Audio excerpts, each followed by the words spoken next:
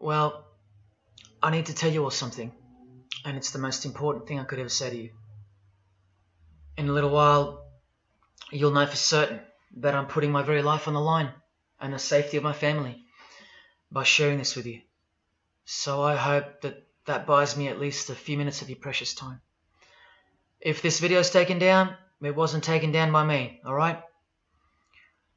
Now I'm partly doing this to wash your blood off my hands, because God saved my life on a midnight highway one fateful night for this very cause. And He's watching, as He clearly proved that night. See, I should be dead. My sleeping driver was hurling us toward a concrete wall at 100 kilometers an hour when an angel of God was sent to wake me up from a deep sleep with just a whisper, and just in time. And for what? Not so I could win X Factor or buy that dream Porsche or marry that dream girl, but for this, for these words, for this moment, so I can tell you something, so I can warn you about something. Nothing could be more important than this. So cancel that movie you wanted to watch, skip that gym session. Don't scroll down to the next post. Just stay with me. Stay with me.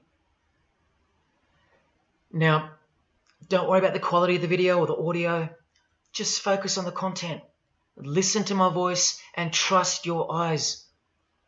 Most of you won't care for the shocking thing I'm about to expose to you, because no one cares. No one cares.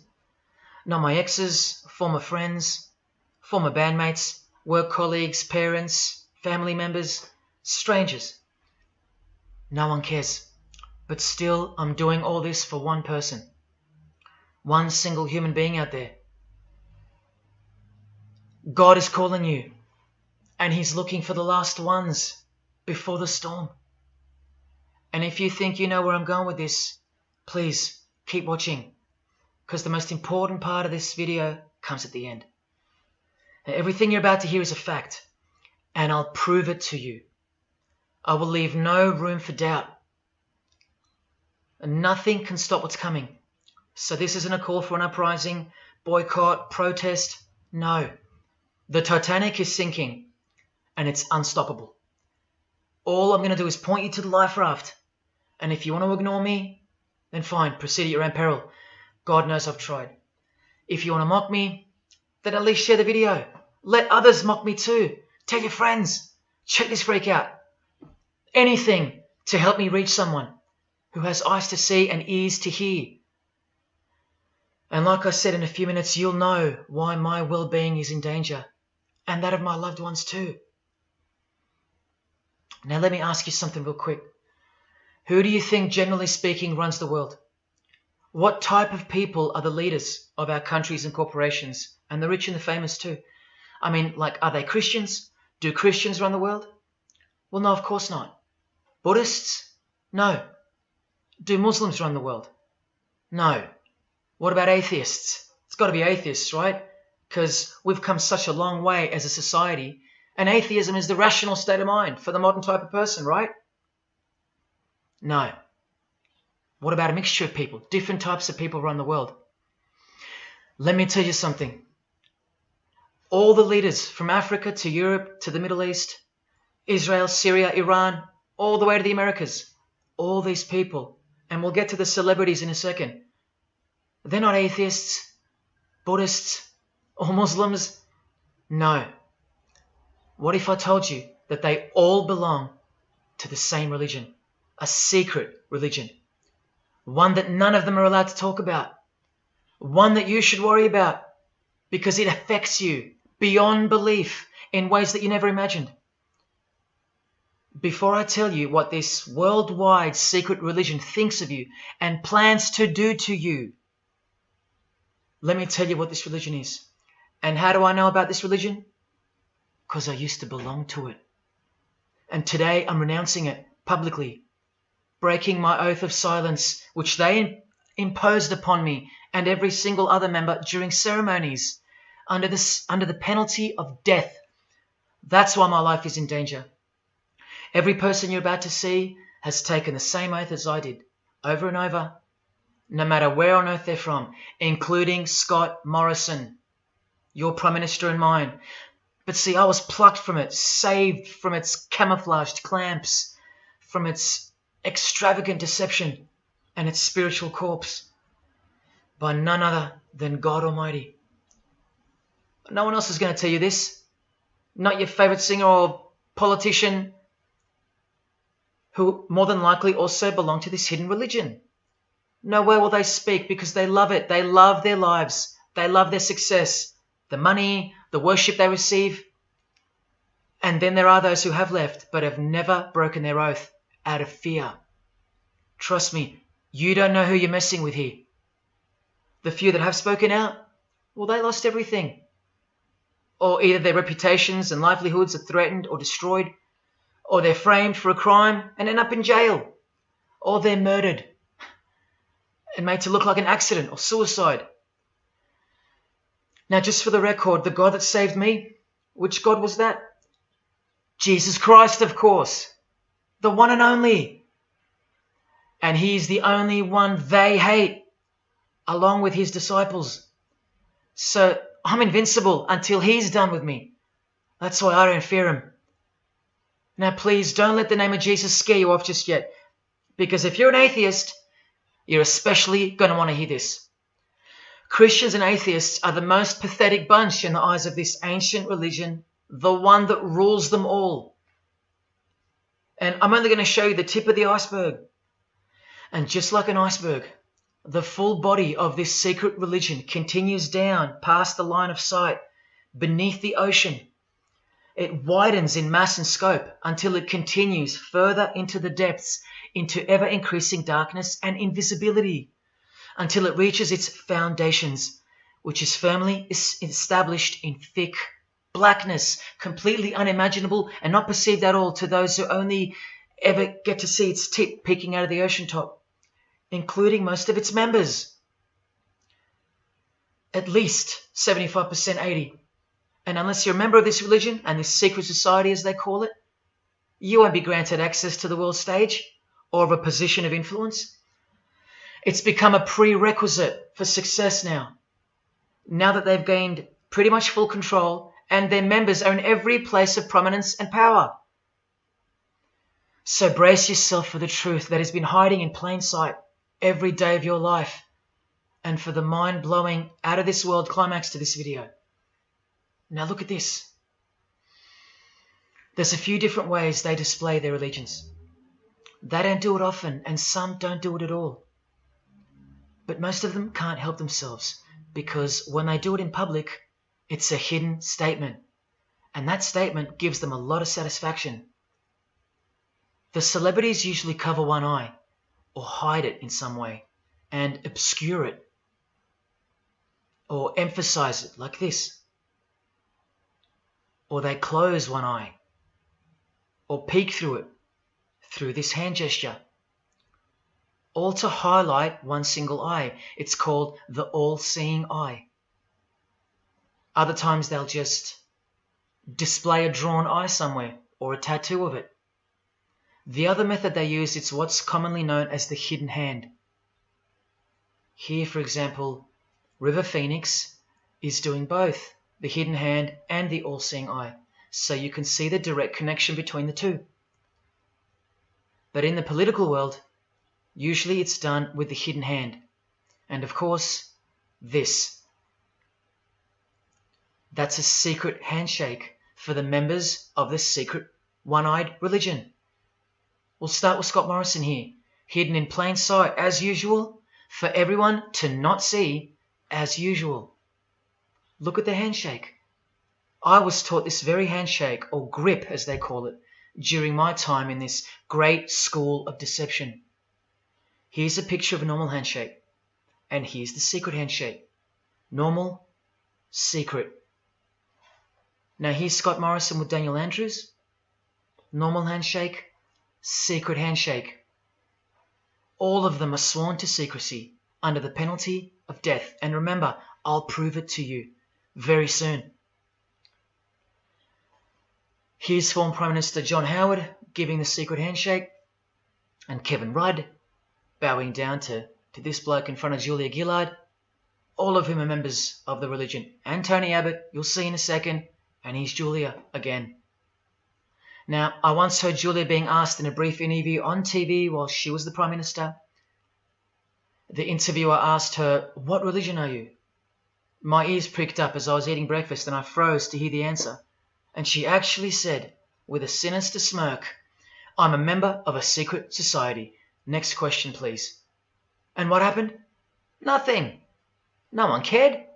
No one cared that the person who represents them just confessed that she's a member of a secret society, when the Australian society is at large the only society that should matter. And why is it a secret in the first place? I'll show you. Very soon you'll know their beliefs, and you'll know their master plan, and you'll know why they take such extreme precautions with such hideous oaths of silence under the unbelievable penalties, including death, to stay hidden from the public. So what's the name of this religion? Well, I'll tell you right now. But keep in mind, the magic word you're about to hear only hides the true religion inside of itself. That's how it's secretly flourished to spread like a cancer around the world. It's a religion within a fraternity. The name of the international fraternity, the one that camouflages, conceals, and cloaks the secret religion inside it, is this: Freemasonry. This is their official symbol, the square and compass. Sometimes with a G in the middle, and sometimes with the eye, the all-seeing eye. This is the same eye that these people are referring to. That's where it comes from. The eye is sometimes placed in a triangle, and that's where this comes from, the eye in the triangle. Here's Criss Angel doing it, standing also next to a mate with a square and compass shirt on. Not a coincidence. This is not something Jay-Z invented. This is the religion Jay-Z belongs to, and proudly, as you're about to see. The Freemasons also place the eye at the top of a pyramid, because the Egyptian pyramid is integral to their secret system. Here it is on Criss Angel's shirt and Madonna's jacket. That's a Masonic symbol. The Freemasons are sometimes called the Masons for short. It'll all come together and make sense really soon. Here it is hidden in plain sight at the Australian MTV Awards. And this is the MTV headquarters, by the way. Trust me, there's no doubting this. Here's the same eye in a pyramid on a Crowded House logo. Yes, initiated Freemasons. Here's the eye on the Harbour Bridge for a New Year's Eve gig. And I wonder what that eye could be referring to. So what's the connection? The religion is the connection, the secret religion. And you'll see. Prepare yourself for an incredible revelation and the amazing climax that comes at the end of this video. Now this is where the Freemasons are counting on you to lose interest, or roll your eyes and move on. Because in their beliefs, the uninitiated, meaning you, are ignorant and stupid compared to them. You're technically called the vulgar and the profane. Please prove them wrong. Prove them wrong. And stay with me just a little longer. Now the secret identity of this one eye lies in the heart of this religion that lives, breathes, feeds and grows deep inside of Freemasonry. And Freemasonry camouflages it very successfully. So it goes undetected and undisturbed until it ultimately fulfills a thing called the Great Work. That's what they call it. And they will succeed very shortly. Nothing can stop it now. And I think some of you can sense that something's coming. And who do we trust more than anyone in the world right now? This bloke. And there he is, giving the sign of the hidden hand in front of the whole world. The hidden hand sign is technically called the sign of the Master of the Second Veil in Freemasonry. Veil, get it? Meaning hidden. Now, am I saying that this thing that's happening in the world isn't real? No. I'm saying this. Spoken like a true Freemason. And you remember this guy? A safe place and a dangerous place. We must treat this new world order, this new world of COVID, we must treat this new world of COVID even in our own homes. So what is this New World Order that he accidentally mentioned? It's common language in Freemasonry, and it has been for a long time. For at least this long. Since the US $1 bill. Hidden in plain sight, complete with the pyramid in the eye. It's the ultimate goal of this religion. And I'll show you what the great work is, at any cost. And Australia, like every other country, is now up to its neck in this pyramidal, one-eyed, occult religion.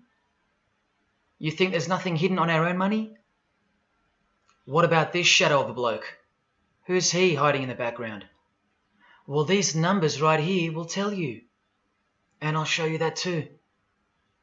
Did you know there's a giant pyramid in Australia? You want to see it? Sitting right at the centre of Australian power? Look closely, because you'll miss it. Because that's the way they designed it. There it is. Hang on. Do you see it yet?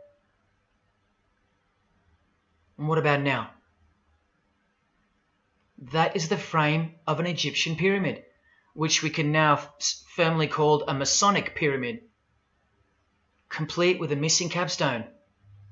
And if you're still in doubt that you're looking at a pyramid, there you go. A perfect to-scale pyramid hiding out of sight inside the giant frame that surrounds it. This is going to be so unbelievable to you that you probably won't believe it. Or if you're that far gone, if you really have lost touch with your own soul, you won't care. And you'll miss the opportunity to have your own eyes open first to the worst news and then to the best news you could ever wish for on this godforsaken planet in which you're destined to lose everything you have and everything you love until eventually you lose yourself. We have to establish what this religion that's hiding inside of Freemasonry actually is, and we will. And it's shocking, but it's reality. The symbol of the Freemasons itself is not what it seems. It's a squaring compass on the surface, but it conceals something that'll become obvious when I show you. But before we uncloak Freemasonry to see its true nature, its ugly face and its shameful nakedness, because I gave you my word that I'm going to prove it to you. This is the oath they have to take. This is the oath that I took. And your favorite actors and singers, just about all your heroes, just about, even some of your relatives, who probably have no idea what Freemasonry is or was, and why they took such gruesome oaths. So for those who are going to say, my grandfather was a Freemason and he was a great bloke, or don't the Freemasons run that retirement home? Just wait. Because I'm talking to Freemasons here as well. And don't you worry, they're going to come out of the woodworks. But they're all under the oath of secrecy. Don't forget that, no matter who they are. Adele, Neil Finn, Chris Angel, or Scott Morrison. The oath comes first. And here it is. This is taken from an official Masonic publication, not intended for the public. This is Duncan's Ritual of Freemasonry. In brief, I, of my own free will and accord, do hereby promise and swear that I will never reveal any of the secrets, arts, parts, point or points of the Master Mason's degree to any person or persons whomsoever. This I solemnly, sincerely promise and swear, under no less penalty than having my body severed in two, my bowels taken out and burnt to ashes, so no more remembrance be had of so vile and wicked a wretch as I, should I ever violate my Master Mason's obligation. So now you know what they think of me. I'm a vile and wicked wretch for breaking my oath. So how can anyone ever trust a Freemason when he speaks about Freemasonry? Unless you're speaking to a rare breed like me. Never reveal any parts, not even a single point, to anyone. Here's another penalty from another degree, this time from Richardson's Monitor of Freemasonry, a legitimate Masonic publication for instructing and laying out the ritual. binding myself under no less penalty than having my throat cut across, my tongue torn out by the roots, and my body buried in the rough sands of the sea. These are the penalties they swear to. And yes, the lodge has penal authority to execute. This is how they look when they're initiated.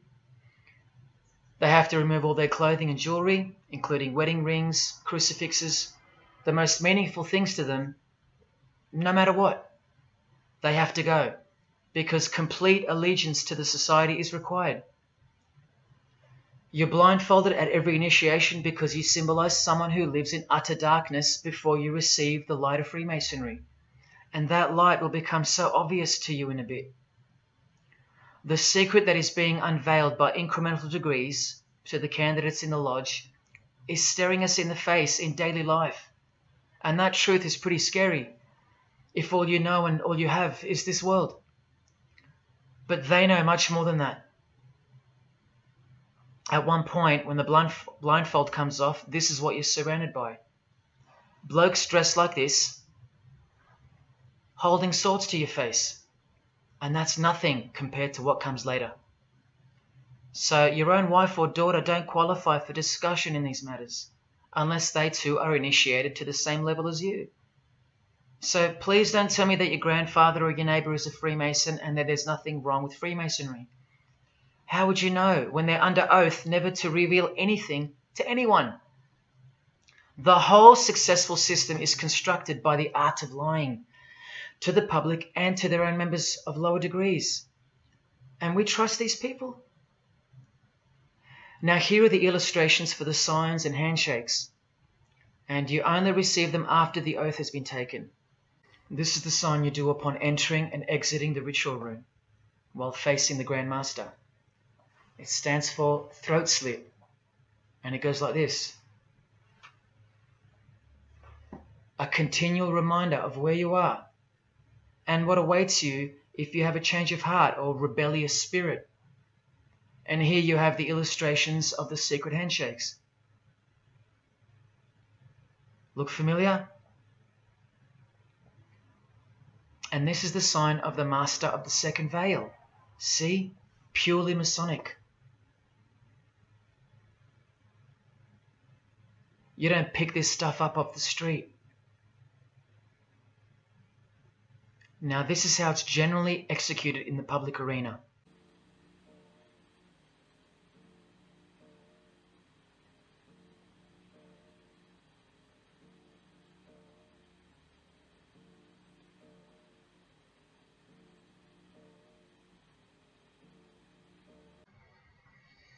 Sneaky, sneaky, huh?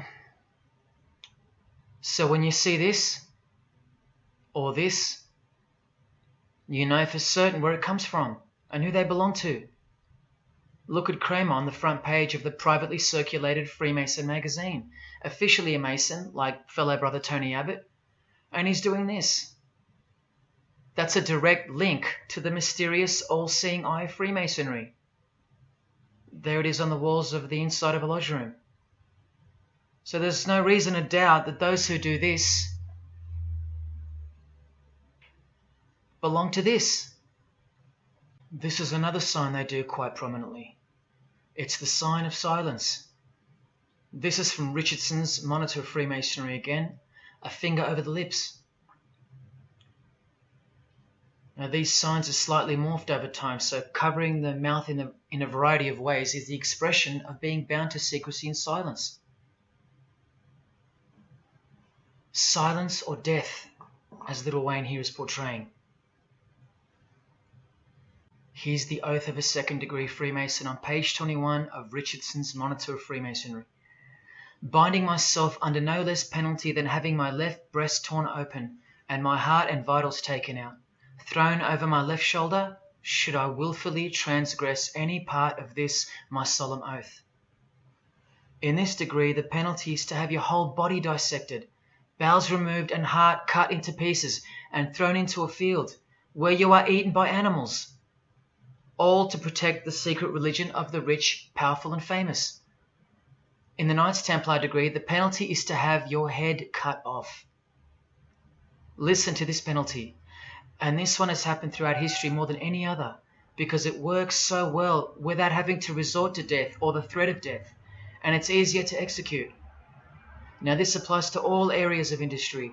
It's done through the ruining of your reputation by fellow Freemasons, pointing him out to the world as an unworthy vagabond, by opposing his interests, making life very hard for you, by deranging his business, by transferring his character wherever he may go, and by exposing him to the contempt of the whole fraternity, the secret society, and the world.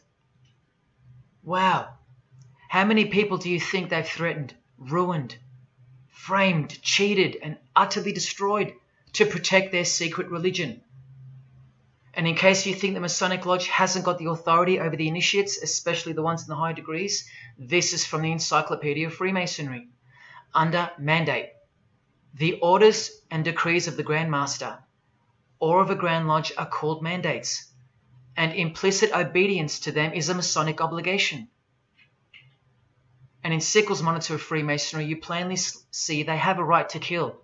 A lodge has a right to exercise penal authority over its members. Exercise the penalties. So don't let a Mason tell you, oh no, that's just symbolic, the oath. Their laws are above the law of the land, and the proof are the oaths themselves. Because in normal society, you can't ask someone to accept having their throat slit as a penalty in order to be a member of any club or workplace. Unheard of. But not in Freemasonry, not in the secret society world. I told you, you don't know who you're dealing with and what's coming for us all. Here's what they think of the public. Here in speaking to the candidate, it's stated, but have a care not to defile the sanctuary by a spirit of curiosity, meaning don't try to join us just for fun. And take care not to increase the number of the vulgar and profane, meaning don't invite too many outsiders to join because they're vulgar and they're profane. This is more or less an invitation-only fraternity. Here from the Encyclopedia of Freemasonry again, written for Masons only and written by 33rd degree Masonic legend Albert Mackey, stating the same thing. Masonic definition of profane. One who is ignorant of the sacred rites of Freemasonry. One who is not allowed to enter the temple and behold the mysteries. And here, being uninitiated. That's the world at large.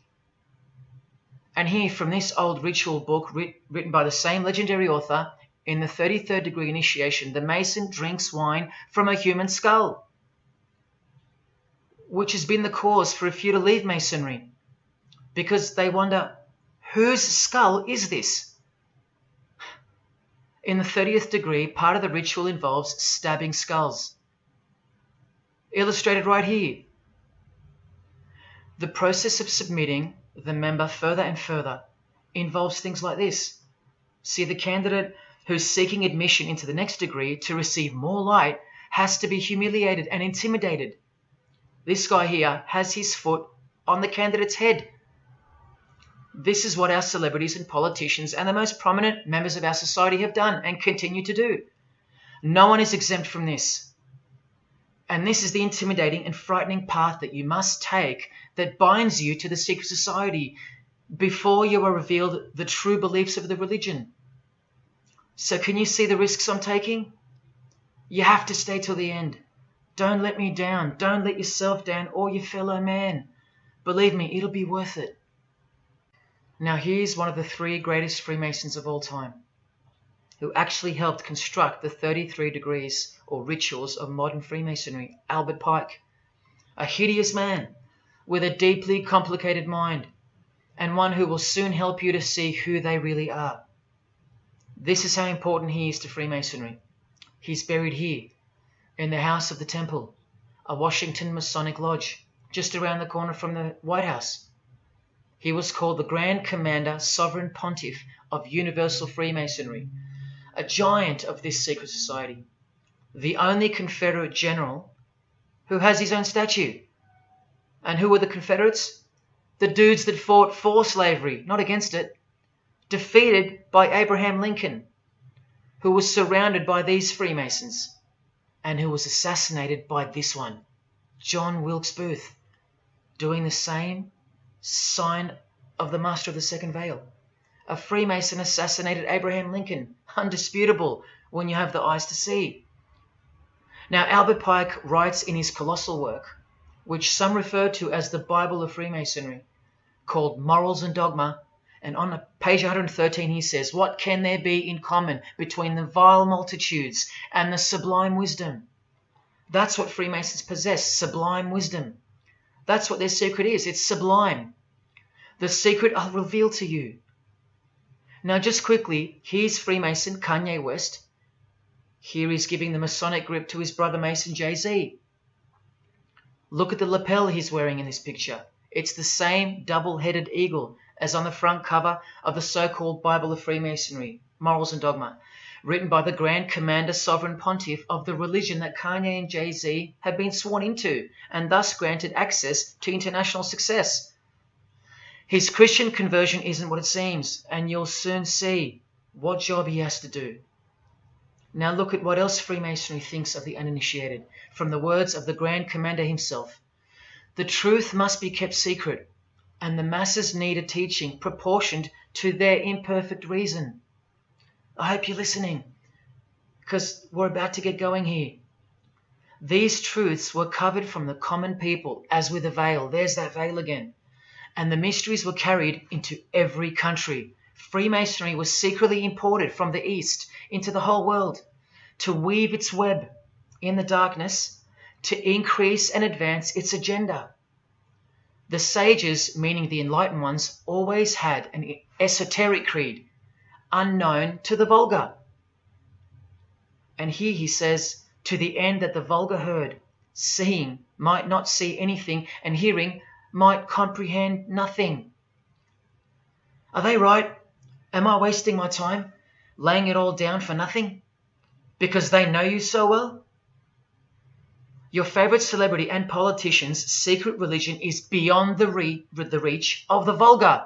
Vulgar is what you are to them. He won't tell you. She won't tell you. And they won't tell you.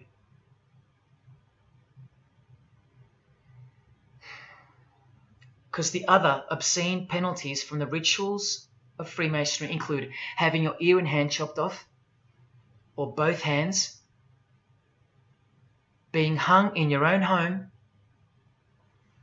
and my personal favourite, having the top of your skull cut off so your brain is cooked in the sun. Now, can you imagine what they're hiding? And then the ritual monitor goes on to illustrate the same secret handshakes and signs. Hidden hand, sign of silence.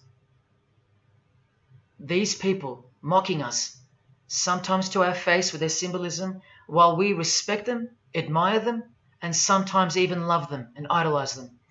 All of them partaking in the same initiation rituals, to belong to the secret society, a prerequisite for success, to belong to the religion that gives you everything you want, everything your heart desires. While the Gospels teach accurately that the heart is wicked. Now here is a practical example of how Freemasonry comes first, even above the title of president. Here's a portrait of George Washington doing the sign of the Master of the Second Veil, and here, Freemason, before and above president. And if you think that's just by chance that they put the word Freemason above president, then here, read this genuine quote from Harry Truman. This should tell you how deep the consequences of Masonic initiation go and what lies deep within.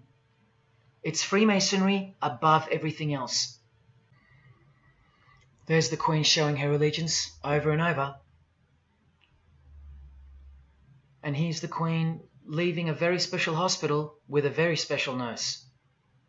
And this was the Queen's father, fully dressed in his Masonic regalia, and that God-forsaken apron they wear, which also hides something, just like the square and compass. In fact, what the apron hides is what the square and compass really represents. And it's staring you right in the face. Can you see it yet? Prince Charles, handshake, hidden hand. Prince Harry, Prince William. And here is the Grand Master of English Freemasonry, Prince Edward, also in full gear. What a lovely looking chap. And now he's giving the Masonic grip in front of this stone that was placed there to memorialize his visit to Cape Town Lodge. And what about this guy? Prince Philip, husband of the Queen. Do you remember him saying this? Yeah, and here's the article in case you think he didn't. Initiated member. Do you slowly see what the Masonic mindset is? We are beneath them. And the craziest thing is, if they can turn you into what they think of you, then you deserve what's coming. It's a natural law. It's the law of nature. And I'll soon show you their real Bible, for lack of a better term, which justifies it all, and the one which guides their morals. And it makes a lot of sense, because the power of the deceptive phenomenon of Freemasonry lies in the fact that it contains real truth, intertwined with untruth. Now, this actual book that guides their morals and plans, it isn't written by hand, and it's been around longer than the Bible. So they think it's purer, sublime as they call it. And it's the foundation on which the religion is built upon. And that Bible, so-called, that unwritten Bible, is the key to unlocking its secrets. I'm going to hand you that key. And it's all going to come together like a flood. So they're going to own it all by their own words and actions. And they're going to introduce us to a new system of life, but only after a number of shocking events take place, which I'm so close to telling you about. But first, I have to tell you the name of the secret religion and the identity of the I. Now, for the few of you that think of hospitals and charities and nursing homes when you hear the word Freemason, a word which I soon hope to never speak again after this video, well, it's a front, a cover story, and like everything else in this presentation, I'm going to show you. This too is for the poor Freemasons that are going to have the call to make an appearance in the comments section trying to defend their beloved fraternity.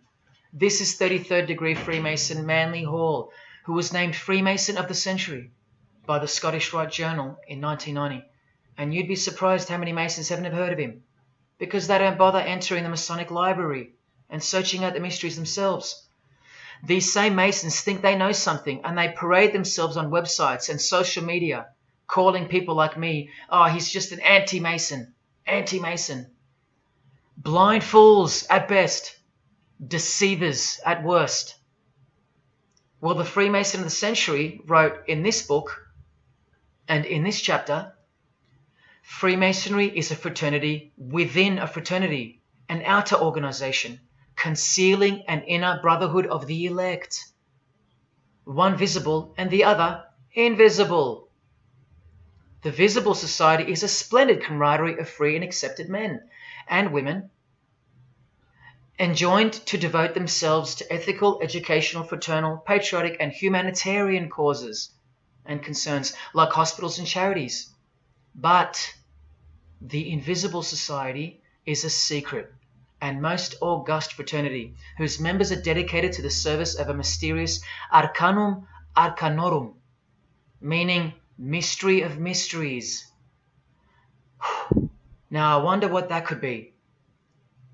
So once again, don't listen to the lost or deceptive Masons that'll come here trying to cheat you from the truth, telling you that I don't know what I'm talking about or calling me an anti-Mason. Because there you just heard it. There's a Masonry for the majority of Masons, and then there's the real thing, the secret religion, which should shock you when it's announced. These same lost or deceptive Masons also love to repeat, like parrots, that Freemasonry is not a religion. Well, what does the Freemason of the Century have to say about that? From this book, he writes, Masonry is essentially a religious order. Not just a little bit religious, but essential. And here, the iconic giant of Freemasonry says in Morals and Dogma, every Masonic lodge is a temple of religion, and its teachings are instructions in religion. So please, sit down, Masons, because Freemasonry is a religion. And soon, I'm going to tell you what it's really called. Now look at this from the same book, and speaking about fellow Freemasons being initiated in the lodge room. Part of the symbols are displayed there to the initiate, but he is intentionally misled by false interpretations. Their true explication is reserved for the princes of Freemasonry. The whole body of the royal art, which you'll know all about soon, was hidden so carefully in the higher degrees. So you see, the whole thing is built on lies. And the ultimate liar lives inside the triangle, above the pyramid, so that even the highest Masons are living a monstrous lie. Wake up, Masons. Even you are deceived, just as the public is. Unless, of course, you're hungry enough to want to acquire all the power and climb up that pyramid closer to the eye that sees all. In that case, close your mouth, go back to your lodge, and good luck to you. Or, of course, grow some kahunas and be honest. But then you can't, right? Because you'd be breaking your oath. Sad. Oh, it's good to be free, under the wing of the true master. Stick around if you're interested, and you'll get to see some wonder. When I pull that cloak called Freemasonry right off, and those that are still here watching will get to see the true colours of the nakedness and the horror of the Masonic Lodge, and the religion that rules them all. Another thing that Masons will repeatedly say is that this has nothing to do with Freemasonry, and it's just a conspiracy theory. Well, the 33rd degree Freemason of the century also wrote this book about 100 years ago, The Secret Destiny of America. And look at the front cover. And I'll tell you why America is so important for the ultimate goal of the secret society. It's disturbing, but it's also essential in understanding the near future and what's going to take place. So for the Freemasons that still say that this is not a Masonic design, especially this Masonic website called Masonic Info, insisting here that even the eye in the triangle or pyramid is not Masonic. Completely laughable and pure disinformation for the stupid masses. Try arguing against this. This is from a 1960 copy of the New Age magazine, an official organ of the Supreme Council of 33rd Degrees. No higher authority in the United States to speak of the relationship between Freemasonry and the US $1 bill. Masonic symbolism in a $1 bill. Look at them all. 13 leaves, 13 bars, 13 feathers, so on and so forth, and of course, this, the Masonic all-seeing eye, located in the pyramid. So, you think this is a conspiracy theory, or just a plain conspiracy? Well, here's JFK, yes, a Freemason, but one who had enough when he wanted to print money disassociated from the Masonic central banks, just like Abraham Lincoln, and he paid the price for it as well. Listen to the speech we never hear about in school, more proof that they control the education system here and everywhere. Please, just have a quick listen to this. Ladies and gentlemen, the very word secrecy is repugnant in a free and open society, and we are, as a people, inherently and historically opposed to secret societies, to secret oaths, and to secret proceedings.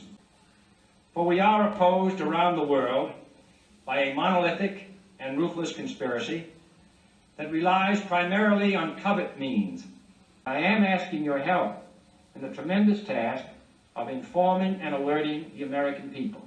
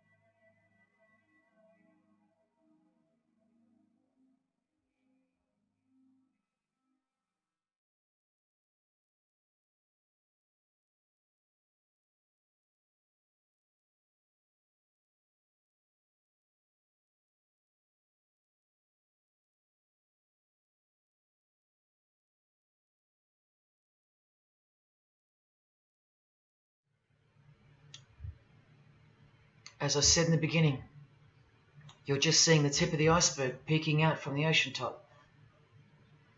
I told you, all personalities in the field of great influence are initiated members of Freemasonry. Otherwise, they wouldn't be there.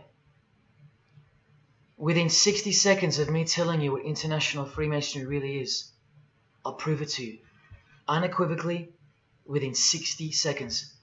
And then I'm going to drive it home, and then I'm going to show you what they're planning with this new age they're implementing, and then the conclusion, which is by far the most important part of this presentation.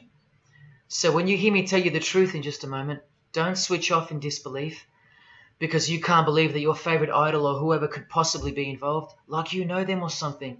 You don't know these people. You do know that they're under oath never to reveal their beliefs to you. The vile multitude. It's time to trust your eyes now, not your feelings, especially after all that I've shown you. This is why the secret religion is so hidden. This is why it's so ingeniously designed through layers of lies upon lies, cloak upon cloak, and oath upon oath, concealing the truth for its chosen few. What is Freemasonry? What is the most secret yet most powerful religion in the world? Well, that's easy. We live in an evil, evil world. So there's only one religion that befits it. Freemasonry is Satanism in disguise. Now start the clock. From Morals and Dogma, prepared for the Supreme Council for 33rd degree. That's the highest degree in Freemasonry, and written by the undisputed heavyweight champion of modern Freemasonry, Albert Pike. On page 321, he boldly states, Lucifer, the light bearer.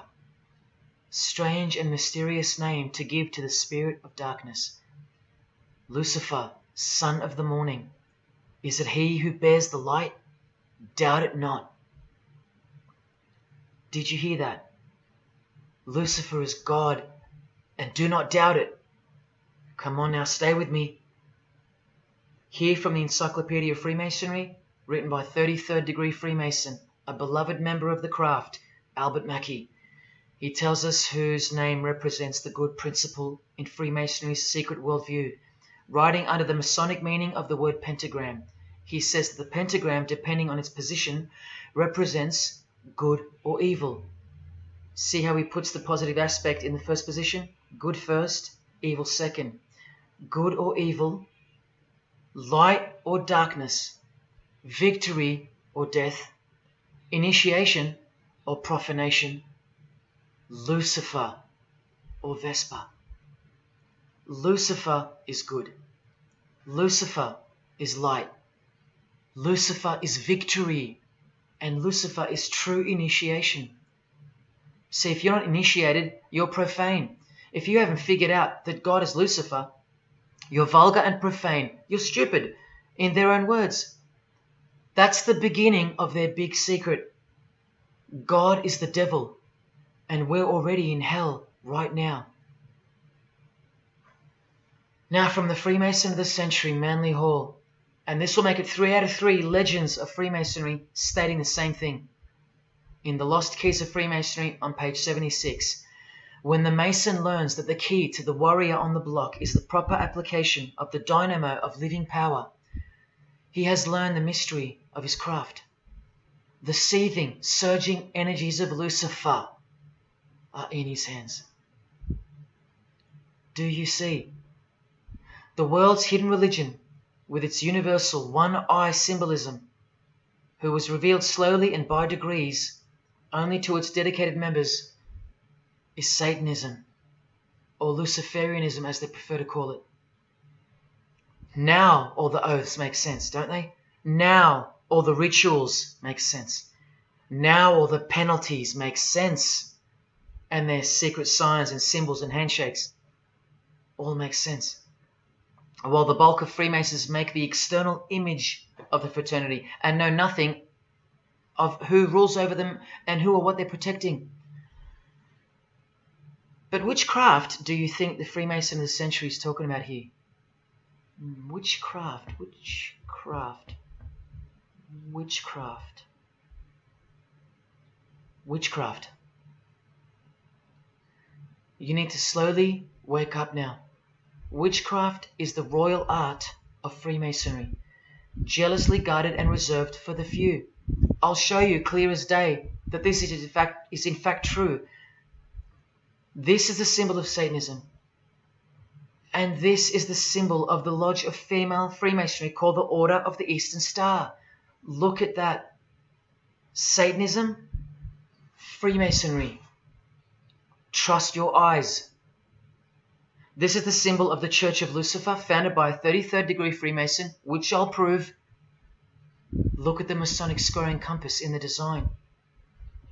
The Church of Satan and Lucifer, two sides of the same coin, nurtured and brought to an organized international level of power and influence by Freemasonry, in secret, and all done right under our noses. And if you think that your politicians or religious leaders or favorite idols can't be a part of this, you have to try and snap out of it, or suspend your everyday beliefs just for a moment, and I will clearly show you how it's not only possible, but it's actual. Please, I feel like it's now or never. If you don't get a glimpse of this now, then when? Who else is going to tell you this? When will you next be confronted with this? This is reality. And as much as you thought that ordinary people came into positions of power through hard work or concern for society or family connections, combined with brains and talent, that's not the case. That's the fantasy. This is the reality. They all go through Freemasonry. You think that Sam Worthington was so talented that he was picked over all those American actors to star in Avatar? Of course not. He was a Freemason. And so was the director, James Cameron, of the highest caliber. You have to remember that to them, Lucifer is good. Lucifer is the liberator. Jesus is the suppressor. Lucifer is pure love. Jesus is impure love. Lucifer left heaven for you. Jesus was crucified because he was a false Messiah. The world has always been deceptive, and we have been magnificently deceived. Here is an incredible example. Pay attention. This should blow your mind.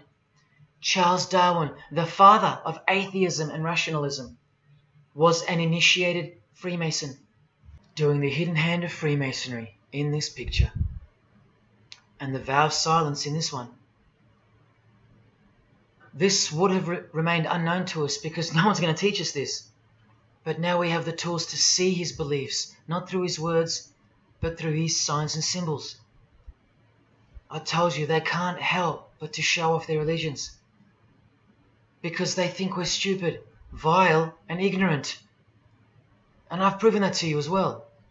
So once again, are you going to prove them right by switching off and ignoring this? Well, unfortunately, more than 90% of you will. What I'm giving you here is priceless knowledge because no amount of money or success can substitute its importance. And I'm risking everything but my own salvation to share it with you. If only for the few of you. Think about what you've just seen here with Charles Darwin, because I don't know if you got it. You cannot be accepted as a candidate of Freemasonry unless you believe in a supreme being, as exemplified here with Phil Collins, speculated by some to be an atheist, but this seems impossible because being a Freemason, he has to believe in a higher power, or more accurately, supreme being, and I can personally vouch for that. And look here in the Masonic Oath itself.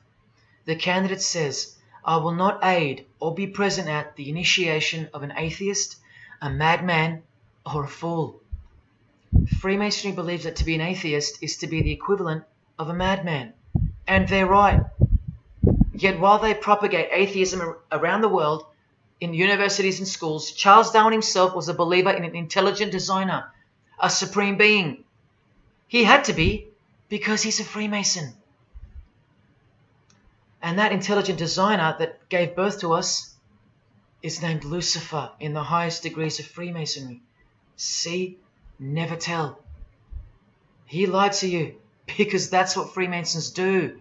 The whole thing is a giant lie that was carefully constructed by mutilating the truth, because mutilated truths make the most successful lies. This is the secret to their success, a lying tongue and a lying spirit from the 1st degree to the 33rd degree, to each other and to us. I've proven that as well. And what did Jesus, how did he describe their God? The father of lies.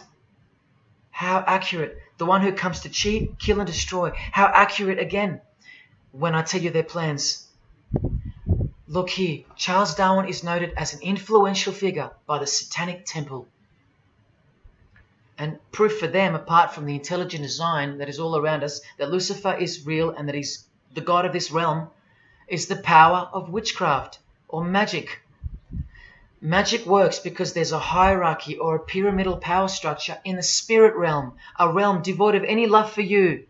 And these spirits can be conjured up and summoned by the practitioners of the royal art of Freemasonry. They ask for something in return, however. Listen to Bob Dylan, a Freemason. Hidden hand, one eye symbolism. Out here doing these songs, you're still on tour. I do, but I don't take it for granted. Why do you still do it? Why are you still out here? Well, it goes back to the destiny thing. I made a bargain with it, a long time ago, and I'm holding up my hand. What was your bargain? To get where I am now. Should I ask who you made the bargain with? with the chief commander. On this earth? And in this earth, and then in the world we can't see. How does one communicate with Bob Dylan's chief commander, Lucifer? By the jealously guarded royal art of Freemasonry, witchcraft. This is from the Encyclopedia of American Religions. Secrecy is bolstered by a system of initiations and degrees, the Freemasonic system. The material which is kept secret is the magical knowledge of the group. This knowledge may consist of rituals and powerful magical formulas. Do you think J.K. Rowling isn't a Luciferian? In this article, J.K. Rowling reveals the inspiration behind the Deathly Hallows symbol. And what is it? The Masonic squaring compass, with the one eye that all the celebrities mimic. That's the inspiration. They're all members of the secret society. If you think that doesn't prove anything, here she is with her new tattoo. It says Solve Coagula. Also a song title by fellow Freemason Marilyn Manson. And where does it come from? Here, the Baphomet. The image of Lucifer as conceptualized by another Freemason, Eliphas Levi, in his book, The Doctrine of Transcendental Magic. This horrid thing, with breasts, a penis, and a goat's head with 2 horns, has these words written on its arms, Solve Coagula. The impact of the meaning of these 2 words should disturb you to soberness when I tell you about them. Because apart from other things, they involve the process in which the new system will be implemented at unbelievable cost to you and I. Here's a statue of the Baphomet at the temple, Satanic Temple, complete with 2 little kids admiring it. That's J.K. Rowling's religion, Satanism. The secret religion for the highly evolved and the highly successful. Welcome to the real world. The same Masonic author writes in The Doctrine of Transcendental Magic, in the ceremonies practiced at reception by all secret societies, there are found indications of a doctrine which is everywhere carefully concealed, and that is witchcraft. And in his History of Magic, he tells us it is the royal art, and that's what Freemasonry calls it. And where did he get his inspiration for the Baphomet? From the Knights Templar, another secret society who were banned, and some of its members were executed in the 1300s for glorifying evil, as it's openly stated here in the Satanic Rituals. And where do modern day Knights Templars reside now? Within high degree of Freemasonry, right here. Again from the encyclopedia, and listen to this. The continuing impact of speculative Freemasonry, which means modern day Freemasonry, provided fertile soil in which new magical orders could grow. Magical orders, meaning other branches of secret societies, of which Freemasonry is the umbrella. Because Freemasonry is the king of secret societies. Just like JFK tried to tell us, it's the prestigious channel that one must go through. And it is the reason that the oldest religion in the world has made a colossal comeback and is now on the brink of success. Which, as I said, nothing can stop now. And again from the encyclopedia, the groups wear ritual garb and meet in magical lodges. And where do Masons meet? In the Masonic Lodge. Like here with a magical pentagram on their checkered floorboard. Are you believing your eyes? Or are you making excuses? Here's another statue of the Baphomet at a satanic temple doing the sign of the horned god Lucifer. The hand sign mimicking the horns on his head. And of course the upside down cross. And here's Barack Obama doing the same sign. And the sign of silence with a twist. Who do you think he's mocking here? You and I. But mainly Christians. Because Christianity is the one force that has stood between you and the inconceivable horror that is awaiting us and is on its way. Here's an article on Barack Obama, and that's his hands adjusting his presidential seal. And there's his Masonic ring, and the sign of the devil's horns, over and over. Freemasonry and Satanism are intertwined. Look at these Masonic politicians throwing up the devil's horns. George W. Bush. Look how sneaky and sinister the look on his face is here. And the manner in which he's delivering the sign. In front of the whole world. Is he a fan of rock music? Is he saying I love you in sign language for the deaf, like some people like to say? This is his fraternal order called Skull and Bones, also known as the Order of Death, where you lie naked in a coffin with what's called a temple prostitute during initiation. Clearly a Masonic order, with this guy displaying the hidden hand of Freemasonry. In Stanley Kubrick's last movie before his death, he's telling you that all prominent members of industry, including politics, as the movie goes on to show, are members of a satanic secret society. In it, he shows the members engage in an orgy and feast after the ceremony of dedication to their horned god. To identify which secret society he's referring to, he leaves the clues in the artwork. Not once, not twice, but 3 times. The One-Eyed Religion. And who do you think the title of the movie is dedicated to? None other than the stupid, ignorant, and uninitiated masses watching the movie. And you know it now. He knew that when we'd leave the cinema, we'd be commenting on the performance of Tom Cruise, or giggling about the orgy scene, or just being disappointed because the movie went too long, or some other meaningless critique, with eyes wide shut. Look at the cover of his other movie, A Clockwork Orange. The eye on top of the pyramid. And on his shirt, the word devil in Italian. Let me take it up a notch, in case this isn't registering. Listen to the founder of the Satanic Church, Anton LaVey, tell us in his book, The Satanic Rituals, which is a companion to the Satanic Bible, Masonic orders have contained the most influential men in many governments, and virtually every occult order has many Masonic roots. This is back in 1972 he said this. Now 40 years later it should read all governments, not many. And why is the founder of the Church of Satan talking about Freemasonry, the most respectable and charitable fraternity in the world, that no one seems to talk about and that we never hear about in school? This is why.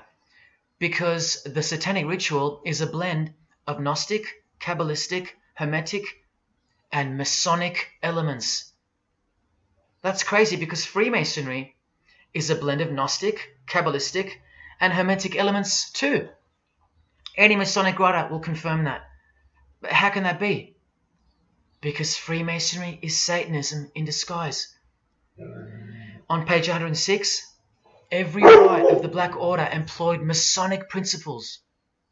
Every rite of these Black Orders, one of which was called Freunden von Lucifer, which translates to Friends of Lucifer. And guess what? There are numerous manifestations of Satanism in Masonic ritual, including the goat, the coffin, and the death's head.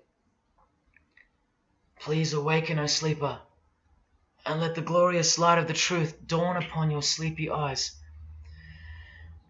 How did Freemasonry get away with this? Just like Jesus, the greatest enemy of theirs, said they would, by dressing the wolves as sheep. A satanic underground carefully cloaked in Christian trappings. That's how Freemasonry got away with it. We can't find out about it because they run the media and the education system clearly.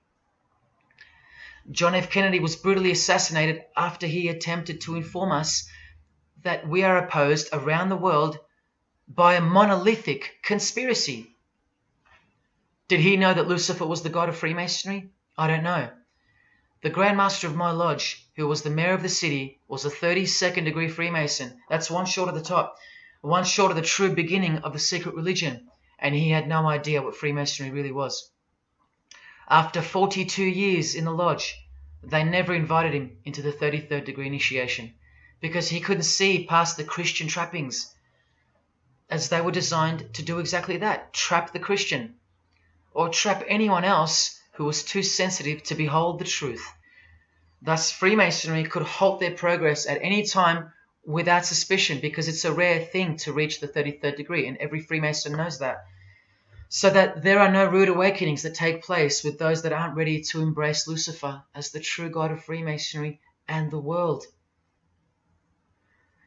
This is an ingenious system, birthed by what must have been demonic inspiration. Anton LaVey says that this ingenious system I speak of serves as a rudimentary screening process for organized Satanism. Exactly right. It's a filtering process, as I've said earlier. An international filtering process from which men and women are picked and permitted to enter the world stage. And I'm saying all this for those who naively think that politics and magic ritual do not mix. That's the founder of the Satanic Church. He admits that. Admissions that were never heeded because no one cares. How else did the Freemasons pull the wool over our eyes?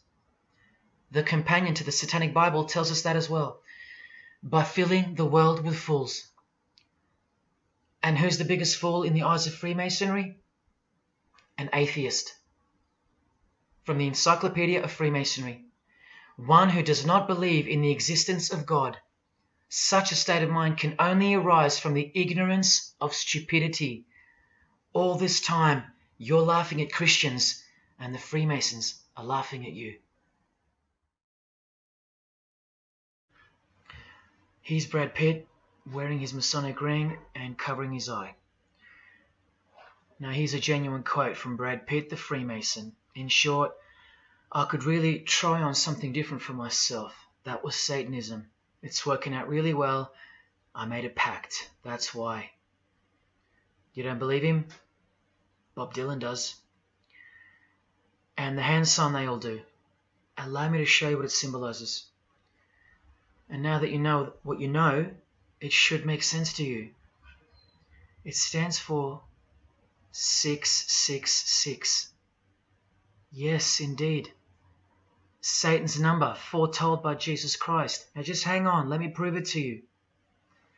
Here it is for all to see on this shirt design, worn by Guns N' Roses guitarist Slash. See the I in the middle of the 6? Repeated 3 times. That's 666. In this one, the design in the shirt is clearly demonstrated by the person wearing it. Another example, the hand sign with 3 6s on the shirt. Here's a movie poster, the hand sign and the 6 on his lapel. Connect the dots. Here's Don Cheadle, the hand sign, and here he covers one eye with the dice. What's the number on the dice that he holds toward the camera? 6. There's literally 3 6s that manifest in the hand sign itself, like this. That's why they do it. Here's Drake with the most obvious example, holding up the hand sign with the all-seeing eye of Lucifer on his bicep.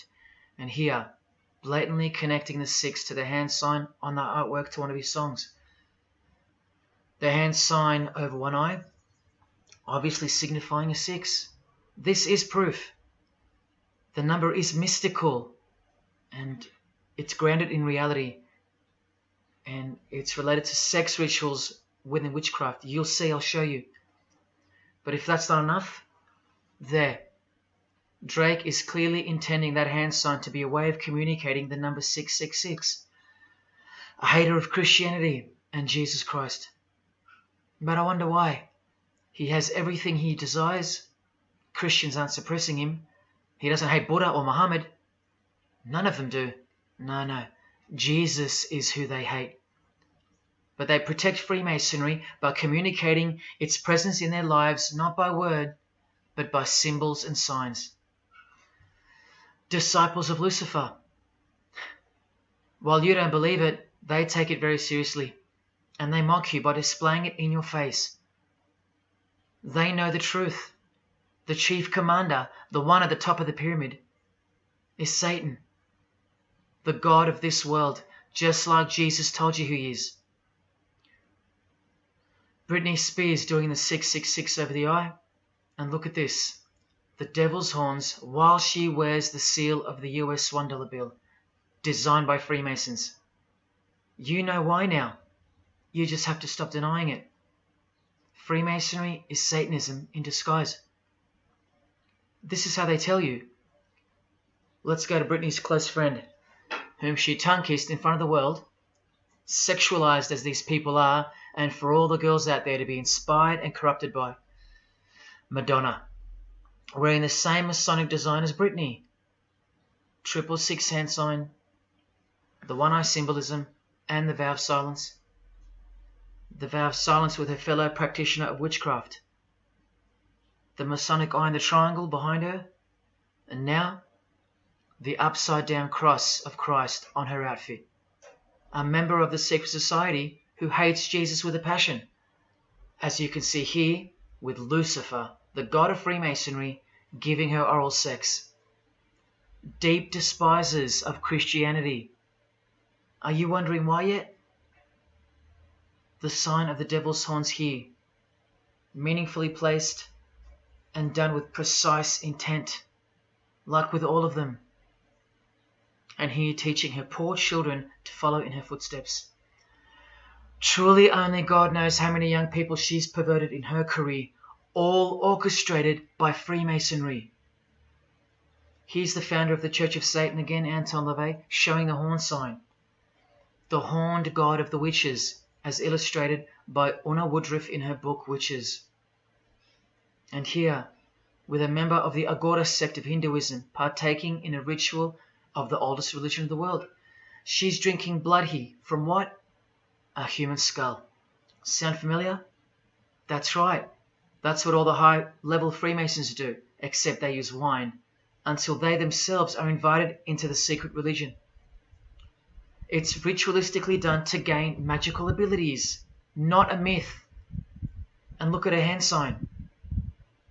It's also known as the El Diablo. Do you still think this hand sign is a joke, or it's misunderstood or misrepresented by people like me?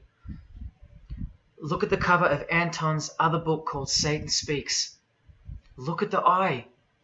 He has one eye emphasized. Can you see? What about the image of Lucifer in the Satanic Temple? Look at the right eye. It's darkened. You ready for this? From the Bible. And this passage is thousands of years old. Woe to the worthless shepherd. His right arm shall be completely withered, and his right eye shall be utterly darkened. Where do you think this hatred for Jesus comes from? Do you think it's because we've outgrown it? Or because it speaks the truth? Who do you think this worthless shepherd with one eye darkened is? And who said, I am the good shepherd? Who said that? Jesus Christ is the good shepherd, not the worthless shepherd with one eye. You think this is all just a coincidence? Just hang tight a little longer and you will see some wonder. Here's Anton LaVey with Freemason Marilyn Manson, and here's Marilyn covering his eye. In case you forgot that this is the eye of Freemasonry, the international religion they all belong to. Here he is giving the sign of the master of the second veil, the hidden hand of Freemasonry, along with his Masonic ring. You know how many presidents and journalists and common men have tried to expose Freemasonry or get it shut down, get it banned? Well, those days are long gone. Marilyn Manson, the Freemason who tears the Bible into pieces on stage during his performances, he captured the fundamental purpose of Freemasonry's existence very well when he said in an interview with Spin Magazine in 1996, "Hopefully I'll be remembered as the person who brought an end to Christianity," echoing the dreams of grandeur, just like his spiritual father. Now Kesha, one-eye symbolism of Freemasonry, the eye in the triangle, and the sign of silence. So she's a member. And behold, an inverted cross in her music video. Inverted cross on her outfit, and a satanic pentagram on this outfit. Just like the symbol of female Freemasonry. You think none of these Freemasons look like witches? Really? And none of these witches in the making? Remember, 90% of them don't know what they're serving, or what they're doing there, or why they're taking oaths of such silence and such penalty. Avril Lavigne does, showing her allegiance with the one-eye symbolism, participating in lesbianism in a video, influencing the masses, subtly stealing her innocence. And what's on her helmet? One eye. And doing the El Diablo with pentagrams at her concert. Anthony Bourdain with his one-eye symbolism. He was openly a hater of Christianity. And what kind of woman would suit a man like this? Well, a fellow member of the secret society who hates Christianity too, of course. Asia Argento. One-eye symbolism, again and again. The sign of Lucifer's horns. And this pose of his image. Remember the Baphomet. There's Asia mimicking its pose, complete with the finger position. Creatures with breasts and an erect penis and a goat's head. You know, things you find normal now. Thanks to international Freemasonry, normalizing evil and filth through multiple levels of and avenues of propaganda and influence, including television, movies, music videos, schools, education, through legislation, through passing of laws to protect the evil nature. And of course, through your favourite idols. Chris Hemsworth, just your everyday good Aussie bloke? I'm afraid not. One-eye symbolism and the sign of silence. Both of which mean he's taken all the disgusting oaths of Freemasonry under the penalty of death, thus catapulting him over the competition, never to promote Christian values or Jesus Christ again. The 666 hand sign, and now, see how the hand symbol makes sense? Amber Heard, who was married to this Freemason, who's best friends with this Freemason. I told you they only date, marry and associate with their secret society. Here with the 666 over one eye, and this tweet. I think it's a tweet, I don't know. Look at the one eye closed, darkened if you will, and identifying its meaning with the devil's hand symbol. Of course, she camouflages the whole thing with her misdirecting words for the dumb masses. But we can see through that now, right? But look, it's Elon Musk replying. He's a fan of Amber Heard. Or is there more to it? Good sign, he says. The sign of the devil's horns. The fertility god. The sex god. That's what he's referring to. Why on earth would he point that out? You know why. But to be sure, let's go to his wife or girlfriend, Grimes. One eye. And whose eye is it? You know that too now. The God of this world. Who hates Jesus Christ just like she does. 2 inverted crosses of Christ and the pentagram. And what about Elon's mother? Of course, all members of the secret society. Most of us who never even knew it existed. Blink-182, initiated member with some of his secret brothers from the lodge. Vow of silence. Sign of the devil. Cyndi Lauper, all-seeing eye. Vow of silence. the sign of the god of this world. Christian Bale, who thanked Satan at an award show, doing the sign of the master of the second veil, the hidden hand of Freemasonry. Ashley Tisdale, all-seeing eye, social media post, and hanging out with her boyfriend, who proudly wears the satanic cross. You think they belong to the same religion? Of course they do. Bonnie Wright, one eye and the satanic horns. John Cleese, I include him here because he's a well-known hater and mocker of Jesus Christ and Christianity. He got rich off it, and he's a proud Freemason, showing his allegiance.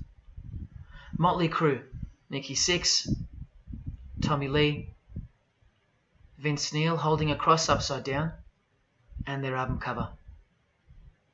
Secretly Freemasons under oath while promoting Satanism in the open, doing their job and influencing the masses to hate Jesus and Christianity and to live a life of sin through seduction of their music. Secret Society member Jimi Hendrix hiding one eye and telling you about the secret powers of music. Nirvana, Kurt, bass player Chris, Dave Grohl, Dave and Jack Black making the sign of the pentagram, a geometric tool used in the magical curriculum, and Dave wearing his upside down cross. Hard to listen to all those beautiful songs he's written now. Courtney Love and her daughter glorifying the symbol of Satan, and Nirvana discovering something on a road trip while covering some numbers up. Proud Satanists, all secret Freemasons. Here's Quentin Tarantino. Now that we know what we know, can you see through this picture to reach its true meaning? The all-seeing eye, whose identity is revealed by the hand gesture, which is 666, with the vow of silence and throwing up the devil's horns, which I hope you can finally see means something. Share. Can this get any more obvious now? The sign of the vow of silence being made with the sign of the devil, telling you that the secret which isn't to be spoken of is Lucifer, right there in front of you. Speaking through signs and symbols, like Confucius said, signs and symbols rule the world, not words nor laws. Cardi B, I just want you to see a few connections between the one-eye symbolism, the 666 hand sign, and the horned God symbol. Eddie Izzard, all-seeing eye, hidden hand, and mimicking the horns of the Masonic God. Oh, but men love the darkness rather than light, as the scriptures put it so solemnly. Look at how precise that statement is. With high-ranking Freemasons loving the darkness so much that they define the darkness itself as light. Watch. In MasonicWorld.com, an article by Worshipful Master John Alexander, who has journeyed from the lower degrees to the high and sublime degrees. This is the religion of our leaders and celebrities, so listen. He writes, every ritual from the high and sublime degrees that I've ever read contains the statement, I beg you to observe that the light of a Master Mason is darkness visible. I put it to you, brethren, that this is the most accurate description of Masonic light that you will ever find. Think about what you just heard, because this is what they learn. Masonic light is darkness. And this is before they enter the real religion of Freemasonry, Satanism. That's why in the high degrees the ritual states to the candidate, I beg of you to observe, meaning to ponder, to contemplate what they mean by the statement. My 32nd degree Grand Master, he never understood. And they don't push you, remember? It's all a screening process to weed out the weaklings who can't handle the truth. The truth that this is how the all-seeing eye sees things. Evil is good and good is evil. Look at what he says immediately afterwards. In keeping with our normal Masonic practice of burying our important truths deeply, the ritual sets out to immediately disguise this truth. Usually people bury their lies, but Masons bury their truths. Because their truth is that God is the devil and that we are in hell. So everything has to be flipped on its head in order for things to make sense in this place where lust creates life, where might is right, where compassion is weakness, and of course, in order to succeed. Look here, with another Freemason of the highest degree, Helena Blavatsky. She writes in her book, The Secret Doctrine. Doctrine means belief. So the book is called The Secret Belief. The Secret Belief of Freemasonry. She says, the sons of God, of whom Satan was one, all those spiritual beings were called angels of darkness, because that darkness is absolute light. Do you see how far they go to protect and glorify the darkness? Because men love darkness rather than light. If these were just randoms next door or some minor cult, I wouldn't be telling you about them, and I really wouldn't care this much. But these are not randoms. These are our heroes. These are those who have crept into the power structure very slowly since 1717, when the first Masonic Grand Lodge was organized, to overthrow Christianity and the world. These are those who we admire, trust. And these are those who have perverted our culture with one hand, the hidden hand, while upholding it with the other hand. So you can never call them out, because they run charities, nursing homes, and children's hospitals in the open, while they propagate smut, violence, debt, and of course atheism in secret. While a plethora of everyday distractions are endlessly supplied to us through entertainment and news, plowing through our lives. That's political Freemasonry, politicizing everything, including entertainment, supplying you with their heroes and their idols. And now that 95% of the world have been spiritually disarmed by thinking, oh, the world is a good place and Jesus is a myth, they've rigged our infrastructure and they're about to bring it down so they can build up their new world from the ashes. A completely new system of life on this planet is coming. I promise you that. In a book called Satan's Master Plan, LaVey affirms his commitment to destroy Christianity.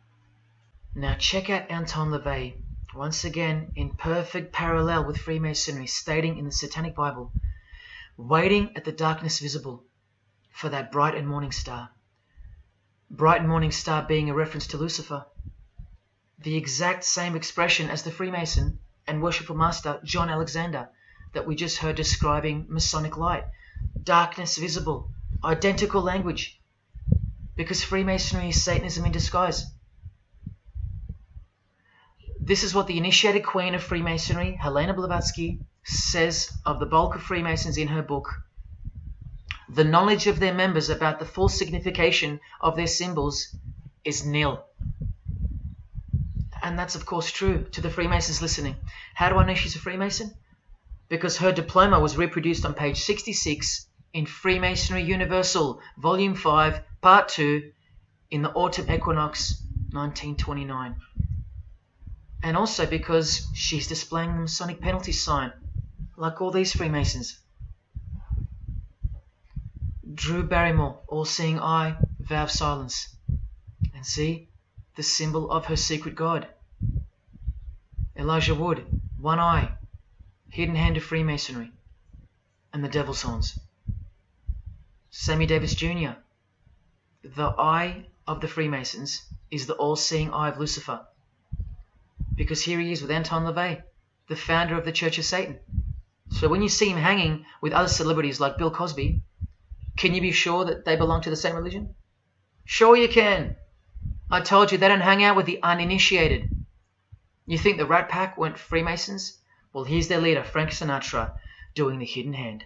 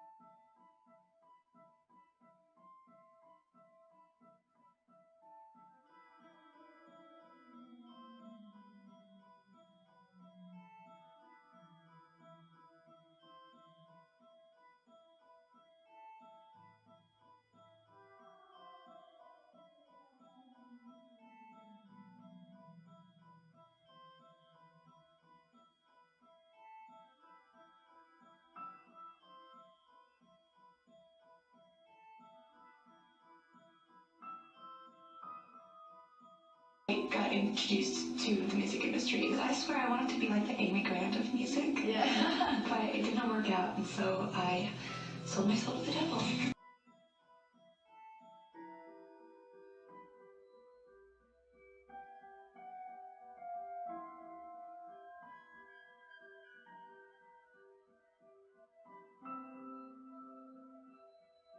On that, have you considered maybe doing more acting? I only had a few lines. It was fantastic, but I can't really tell you anything else. But it was. Sure you can. I know I can't. It's very secretive. It's a very secret society.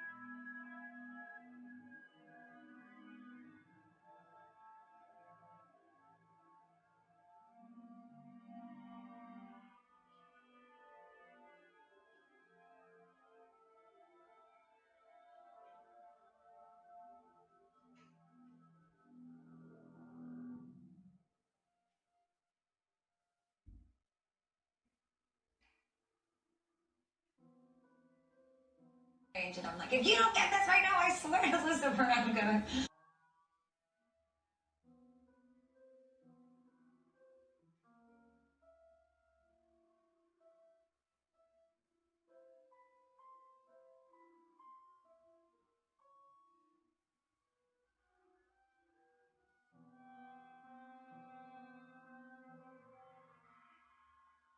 poker facing with your sexuality. When I was making love to my old boyfriend, I used to think about women sometimes. Oh, good Lord. I'm sure he was delighted when you told him. Oh, good Lord. I'm sure he was delighted.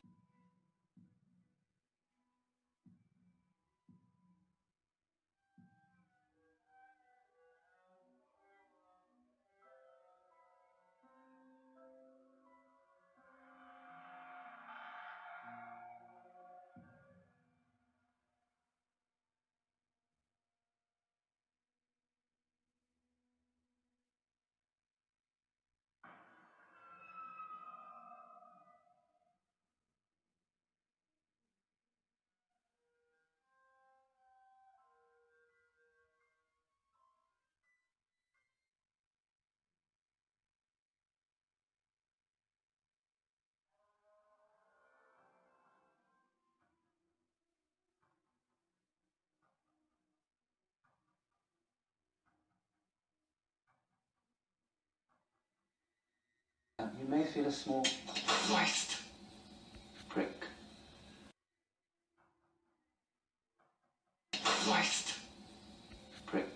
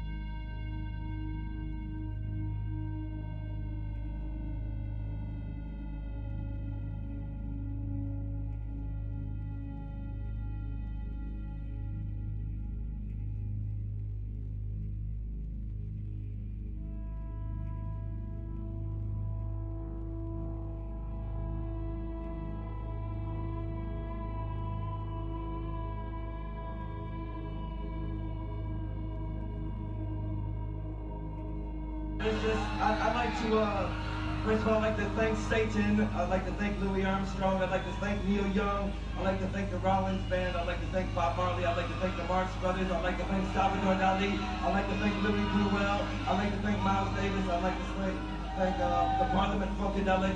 And I'd like to thank you, too.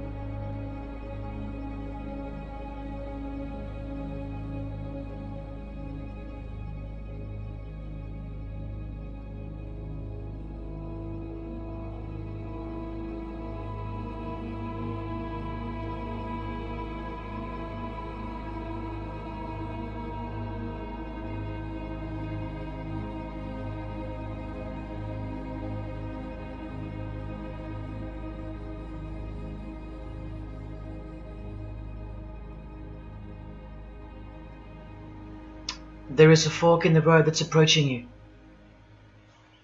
And you can stay on the path which curves to the left by denying the existence of Satanism in the fullness that you've been shown. Or you can surrender to the truth and take the right-hand path. Now, where that road could lead is the sweetest risk you'll ever take. Are you still pretending that this one-eye religion of Freemasonry isn't Luciferianism? See, this here is the biggest obstacle you'll ever face. The very thing that could lead you to the prize is the very thing that will keep you from it. The reality of international Satanism. In the shadow of Christianity, Satanism has always been there. With every church that sprung up, so did its invisible enemy, the Satanic Church, growing out of sight and out of mind from this to this. And Christianity has long been deprived of its power, as clearly demonstrable by the absolute lack of preaching against the institution of Freemasonry. Satanism's magic cloak, Satanism's magic trick, that's Freemasonry. And how they are laughing for now. So Freemasons are at the helm of the power structure of society, which means Satanism rules. And they're making their move for the new order of the ages. Are you that besotted by this evil world that you'll even deny the existence of secret societies? And what about the American president, John Kennedy? Was he just a nutjob like me? Warning us about an international secret society with an international secret plot. A Freemason trying to tell you and the world about Freemasonry. Shot through the head. I've shown you who they are. I've shown you how they successfully operate with degrees of initiations and horrific and illegal oaths of secrecy. And I've shown you why they are a secret society. I've proven it to you. And only now that I've done that, I can show you in this many minutes what the shocking new order that Freemasonry has so cautiously been guiding us toward actually looks like. And of course you won't believe that either. By now there's a 98.5% chance that you belong to the world. And in that case, the world can do, will do, and is doing whatever the hell it wants to with you. And when all you have is the world, you'll do anything to hold on to it. Christian or not, most of you will follow this world straight to the slaughterhouse in the name of peace, safety, and progress. Clinging to it, because all you love is inside it. Blissfully ignoring people like me warning you of who's really in charge of it. Men, women, actors, singers, businessmen, and politicians, all interlocked, whose God is named Lucifer. You've seen it with your own eyes, but now you can hear it with your own ears from this 33-degree Freemason in person, just in case the Masonic literature wasn't enough for you. Find Lucifer for me. Pure, virtuous, wholesome, innocent individual that's out to help people. Lucifer is? Yeah. Say that again. Lucifer is a pure, holy... Virtuous. Virtuous. Now, is he the Lucifer that God created? That's the same one. Oh, man, this is great. I'm going to put this on the internet. Oh, God bless you, brother. Because that's exactly what the Shriners and Masons teach, is that Lucifer is light. No. And you're about those confirming hospitals? You know what, sir? Jesus said, many will say to me on that day, Lord, Lord, we did not do these good deeds in your name? And you'll say, away from me, you workers of iniquity, I never knew you. Jesus said it? In Matthew chapter 5. You've been bred from childhood to fall for the biggest lie ever told, that Satan doesn't exist. And if Satan doesn't exist, well then neither does Jesus. And while your heroes and idols know full well that they do exist. And when I say you've been bred from childhood, I mean just that. Walter Disney was a high-ranking Freemason. Here's a Masonic stamp dedicated to him, and his very exclusive Club 33, which stands for the 33 degrees of Freemasonry. And who's the god of the 33rd degree Freemason, Walt Disney? Well, Walter hides the answer in plain sight because that's what Freemasons do. Firstly, the God of Mr. Disney is wicked. See how they veil evil with a cloak of innocence? What does the word veil itself conceal? Secondly, Walter's God is horny, symbolized by the horned god of the witches. And we all know Walt Disney loves magic, which is witchcraft. So the depictions of sex are hidden in plain sight as well. Remember, lust produces life, not love.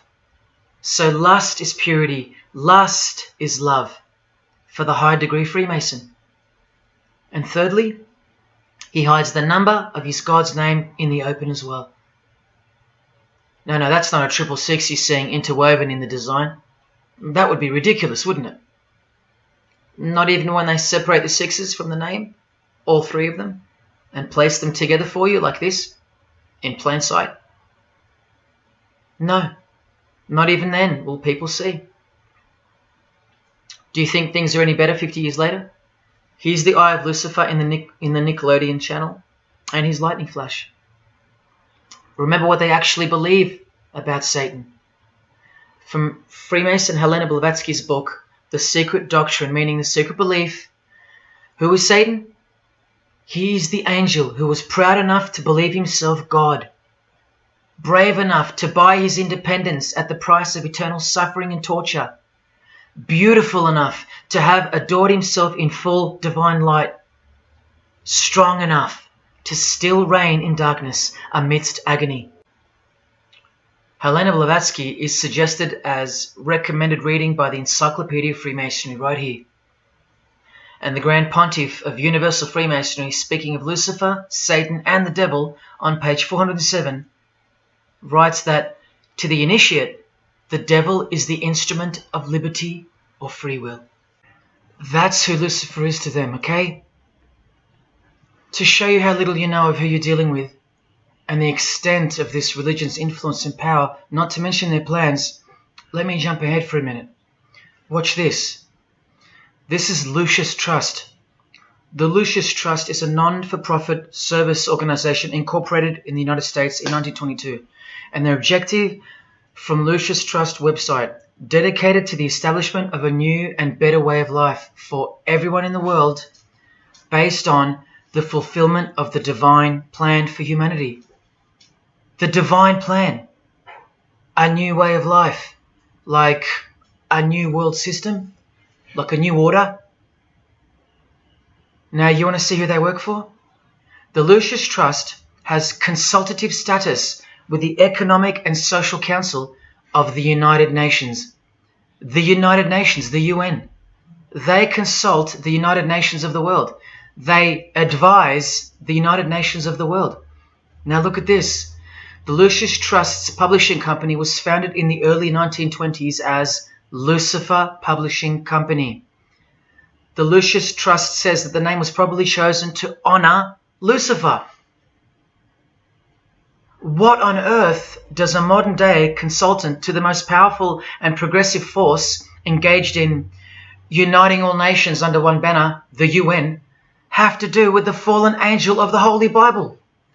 The one that Jesus Christ told us would manifest on earth as a world ruler, to deceive the whole world into a new world system. Yes, that angel. Why on earth would they honor that angel? Well, that's easy. They were founded by Freemasons. Incorporated into the United States by Alice Bailey and her husband Foster. Well, here's a book written by Foster the Freemason, The Spirit of Freemasonry, published by Lucius Press, also known as Lucifer Publishing. And one last thing, if you dig a little, you'll find an article on their website, The Esoteric Meaning of Lucifer, on a modern company website with consultative powers to the United Nations of all things. Wow, I really hope you're seeing this. In the article it states that the Baileys had enormous respect for H.P. Blavatsky, who stated in her renowned occult book, The Secret Doctrine, on page 245 in the chapter called Holy Satan. It is Satan who is the God of our planet and the only God. Then the article goes on to say that the Baileys sought to elicit a deeper understanding of the sacrifice made by Lucifer. Everything has been reversed. Evil is good, Jesus is the enemy, and Lucifer sacrificed himself for you, not Jesus Christ, the one who washed the feet of his disciples and the only one they fear. Modern progressive atheists do not influence world events, people. Satanists do. Remember the goal of the Lucis Trust? The fulfillment of the divine plan for humanity. Yeah, the divine plan exposed by Jesus Christ in the Gospels. Hence their war on the Bible and the abolition of it from the school system and even from modern Christian churches who dare not preach from the book of Revelation. Your most highly evolved and contemporary leaders of society secretly believe that in the theosophical perspective, the descent of these solar angels was not a fall into sin or disgrace, but rather an act of great sacrifice. They believe in the fallen angels and their revolt against God as revealed in the Bible, led by the devil, the chief commander of Freemason Bob Dylan, remember? These people make contact with these fallen angels, with the royal art of Freemasonry called witchcraft. Please stick around, let me show you that. How many solar angels does the Bible say followed Lucifer out of this heavenly realm?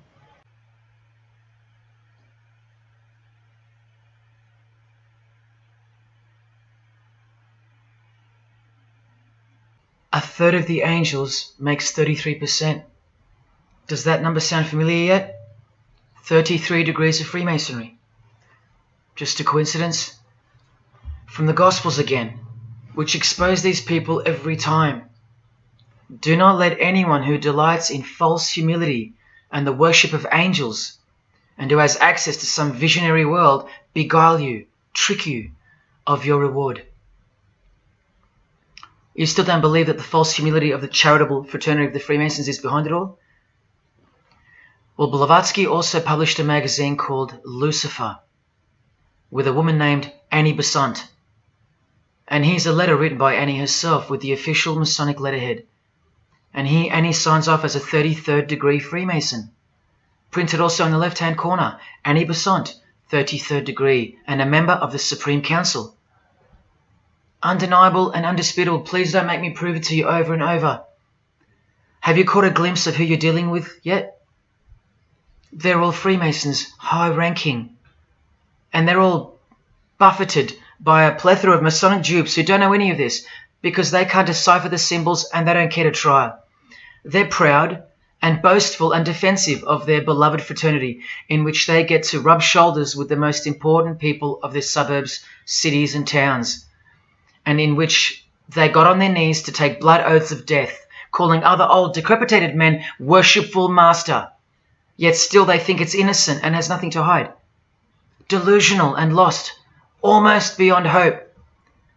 Some of them still think it's a Christian organization, just like the founder of the Satanic Church described.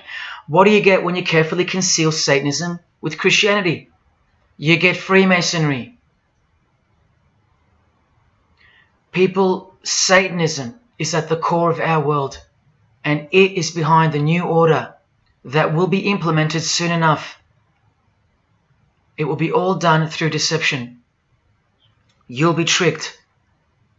Remember how I told you that the all-seeing eye sees that we're in hell? Well, the massive witch and Freemason Helena says so right here. Satan is the minister of God, Lord of the seven mansions of Hades, the angel of the manifest worlds. Hades means hell, manifest worlds means earth. This is who you're dealing with. This is the religion and the beliefs of the rich, powerful and famous. And yes, politicians. Do you want to go back to sleep? You can sleep after this. Well, wait till I show you what they're going to do to you, coming up in this many minutes.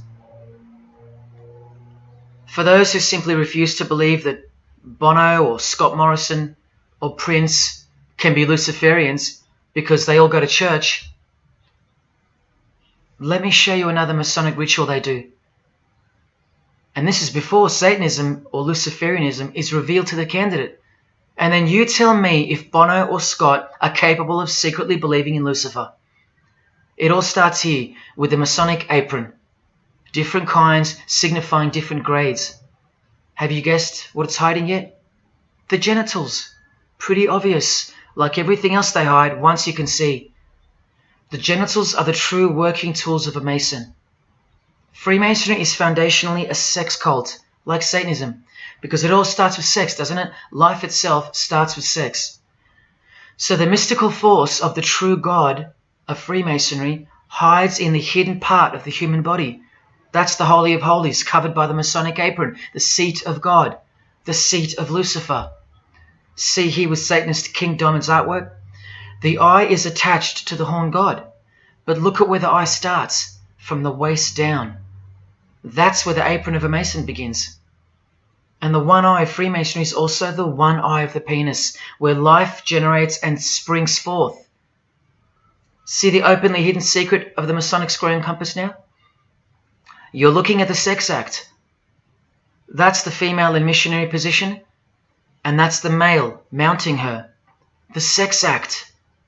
And the eye in the middle, with these emanating rays, is the orgasm and the ejaculation of the penis. See life shooting forth. That's how they see the sun and the earth too. The sun is the visible penis of their true God, shooting forth life continually. The light itself is the mystical sperm of the God of this world. The sun and penis generate life, while the earth and female womb produce life.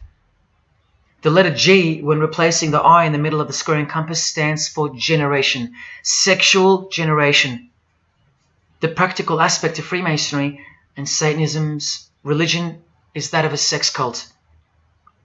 You see Rod Stewart telling you he's a Freemason?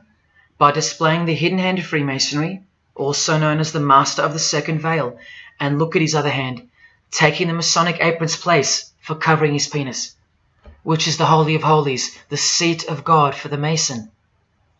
And from the Grand Pontiff of Freemasonry, Albert Pike, hence the significancy of the phallus, the penis, or of its inoffensive substitute, the obelisk. Straight from the horse's mouth, the erect penis graces us, or should I say disgraces us, with its presence in every country in the world, marking its territory. The Masonic obelisk in our face, everywhere, making its bold statement, yelling, screaming in silence. This is another reason why we're considered the ignorant and stupid masses. Another example of hidden in plain sight. And here's an erect penis on the front page of the female Freemasonry magazine, The Eastern Star. I once stood in front of this obelisk in Sydney, and I must have asked 30 people what they thought it was. Not a single one of them knew. To the Freemasons of the higher degrees, the whole universe is in fact one giant and continuous sex act. This is the structure of Freemasonry. You can take this path to the top or this path. And way up here, you have the Order of the Mystic Shrine. The Mystic Shrine is what's found behind the Masonic apron, because that's where life comes from. That's the Mystic Shrine. You have to be a 32nd degree Freemason to be asked to join the Order of the Mystic Shrine. And then, once you're inside, you can be invited to join this order, the Royal Order of Jesters. See, Freemasonry is like Russian dolls, and Satanism is at its center. Look at some of the pins and lapel designs for the Order of the Jesters. You can only join them unless you're at least a 32nd degree Freemason. Sex and debauchery. Erections. The adoration of the phallus. Masturbation. Devils. Demons. Fallen angels. This one here, mocking holiness, reference to the anus, and sodomy, anything to mock the Bible. This disgusting one has King Momus sitting on a female's face, and hidden in plain sight is the square and the compass, for those who have eyes to see. Bestiality, yes indeed. this bagpipe player has an erection and the sheep is running away scared. Self-explanatory. This character has an emphasized eye, if you can see that, and the skull has an emphasized eye also. The wink and the one eye of the Indian. And the secrecy, the symbols of secrecy. On the far right here, the monkey covers his groin area, symbolizing the Masonic apron, and the black and white dogs, well, they symbolize the checkered floorboard of the Masonic Lodge, which is sexualized male and female principles, the horned god, where evil and good don't exist. And in the first degree, Masons are given a Bible stamped with a square and compass, oblivious to the inherent mockery and the foundation of the whole fraternity, as alluded to here with a genuine Royal Order of Jesters private lapel. This is a certificate that a jester receives after his initiation, and you see here their patron is named King Momus, and he was a god, or a daemon, which is a variant of the word demon, who was expelled from heaven, as the legend goes. Sounds just like Lucifer, because it is. Did Freemasonry disassociate themselves from the tax-exempt branch of Freemasonry known as the Jesters? Well, no, they didn't. Because, I mean, this is rare footage of an event within the lodge. Now, I'm sorry about the quality of this, but this is a Masonic lodge. So for Masons that want to say that the Jesters are contrary to Masonry, well, look. Look at these dirty old men. Masters of the lodge, with sublime morals. All married, probably all have daughters and granddaughters, yet still this, inside the lodge. But for you it should be obvious, because you can see the square and compass, the sex act, and the all-seeing eye right in the middle. I told you that Satanism was the oldest religion in the world, and it is. The sex act was ritualized and organized as a religion before we called it Satanism. But Satan has always been the god, the horny god, the horned god of these sex cults. All of them, from Sumeria to Egypt to Greece and so on, that's called paganism. And the real Bible of the Freemasons and the pagans, the one not written by hand, the one that's older than any book, the one that supersedes all the rest in age, thus making it the purest and most unadulterated word of God in the eyes of the Freemasons, is nature. Nature is their Bible. And before you think there's nothing wrong with that, wait a second, because you're not thinking straight. Ask a Mason, whether he be a first degree or a 33rd degree, what is Freemasonry?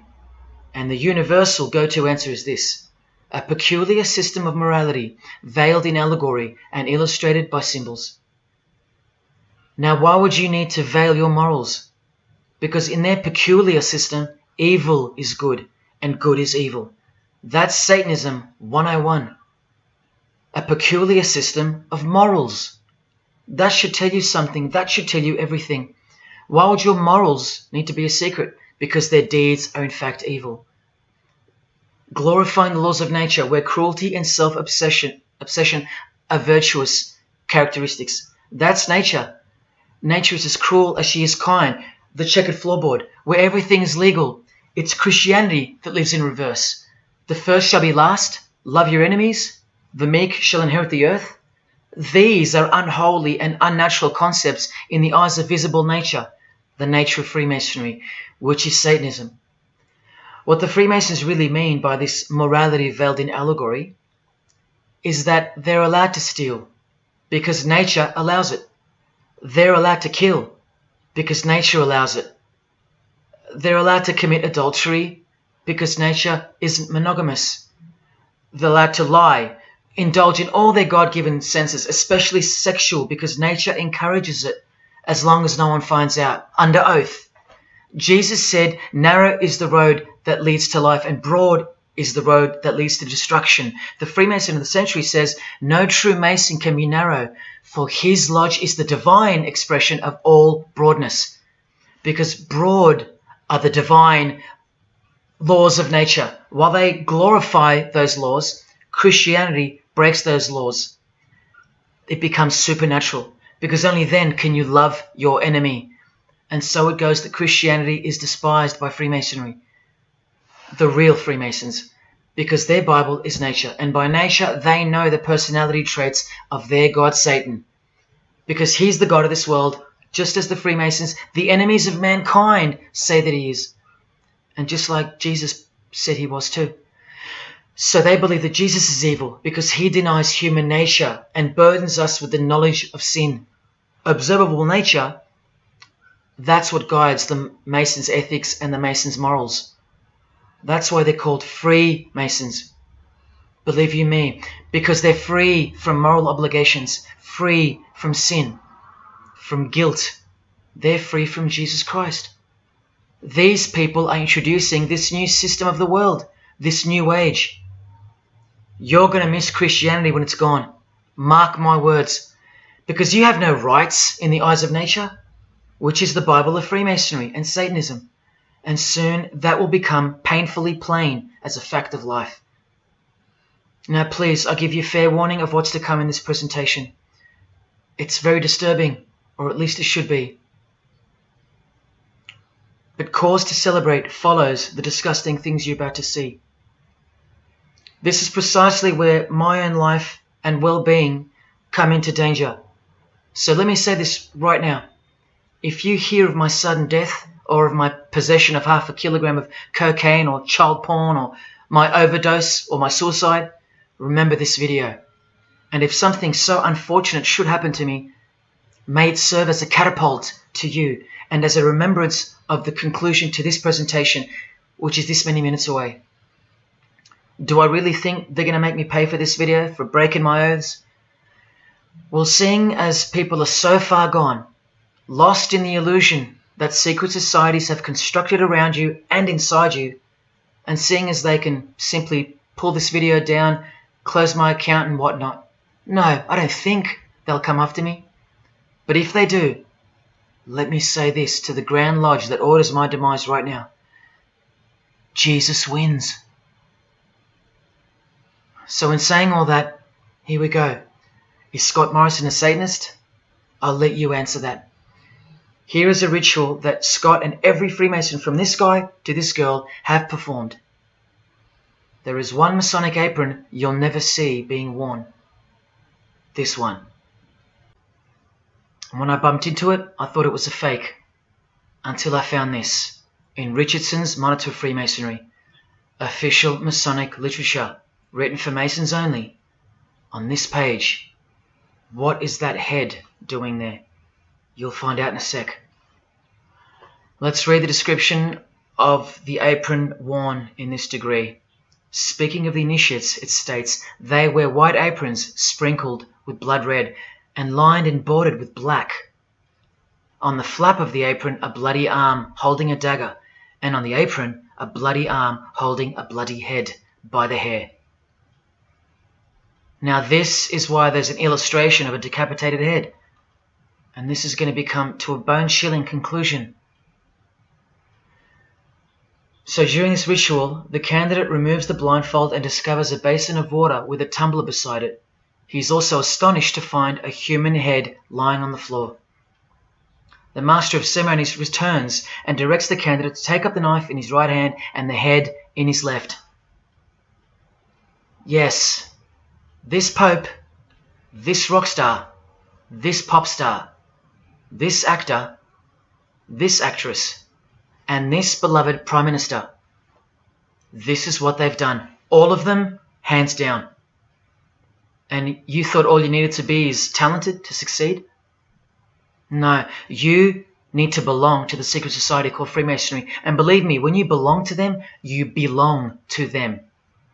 Now you tell me, can these people end up believing in Lucifer? Is that really a stretch? Carrying around a bloody head?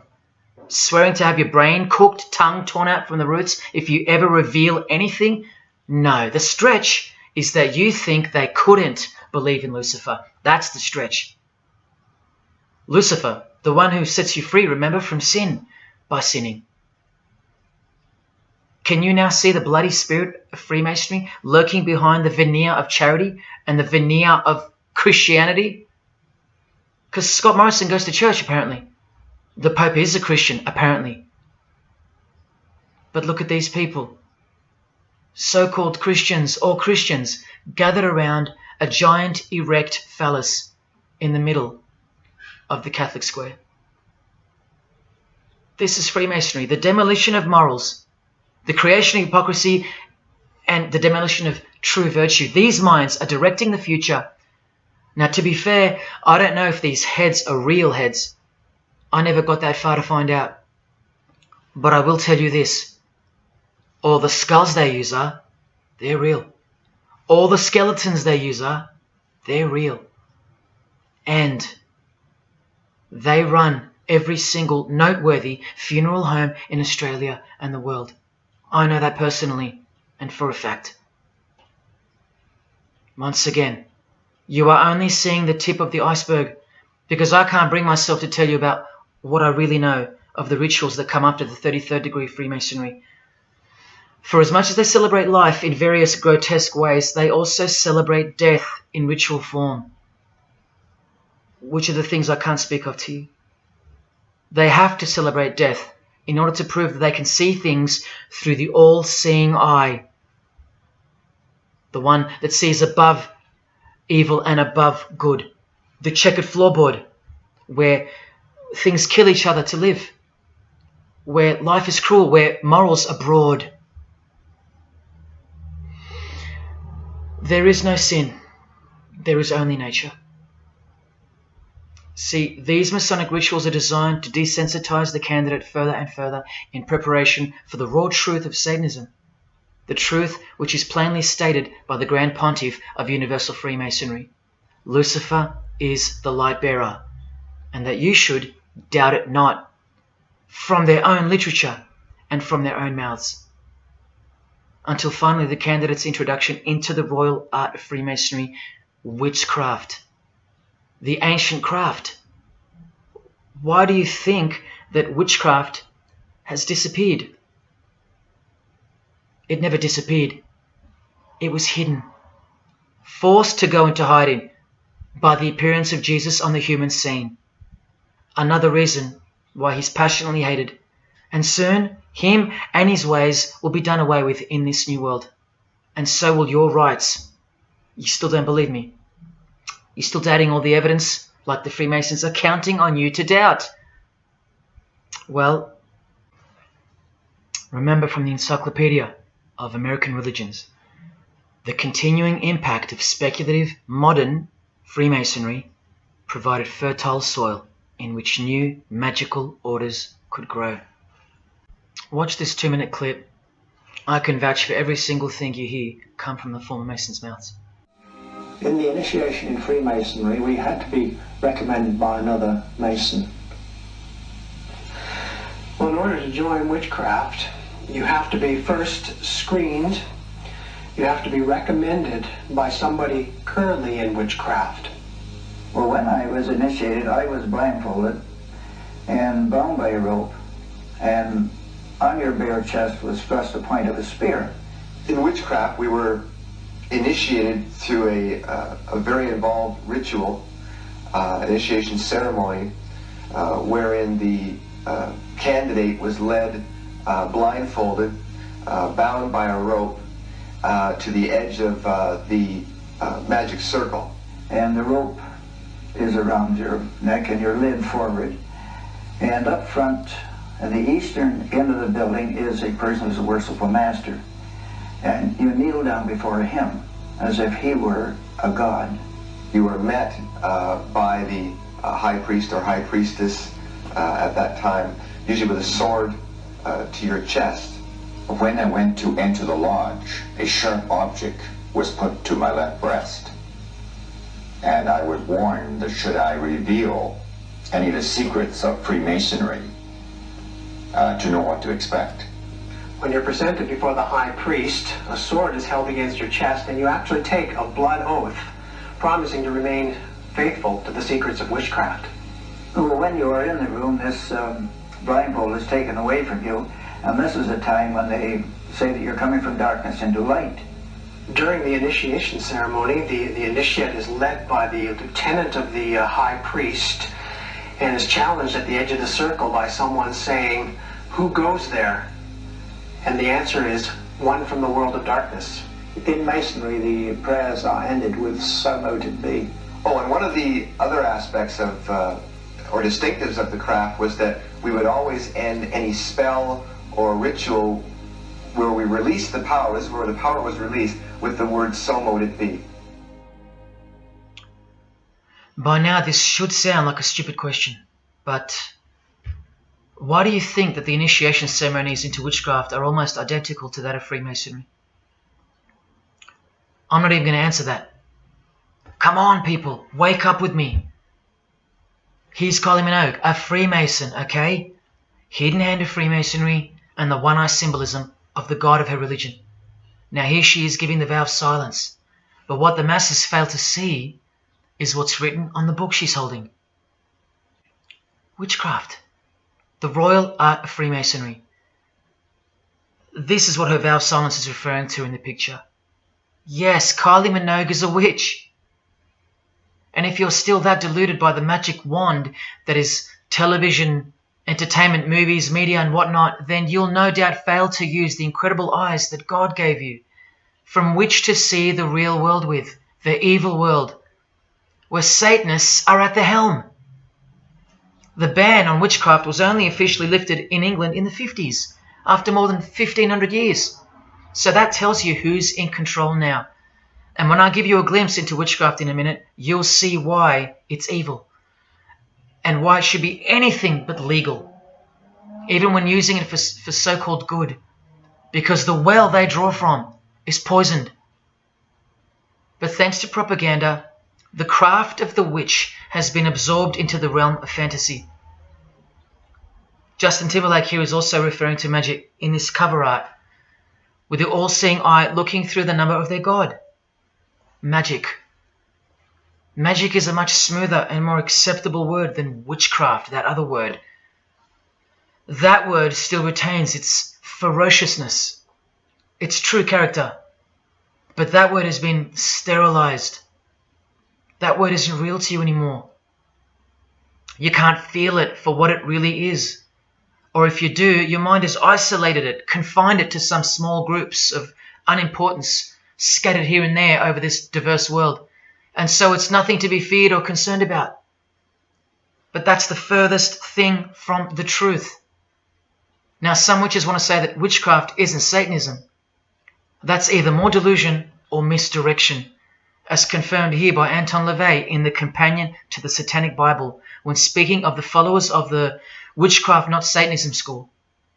He writes very accurately that they cannot afford to admit to an affinity with anything that bears the name Satan. He knows where the power of witchcraft comes from. Now, does that mean that Justin Timberlake is a Satanist because of his symbolism and the use of his word alluding to witchcraft in his artwork? Well, yes, actually, that's correct. He is. Here's a quote from one of his songs.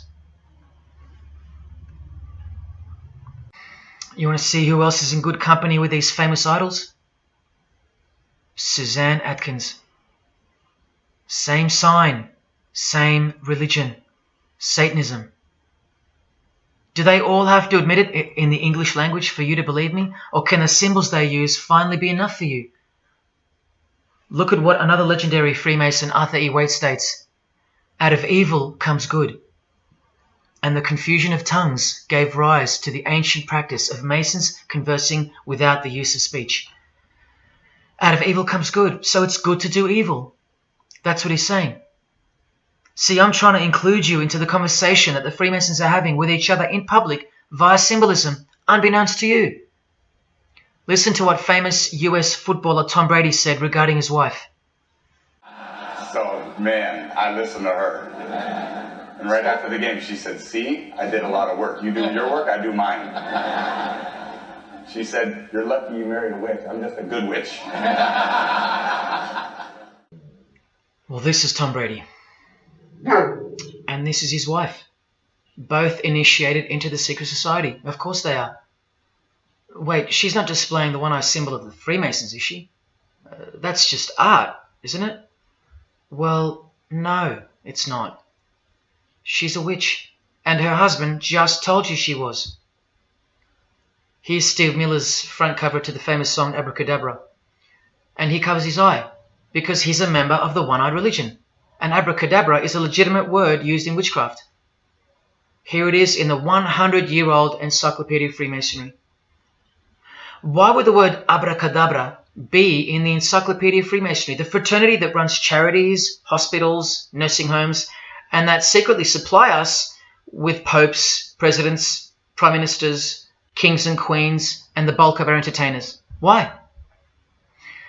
You know, I really think it's time to show you what the Satanists dressed as Freemasons are going to do to you and the world to finally establish their new world, their utopia. And this is going to be the segue into that. This is my last practical example of Freemasonry's satanic roots. And then I'll close this presentation with the most shocking thing you'll see or hear. You probably won't care, but to the precious few who remain, I will send you off with the greatest and most beautiful shock of all.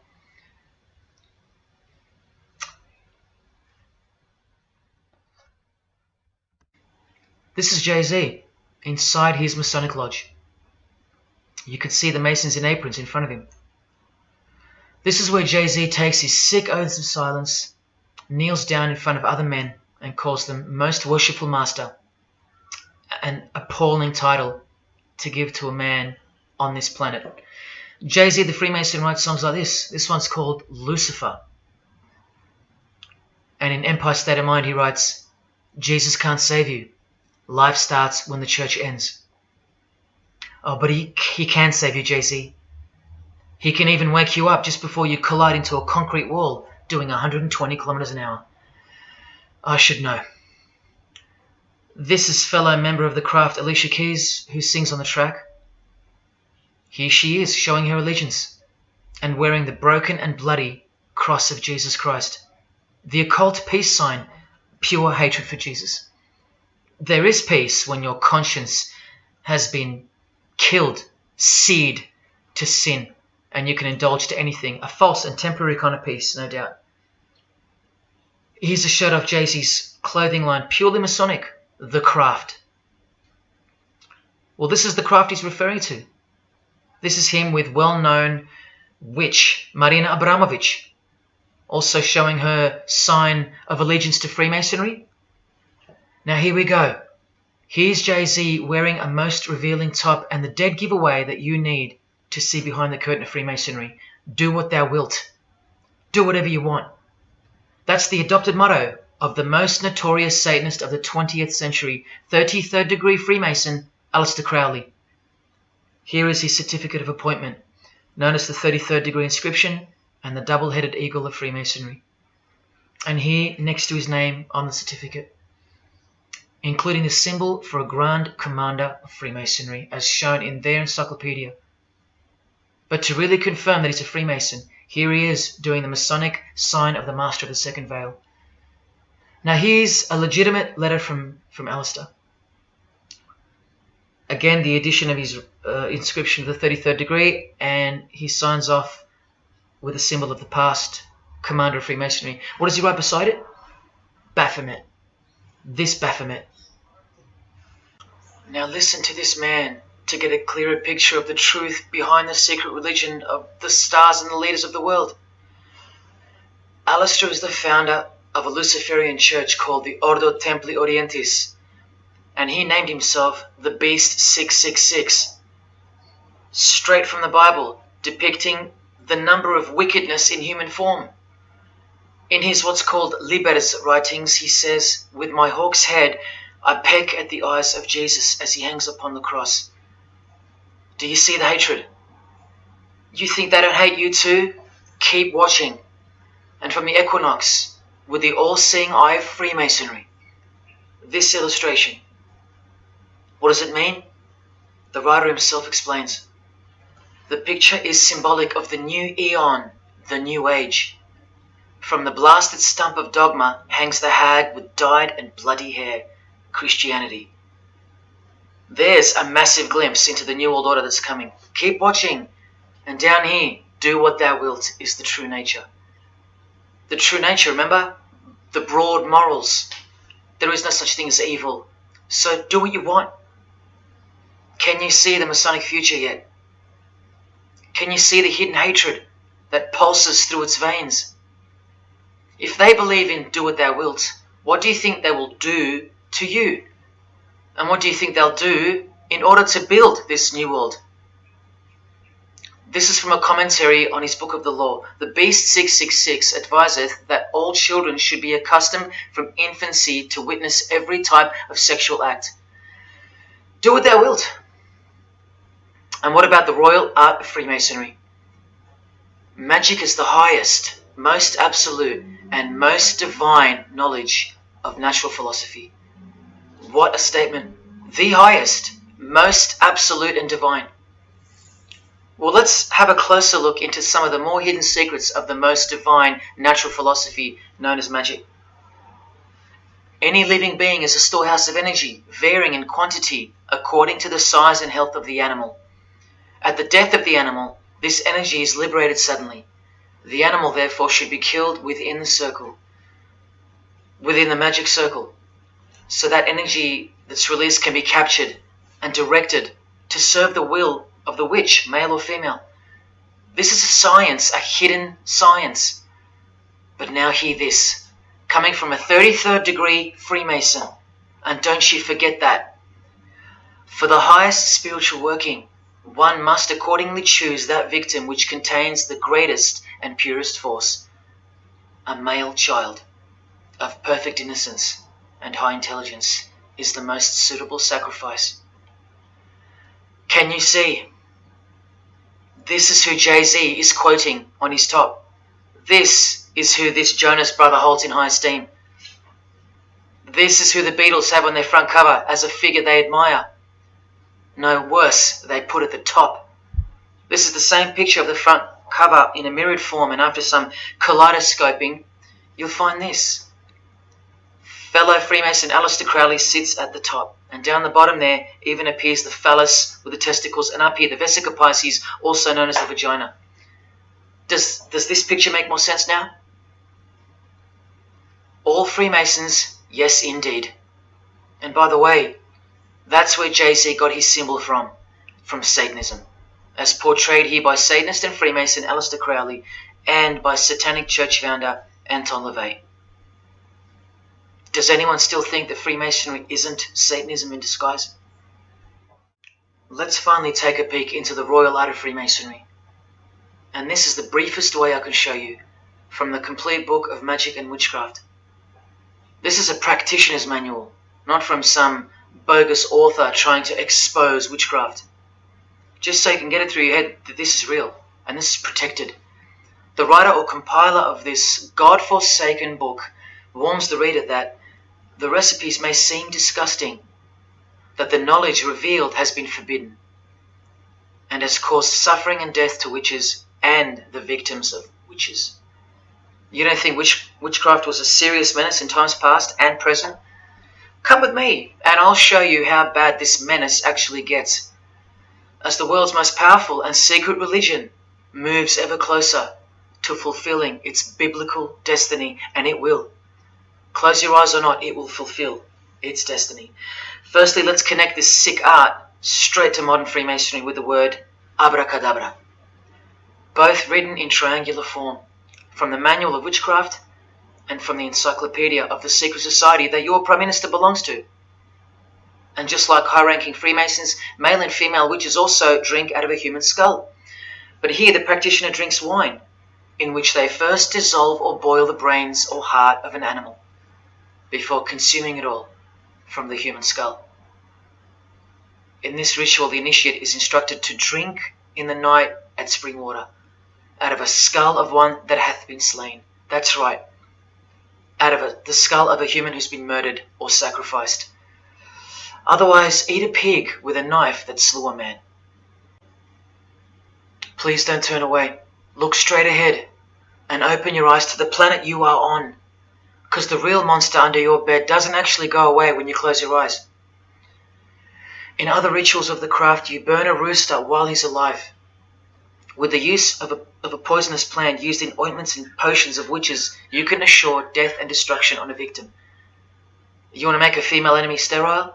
Or a male enemy impotent for the rest of his life? Otherwise, you can just kill them.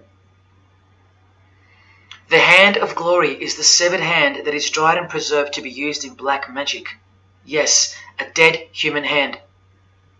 A black circle is most effective for operations of evil. The use of blood and sex in ritual was considered helpful for obtaining the necessary energy to successfully work magic or achieve mystical insight. But here's where the darkness thickens even further. Animals such as black cats or children may be sacrificed, and participants may drink the blood of the sacrifice. And just so you know that Stanley Kubrick wasn't joking, an orgy of participants sometimes follows the mass. No remorse, just science, the science of witchcraft, the royal art. And here, what's necessary for the working is the fat of young children, dead children. How many children do you think go missing in Australia every year? That's how many. And what about the world? Is it 1 million? Well, according to the International Centre for Missing and Exploited Children, it's 8 million children per year. Do you think that the highest, most absolute, and most divine knowledge of natural philosophy has anything to do with that? Any chance of an international secret system that is bolstered by initiations and degrees, and bound under the most brutal penalties that the human mind can ever devise? Do you think that has any involvement? Any chance of that? Am I saying that this Freemason has sacrificed children? No, I never said that. But did he ever even remotely mention the secret societies? Did he ever try to warn you? Educate you? No, he was under oath. Am I saying that these Freemasons have sacrificed children? No, I never said that either. But have they ever warned you about the secret society that believes that Lucifer is the savior? The society functioning right under your nose, that secret society? No, not a chance. Julia Gillard admitted she belonged to one, but that's about it because they're all under oath. So where does this ancient craft originate from? It originates from the spirit realm, from spirit beings. That's who taught mankind the royal art before civilization began. In this chapter, The Rites of Satanism and Witchcraft, the manual explains that a typical satanic Sabbath was, number one, a homage to the devil, usually performed as the osculum infami, also known as the kiss of shame, which is so shameful that we'll just put it this way.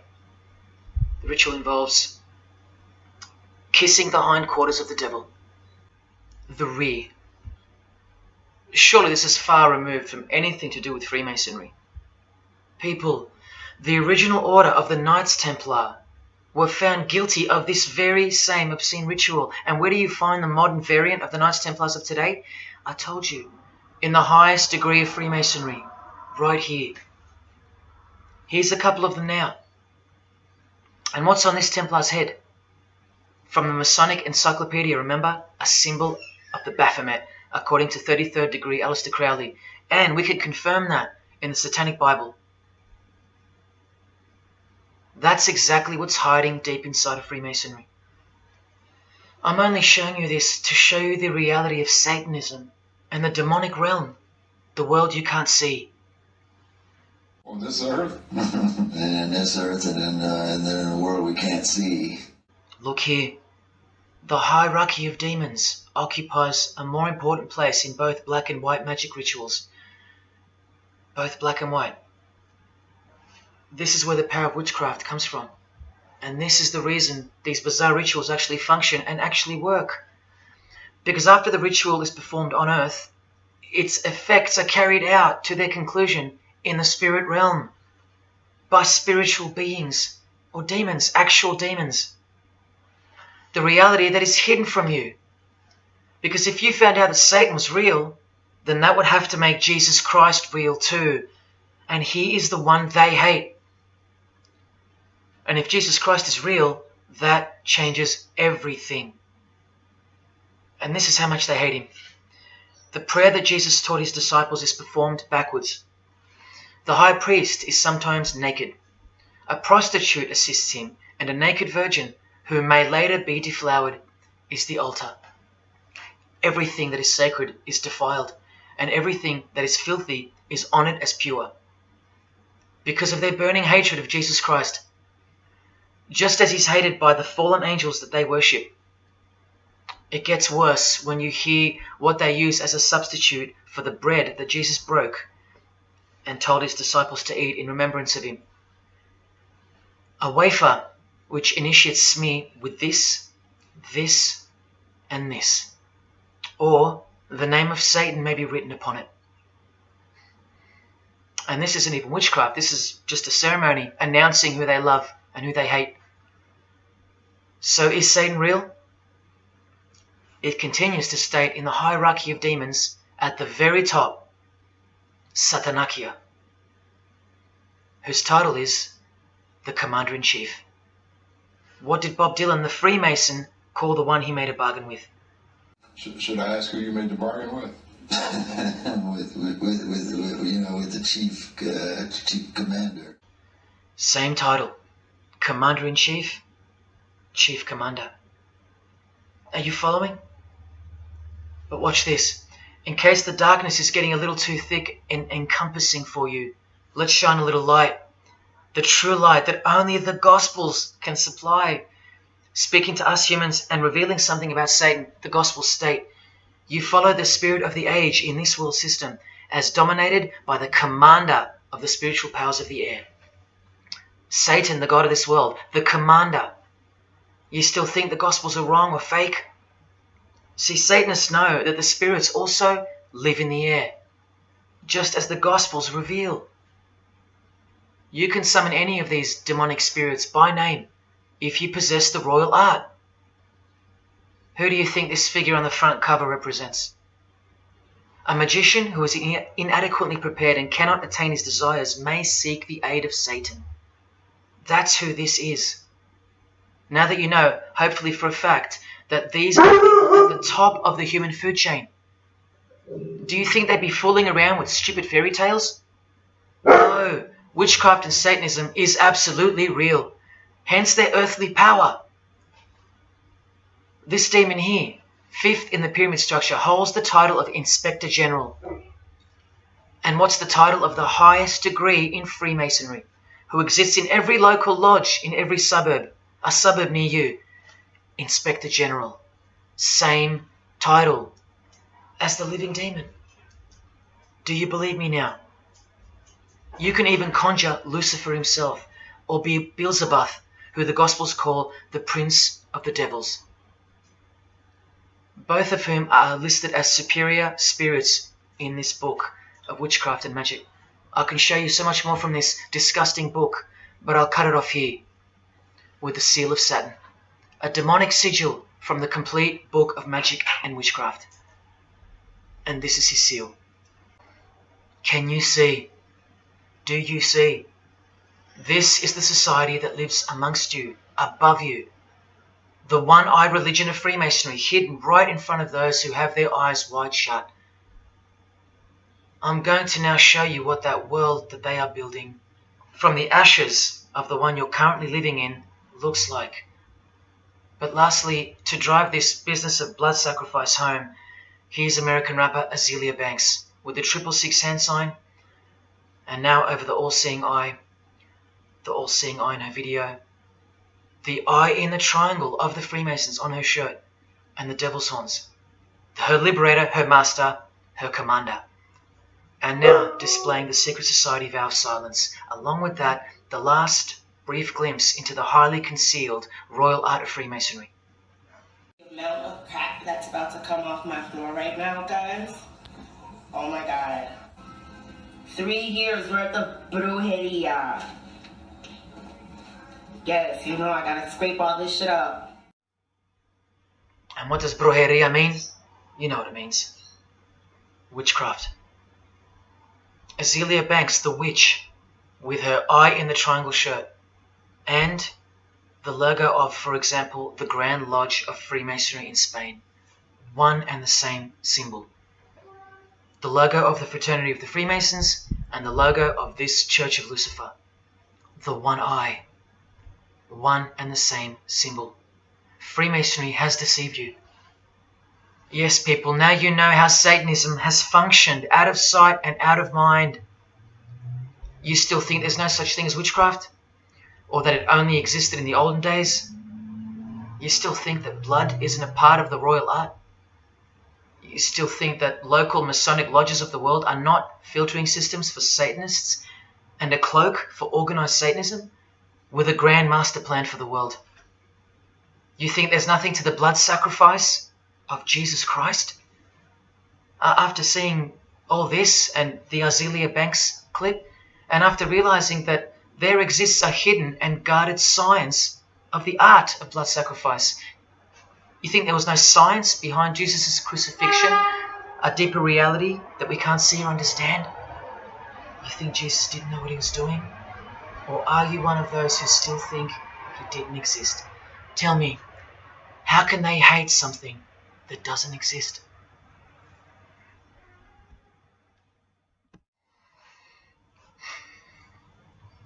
If only you could hear from some other Freemasons who have the courage to break their oaths. But you won't. You won't. This is probably it. But I once heard from a Freemason, an honest one, in about 2016, after I posted this picture on Facebook. He knew. He knew the truth. Just like you do now, or just like you should. And he wrote to me, and he said, by the time we are done, every church will be a brothel. Well, in case you think that that's impossible, this is a fashion show that was held in a church, a real church, and it was organized by high-ranking Freemasons, who you will see now to be Satanists. Designed to be a heart-wrenching mockery and a colossal sign of the times, this event. Just so you know, it's a Masonic production. Here's the inside of a lodge. See those twin pillars? Well, here they are. See the Masonic checkered floorboard? Well, there it is. See the Masonic square and compass? Well, there it is. And do you see the eye of Freemasonry? Yeah, there they are. The lower square in the square and compass has been disfigured so that as to not make it too obvious. But now that we've established that, here is the spirit of Freemasonry, as displayed through just a few of the models. This one wears the horns of the Baphomet, the horns of Satan, with his all-seeing eye in the background. More horns. This model wears the all-seeing eye, as does this one. And this disgusting thing with another huge all-seeing eye of Lucifer in the background. Then there's this, with a satanic pentagram on her face. And finally, this male model in a skirt with two satanic inverted crosses of Jesus Christ on his top in a church. Oh, the morbid victory of the Freemasons. Unstoppable. For now. When people like Lady Gaga cover one eye while wearing an inverted cross, and you don't see the connection of the one eye symbolism to Satanism, then your observational skills have been compromised. In the span of 2 days, I saw these ads in my local shopping centre. And that alone tells me that the satanic age is here, manifesting all around us, seemingly invisible, while you look straight ahead through the symbols.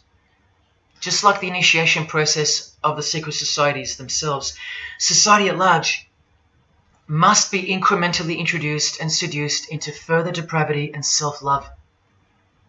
And haven't we been slowly but surely perverted over time, degree by degree, until we think that men dressing as women is beautiful and healthy, anal sex is a form of expressing love, the sick world of pornography is considered as liberating for women and men, and protected by free speech. In California, babies are allowed to be aborted after birth because it's a woman's choice. And that's not considered murder. A world where we should applaud young children like Desmond is amazing, cross-dressing while he dances for gay men at a gay bar on a podium because he's paving the way for the kids of the future. And we should get shamed, fined, and even jailed if we point out that this is sick, sinful, and dare call it evil, which is what it is. What spirit is behind Desmond is amazing? Oh yeah, an evil spirit, no doubt about it. You think Freemasonry and their peculiar morals aren't behind the decline of Christian morality and morality worldwide? It's all by design.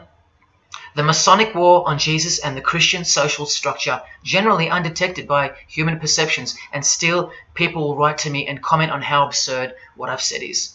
A cloud over the eyes of their heart. Well, I tell you this, there is no bigger axe that has ever been grinded than the one Freemasonry grinds. Because the appearance of Jesus Christ pretty much destroyed their religion, drove it underground, and they will have their revenge. Soon you're going to see it. We've all been initiated into the lowest levels of materialistic Satanism under the banner of secular humanism. I know blokes who think that life's great, mate. Life's terrific. Life's what you make it. Evil, Lucifer, Satan, these are just words that Christians invented to help them sleep better at night. There are no cults. There are no conspiracies. John F. Kennedy's speech about secret societies plotting against the world, that's not relevant anymore. That's history. There's no such thing as Satanism amongst civilized people. Oh, children, when darkness comes to your door, takes your wife, takes your health, your job, your home, your freedom, your children, then you call out, oh my God, this is evil. Why is this happening to me? Well, here comes the darkness. Here comes the evil. You want to know what the New World Order looks like? You want to know what the future holds? You want to know what horror is coming to our planet? As Jesus told us, for then there will be great distress, unequaled from the beginning of the world until now, and never to be equaled again. Ladies and gentlemen, welcome to the Masonic New World Order. These are the mysterious Georgia Guidestones, also known as the American Stonehenge. They are a set of granite monoliths which were constructed in 1980 and funded by an unknown and anonymous group and commissioned by a man using the pseudonym R.C. Christian. On a ledger beside the monument is written, "Let these be guidestones to an age of reason." Here we have a reference to a new age. With this, we get a clue as to the spirit behind the structure. The Age of Reason happens to be the title of a book by Thomas Paine. Now, you can colour him any which way you want to, but whichever way, one glaring colour shines through. Thomas was a hater of Christianity. That's the second clue to the spirit behind the Georgia Guidestones. The third is the fact that the Guidestones feature as what could be seen as a replacement to the Ten Commandments of the Christian God with the new Ten Commandments of the New Age. Because I will not steal, cheat, lie, kill, and so on. They're just, well, too narrow for the New Age, for the Age of Reason. Clearly designed to be a take on the biblical commandments, being 10 in number. They are all very vague indeed. But anyone can ascertain the horror that must first take place before this New Age can begin by looking at the first guideline. Because this one's not vague at all. Maintain humanity at under 500 million. That's right, a reduction of at least 7 billion human beings would be necessary for that. This thing cost the equivalent of $500,000 to build, and the street it's located on is named after it, so that tells you how much reach its creators had. Its presence alone is a disgrace and a declaration of execution to most living people alive today. But let's go on to the fourth clue as to the spirit behind these monuments. the monuments outlining the Age of Reason. The name R.C. Christian, the so-called person who commissioned the building of these giant slabs, anyone who's versed in secret societies or is a high-ranking member themselves would instantly recognize the pseudonym as a reference to the secret society known as the Rosicrucians, which is just another secret society branch that exists under the umbrella of Freemasonry, which is an extension of all secret societies of the past and is now the mother of all of them. In this Masonic website, Worshipful Master Win Westcott urges the Freemasons to consider their status as Rosicrucians. The RC stands for Rosenkreuz. Christian Rosenkreuz is the mythical founder of the Rosicrucian order. And as impossible as it is for me to prove that Thomas Paine himself, the writer of Age of Reason, was a Freemason, he did also write this book, The Origin of Freemasonry. That is the spirit behind the Georgia Guidestones, the satanic spirit, and a straight off the bat view of this approaching new age. I told you, the whole system is about to change. And it's not going into the future. It's actually going back into the past. The old religion, that's what's taking everything over. And you'll walk straight into it, blind as a bat, thinking these people want to help you. They will appear as your saviors, forgetting or never being told in the first place that all this time there have been two societies in the world. The visible one, which is the one we're in, and the invisible one. Remember that the invisible one considers you profane, vile, and vulgar. Why on earth would they want to keep you around? In a book I can't mention written by them, people are referred to as useless eaters. We've become excess inventory, redundant, and past our use-by date in their eyes. Think about this. According to a prediction by information technology and research advisory firm Gartner, 1/3 of jobs will be replaced by software, robots, and smart machines by 2025. That's 4 years away. Google engineering director Ray Kurzweil anticipates that robots will have reached human-level intelligence by 2029. And by 2050, 80% of all jobs will be eliminated by automation. What on earth are you and your family good for then? What do you think the secret society will do to the vile multitude then? The utopia is coming, but it ain't your utopia. You still think that by the measure of the minds of international Satanism, you should be kept around? This excess baggage that the bulk of society has become? No, no, no. The new age is dawning. And generally speaking, you're not invited. It'll just look like you are. Remember that Charles Darwin, the Freemason, is listed as an influential figure in the Satanic Church. So mass murder and mass death are natural and necessary themes in the name of evolution, an artificially induced evolution into this.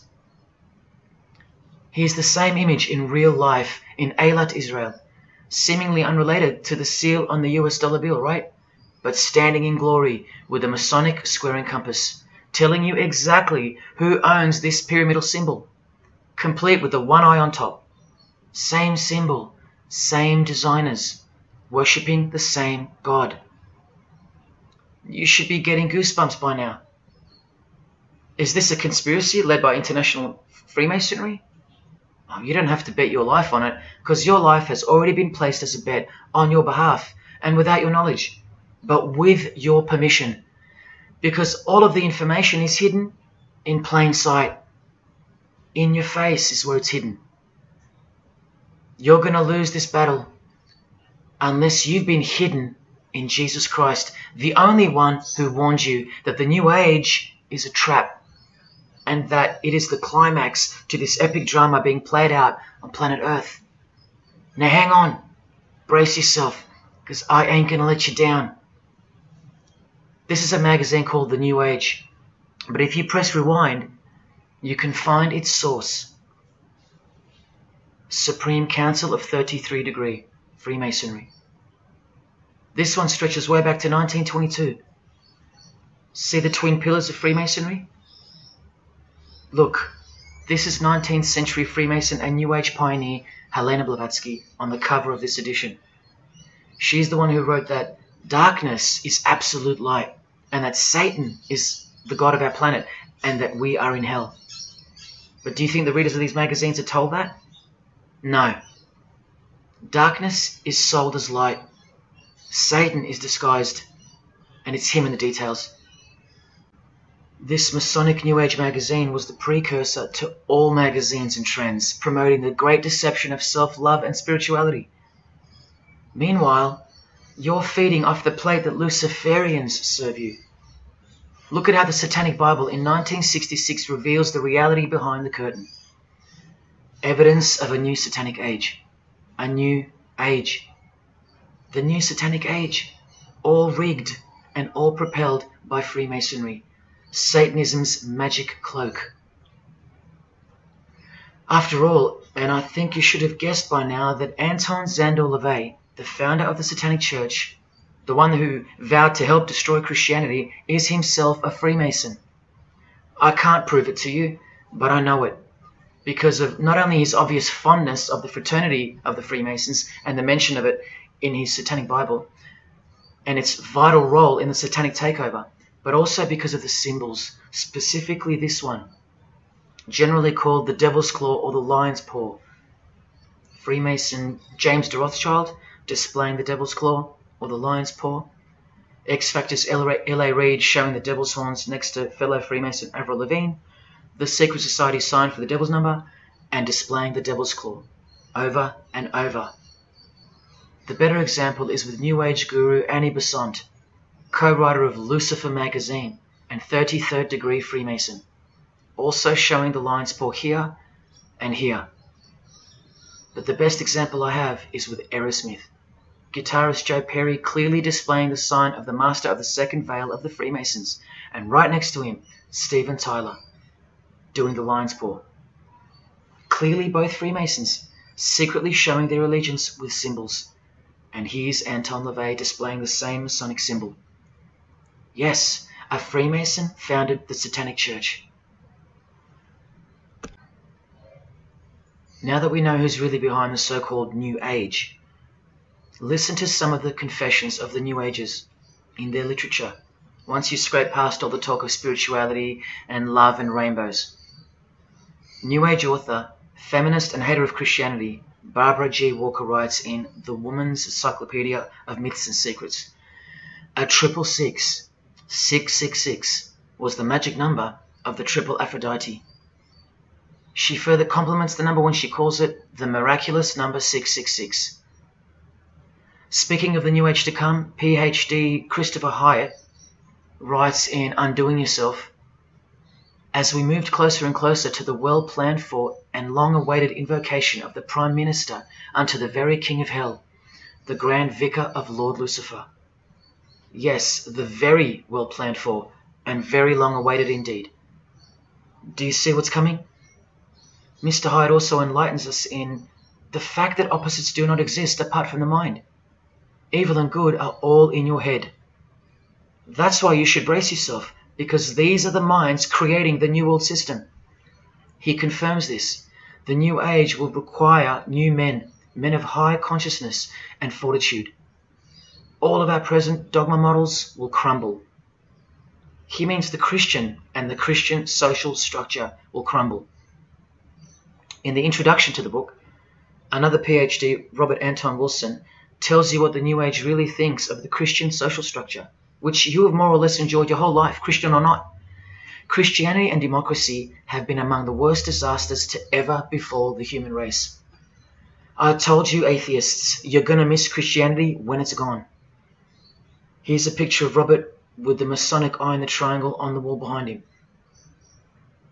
Remember where the term New Age came from. So once again, do you think that the new system, the New Age, is going to be democratic, a system that respects you or gives a damn about what you think once it's in place? Let me answer it this way.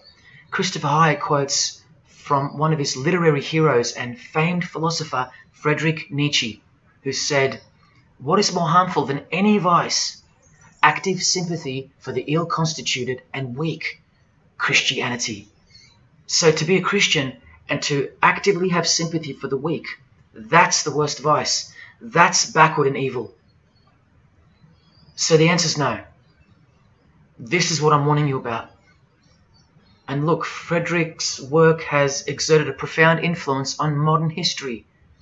That's from Wikipedia. You know what else Frederick said? You probably won't find this on Wikipedia. The domestic animal, the herd animal, the sick animal man. That's the Christian. And what book of Friedrich Nietzsche were these quotes pulled from? The Antichrist. Nietzsche also wrote Beyond Good and Evil. That's how the all-seeing eye sees things, remember? So does Christopher Hyatt mention mass murder and depopulation in his book? Sure, here you go. Those who would survive can do so only by grasping the vision of what lies ahead. The new wave that will carry them into an interesting future. Yeah, where the vicar of Lucifer is God and Prime Minister.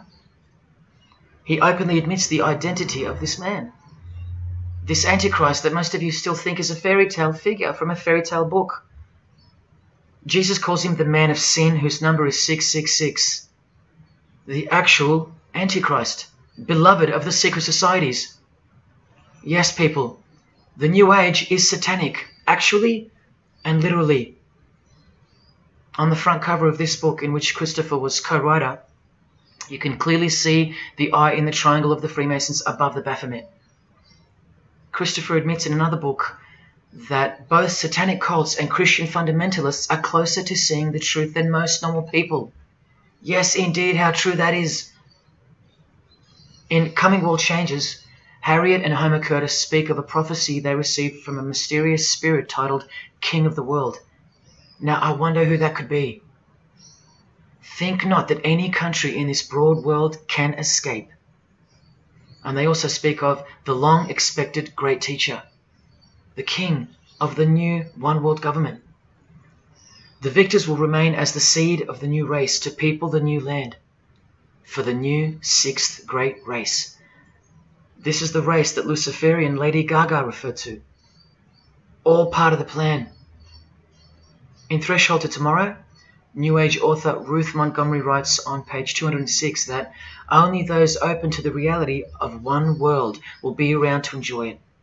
Sounds like another vague suggestion for mass murder.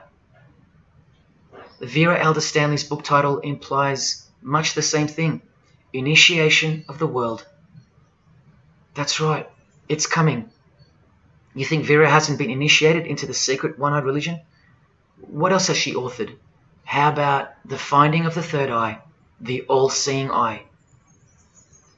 New Age author John Randolph Price writes in The Planetary Commission, in question and answer form, how do you define the Antichrist? The answer is pretty amazing. Any individual or group who denies the divinity of man as exemplified by Jesus Christ, the highest self of each individual, which Jesus Christ never exemplified because he is God. If you deny that mere men and women are divine gods, you are unfit for the glorious New Age kingdom.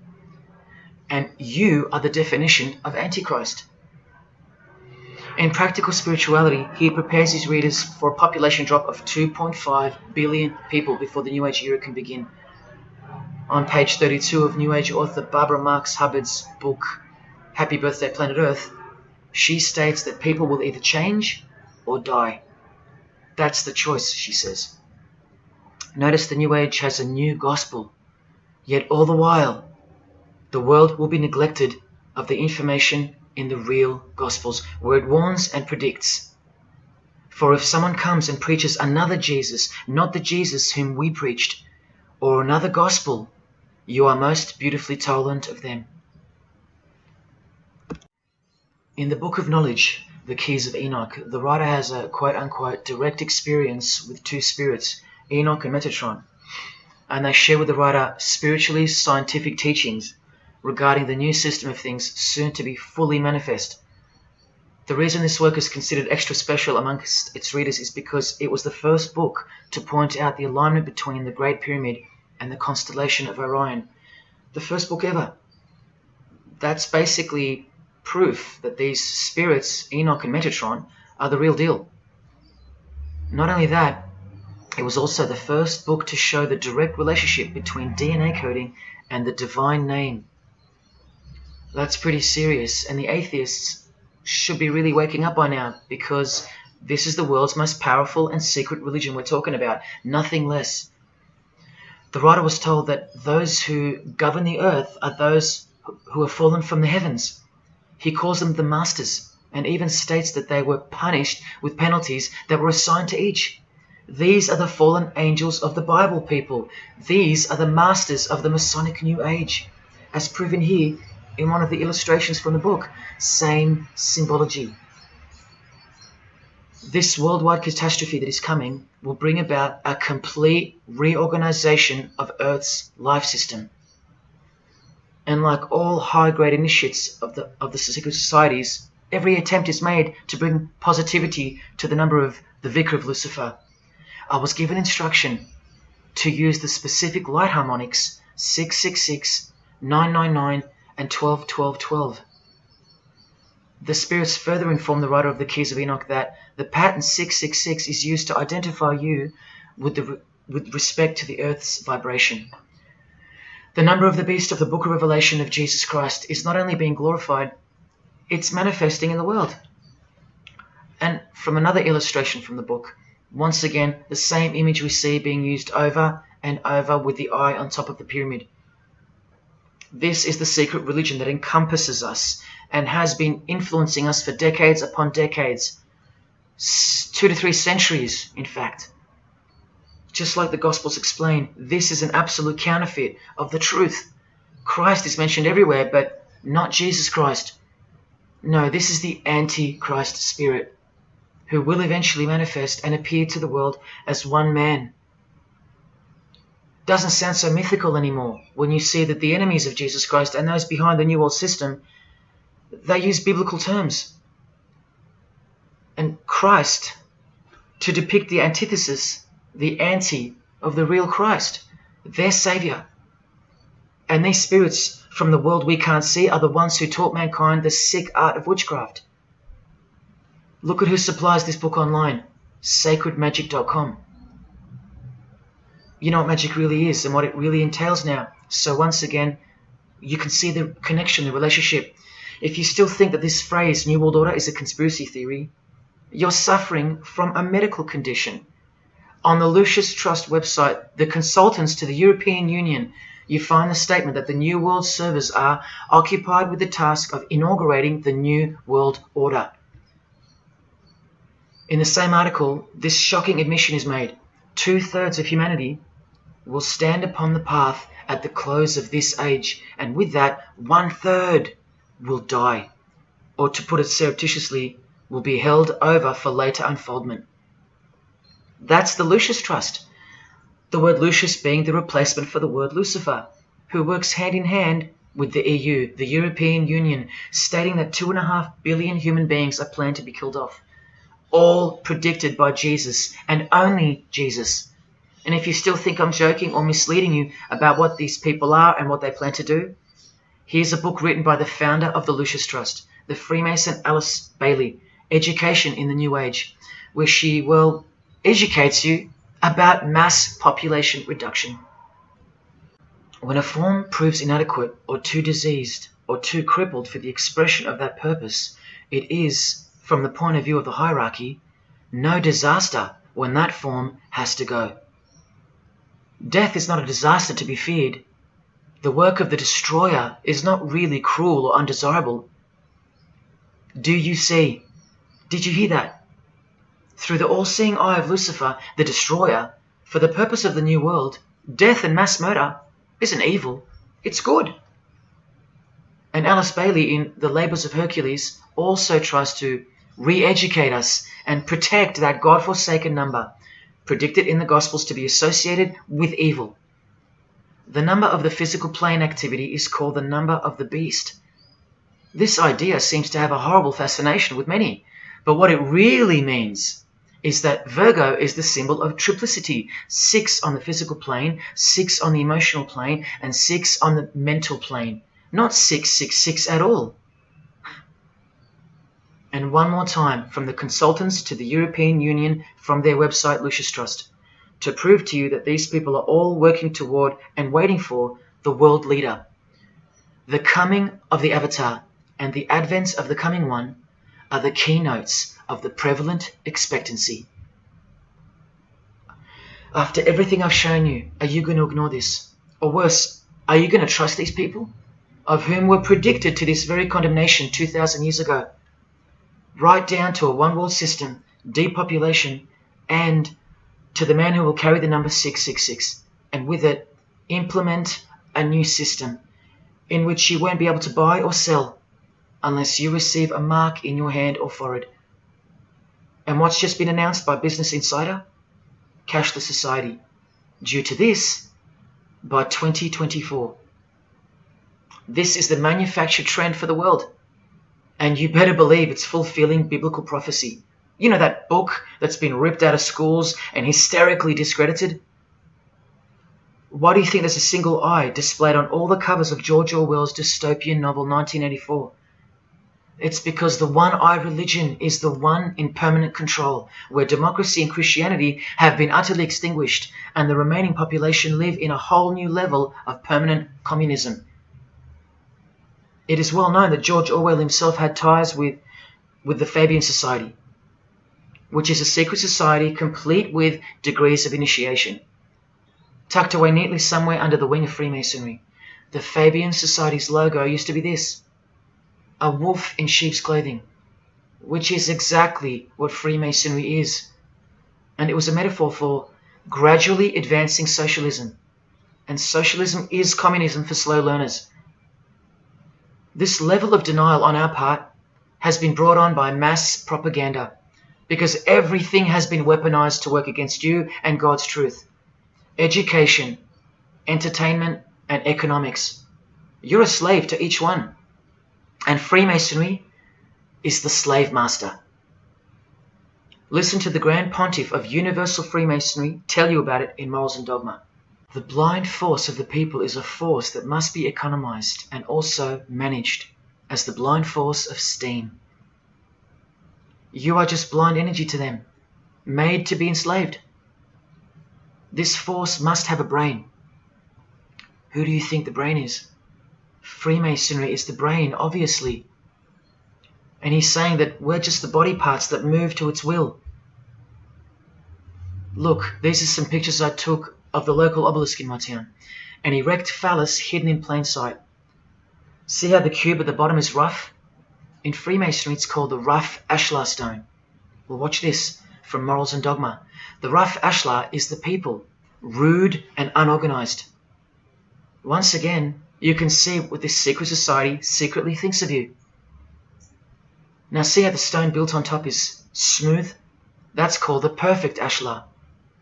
The perfect ashlar is the state, the rulers. Yeah, the one-eye sex cult of Freemasonry, which hides its master, Satanism. Now, where is this brain taking us? Remember, this guy is the general who fought against the United States forces to uphold the institution of slavery.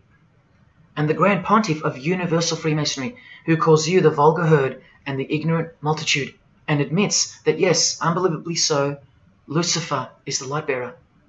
This is the highest authority in Freemasonry, the secret religion of all our leaders and idols. Believe it. Now listen to this. The papacy and rival monarchies, all that will become the heritage of the temple, meaning the temple of Freemasonry. The world will soon come to us for its sovereigns and pontiffs. We shall constitute the equilibrium of the universe and be rulers over the masters of the world. They're gonna own it all. And it's true, the papacy and the monarchy have fallen into their hands. All Freemasons now. This is a 150-year-old book, so you can see how far ahead they plan, while we stay ignorant. How do you suppose that they won't achieve the New World Order? The New World Order of death. Of combined and systematic movement and effort, the great revolution prepared for by the ages will begin to march. The future is all planned for by them, And the revolution prepared for by the ages is coming. And it'll look like a natural occurring event, just as current events seem natural. Lastly, from his other book, Legenda, and reading from the ancient and accepted Scottish rite of Freemasonry, Albert writes, "And thus the warfare against the powers of evil, meaning Christianity, that crushed the Order of the Temple in the 1300s, goes steadily on, and freedom marches ever onward toward the conquest of the world." The conquest of the world, guys. And this is their method. Ingenious as it is, the double-headed eagle, the left and right paradigm. Whether you are pro-abortion or life, prefer Macca's or KFC, Ford or Holden, vote Liberal or Labour, shop at Coles or Woolies, go for the Parramatta Eels or the Canterbury Bulldogs, always the two most opposing forces, the result always feeds the one belly. The two heads always serve the same Masonic beast. Do you get it? That's number one. Number two is the horribly magnificent motto of their double-headed eagle, Ordo ab Chaos. That means order out of chaos. It's the ultimate way to achieve your sinister goals while looking like a hero. With one hand, they create beautiful and noble things. With the other hand, the hidden hand, they destroy and pervert. Then the helping hand comes back in to save or fix things again, alternating from one to the other, while nudging toward a predetermined goal, until finally reaching that goal that's set in mind in the first place. All the while, you never knew that the same hand that's saving you is the same hand that was destroying you in the first place. Order out of chaos. Their order out of their chaos. Another way to look at it is this. Z creates or exploits a problem, then attributes blame to others. Y reacts by asking Z for protection and help to solve the problem. Z offers the solution that was planned for by them long before the crisis occurred. Ordo ab Chaos, order out of chaos. Now you can change Z and Y to suit any scenario. For example, your best friend who wants to sleep with you creates or exploits a problem, then attributes blame to others.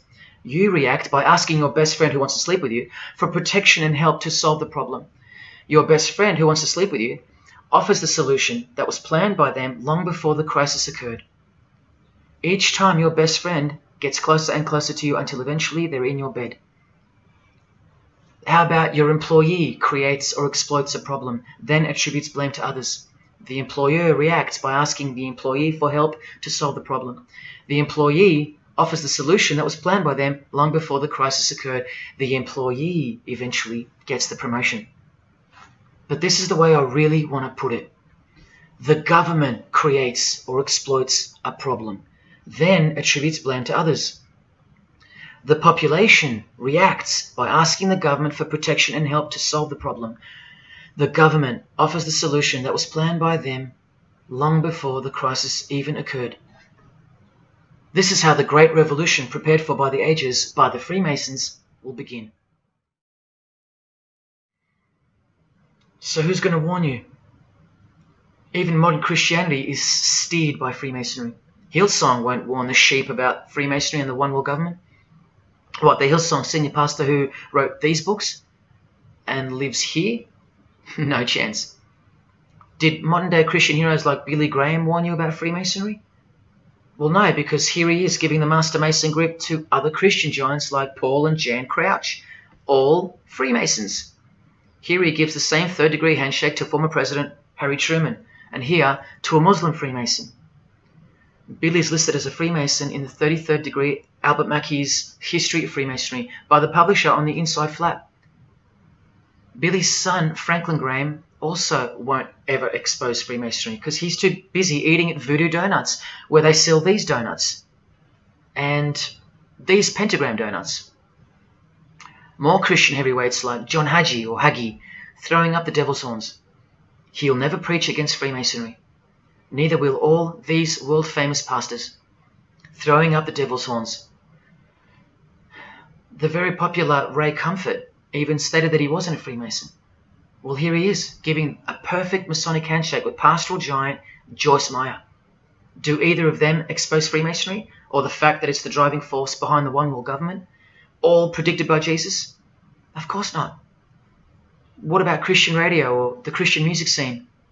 No, not a single word of warning whatsoever regarding the Satanic Church that lives and breathes all around us. Freemasons like Bono, wearing the Christian name tag, his whole band of Freemasons. Bono too should know better than anyone that a one world government is a trap as foretold in the Bible. But Bono supports it. Oh yeah, he works for it. Just like the Masonic Pope does.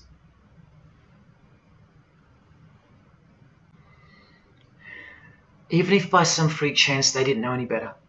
No disciple of Jesus can bend their knee to another man in the Masonic Lodge, calling him master and swear to keep secrets.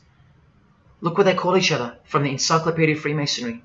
Master Mason, Grand Master, Most Eminent Grand Master, and the most appalling title of all, Most Worshipful Master. Most worshipful.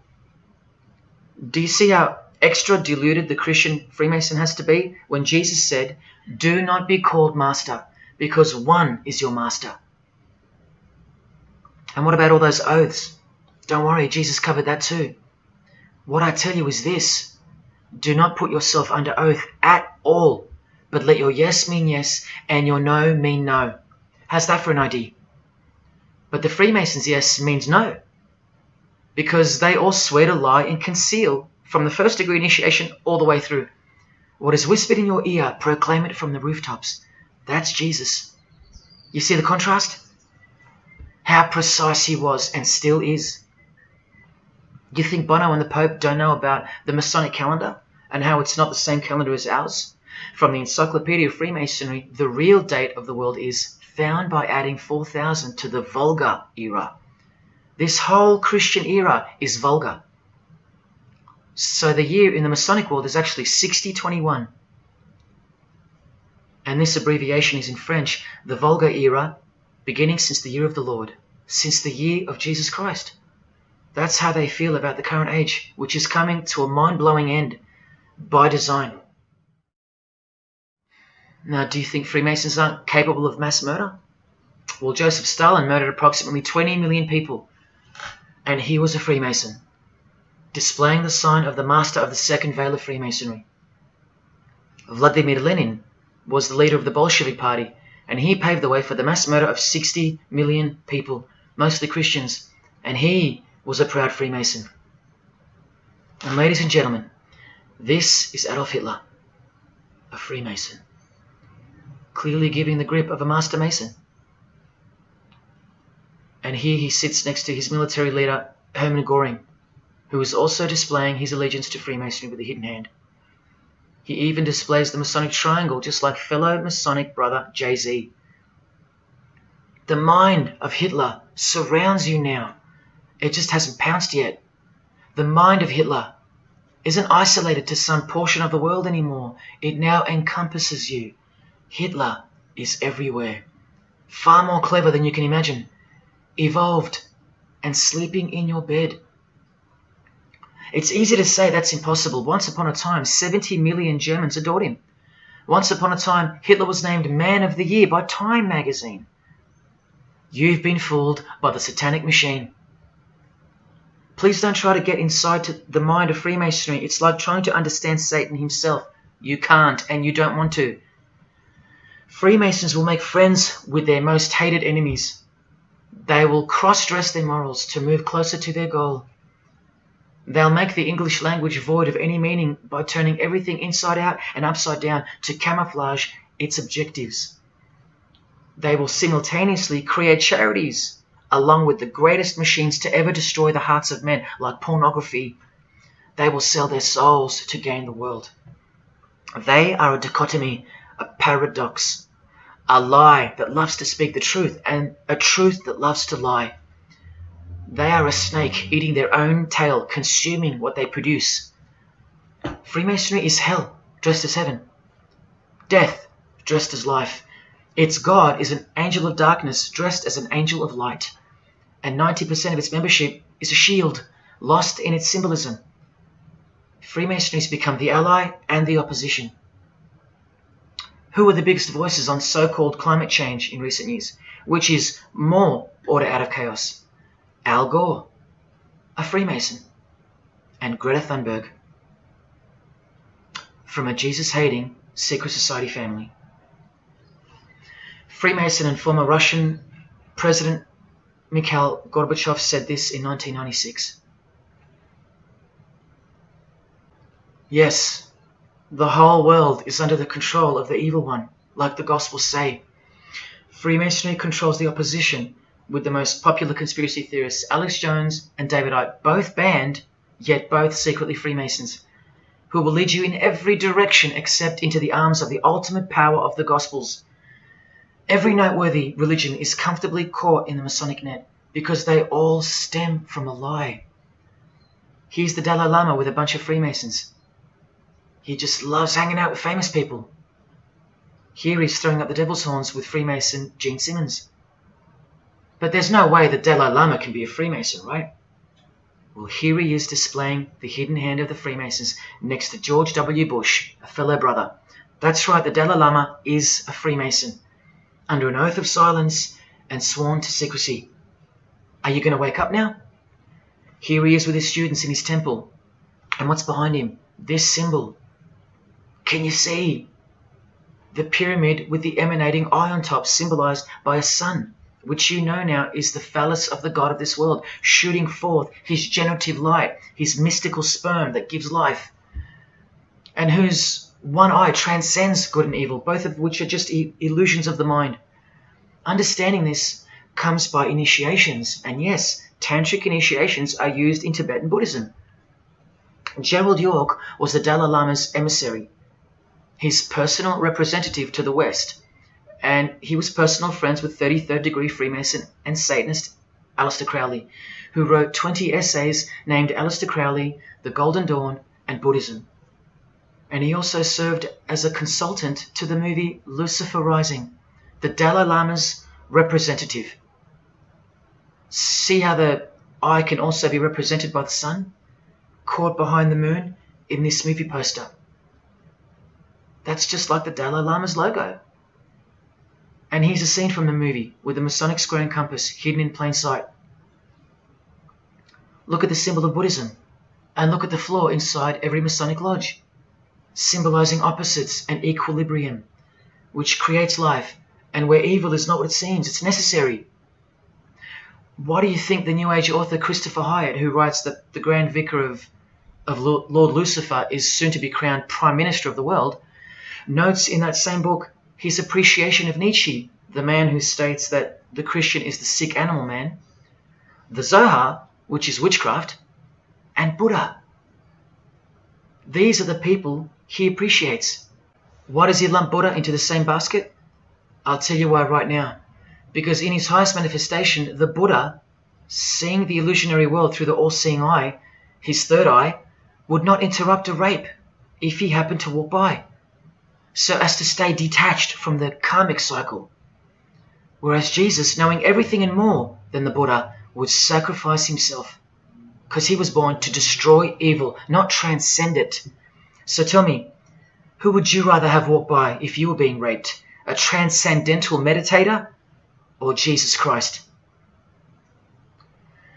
Whatever you think of me, you will have to reconcile the fact that all the leaders of the world, from Scott Morrison to the Dalai Lama, belong to the very same secret society as Adolf Hitler did, Freemasonry. The secret religion no one speaks about, for good reason, and by good I mean very, very evil.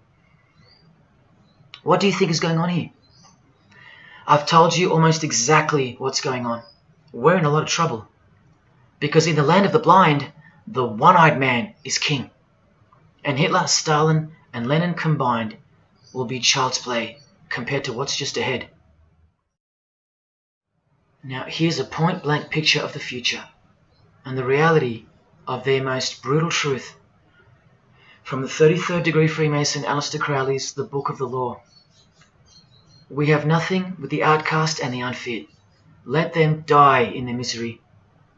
Compassion is the vice of kings. Stamp down the wretched and the weak. This is the law of the strong. Do you see? Can you see the future yet?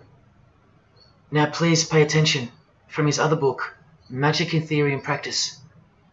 This is what all the degrees of initiation are for. And this is what it takes for them to create the New World Order. he speaks of the initiation in the true order of the Rosy Cross. Rosy Cross being another name for the order of the Rosicrucians. Remember the guys that built this? Now this is a 33rd degree Freemason speaking. It is extremely desirable that he should have attained an absolute degree of moral emancipation. That is purity of spirit and perfect understanding. I've shown you this over and over. Because the world is full of evil, they mimic the morals of nature, because they are the true morals of the true God of this world. That's purity to them. That's true honesty and perfect understanding. Evil is good. That's the moral emancipation he's speaking of. Now watch this and brace yourself, because this is the future. There is a magical operation of maximum importance, the initiation of a new eon. When it becomes necessary to utter a word, the whole planet must be bathed in blood. This bloody sacrifice is the critical point of the world ceremony of the proclamation of Horus, the crowned and conquering child, as Lord of the Eon. I've shown you that secret societies participate in the science of blood rituals. Well, this is what it climaxes into. A massive blood ritual in the name of the new Eon, the new age, which revolves around a divine plan not of this world, as confessed by all of them. You are not who you think you are. You are not where you think you are. Do you see it? Can you fathom? And what blood means in this world? So much more than what you may have known before now. Blood sacrifice is of the utmost importance. It's what the beings in the other realm require, desire. We can't fully understand it. But do you see how the blood sacrifice of Jesus Christ takes on a whole new meaning now? A very real meaning. And guess what? Because of it, the good guy really does win in the end. You either fall under the blood of the world or under the blood of him. There is no middle ground.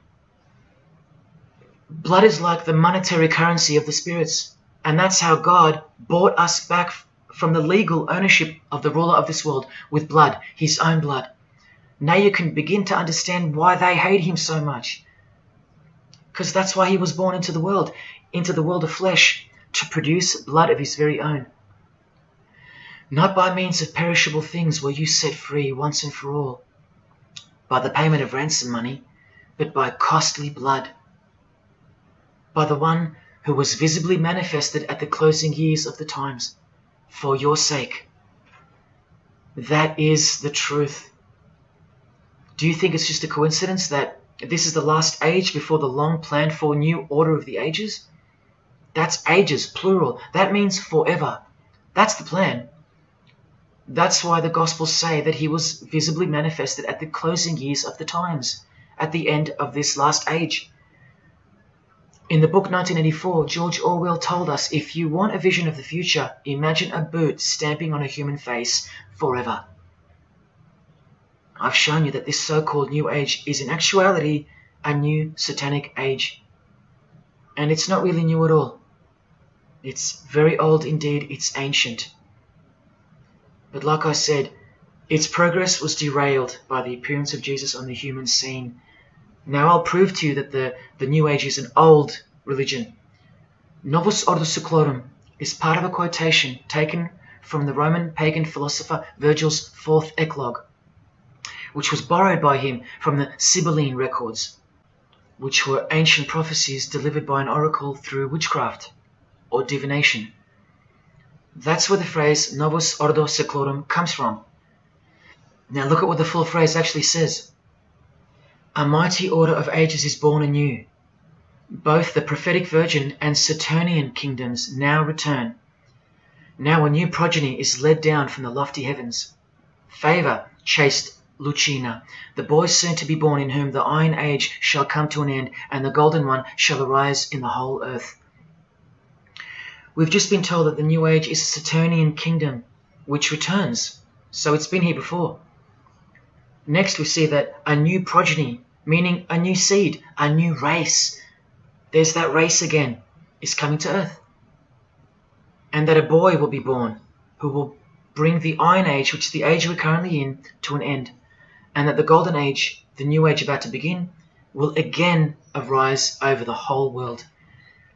Now, what is the Saturnian kingdom? Well, for starters, this is a band called Saturnian Mist. And here on their front cover, we have a reference to magic. Then we see by the singer's shirt, they're Satanists. Then with his other shirt, we see the connection once again between the inverted pentagram of Satanism and the one eye of Freemasonry, the secret religion of the who's who of planet Earth. Freemason and Satanist Marilyn Manson has a song called Saturnalia, and on a satanic website on ritual offerings for demonic bindings, we find that Satan is Saturnian in nature. Here on the front page we see the inverted pentagram under the head of the Baphomet, and right next to it, a version of the square and compass of the Freemasons, of which a lodge is located near a suburb near you, no matter where on earth you live. The Satanic Church hidden in plain sight.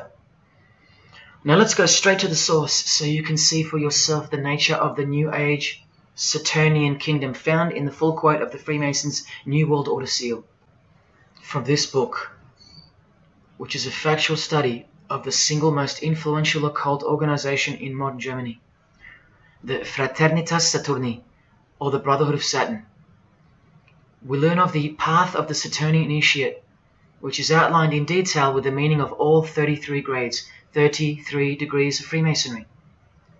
This is the very same thing, the same objectives. All secret societies work for the same goal because they all have the same spirit.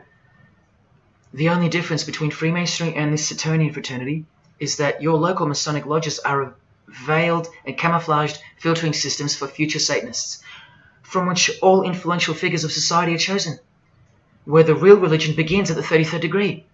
Whereas with orders like the Saturnian Brotherhood, there is no filtering system. As such, you're a student of Satanism from the first degree. That's why Satanism's takeover would have been impossible without international Freemasonry. The Saturnian teachings include sexual mysticism, sex magic, and Nietzschean Thelemism. Nietzsche, remember the guy who says that Christians and the mindset to help the weak makes up the sick animal man? The guy who wrote this book and doesn't believe in good and evil. And Thelemism, from 33rd degree Freemason, who says that in this book that to initiate the New Age, the whole world must be bathed in blood in a bloody sacrifice before man can accept the law of Thelema. Nietzschean Thelemism. That's what the New Age Saturnian kingdom, from which the Freemasons took this phrase from, actually looks like. This factual study on the Saturnian Brotherhood is filled with references to Lucifer, Satan, magic, sex magic, blood, sacrifice, the number 666 as mentioned by Jesus Christ himself, and of course, Freemasonry. The secret society that all of our politicians and entertainers belong to. And what's the demonic sigil for Saturn? The Masonic square and compass. Are you going to snap out of it now? When you see a beautiful sunrise and smell the fresh air, or hear a great song, or see a great movie, are you going to forget where you really are? When you hear people using Jesus Christ's holy name as a cuss word, are you going to forget where this phenomenon really came from and why it's taking place? Now that you've seen how actual and bona fide the reality of 666 is from their own mouths and symbols, let me show you where else it's revealed. Do you see these Roman numeral numbers down here? They add up to 1776, the year that America officially became the country we know of today. And also the year of the birth of another secret society, which was absorbed into Freemasonry after it was banned in 1785. But look, the base numbers. M is 1,000, C is 100, and X is 10. All you have to do is subtract the base numbers. 1776 minus 1,000 minus 100 minus 10. Or simply remove the Roman numerals which represent the base numbers. No, I'm not playing tricks on you. Neither are your eyes. But someone else is. Now that you've seen the prevalence and seriousness of this horrid number, now that you've seen what you've seen, I can show you where else it appears. This figure is represented by the numbers. To make this work, they had to remove the number 1 altogether and separate the 2. Of course, we'd be too dumb to pick up on it. But 789 minus 456 is this, multiplied by this lonesome 2. That's right. This dark and mysterious figure is none other than the long-anticipated Antichrist, the ruler of the Saturnian kingdom, which is on its way. And Australia has been steeped up to its neck in secret societies since the early 1900s.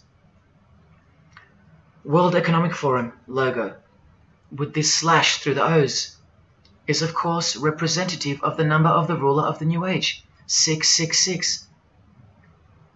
The barcode is the primitive version of the worldwide system that Jesus predicted would revolve around the number of the beast. And as you can see, the base of every single barcode in all the world is 666.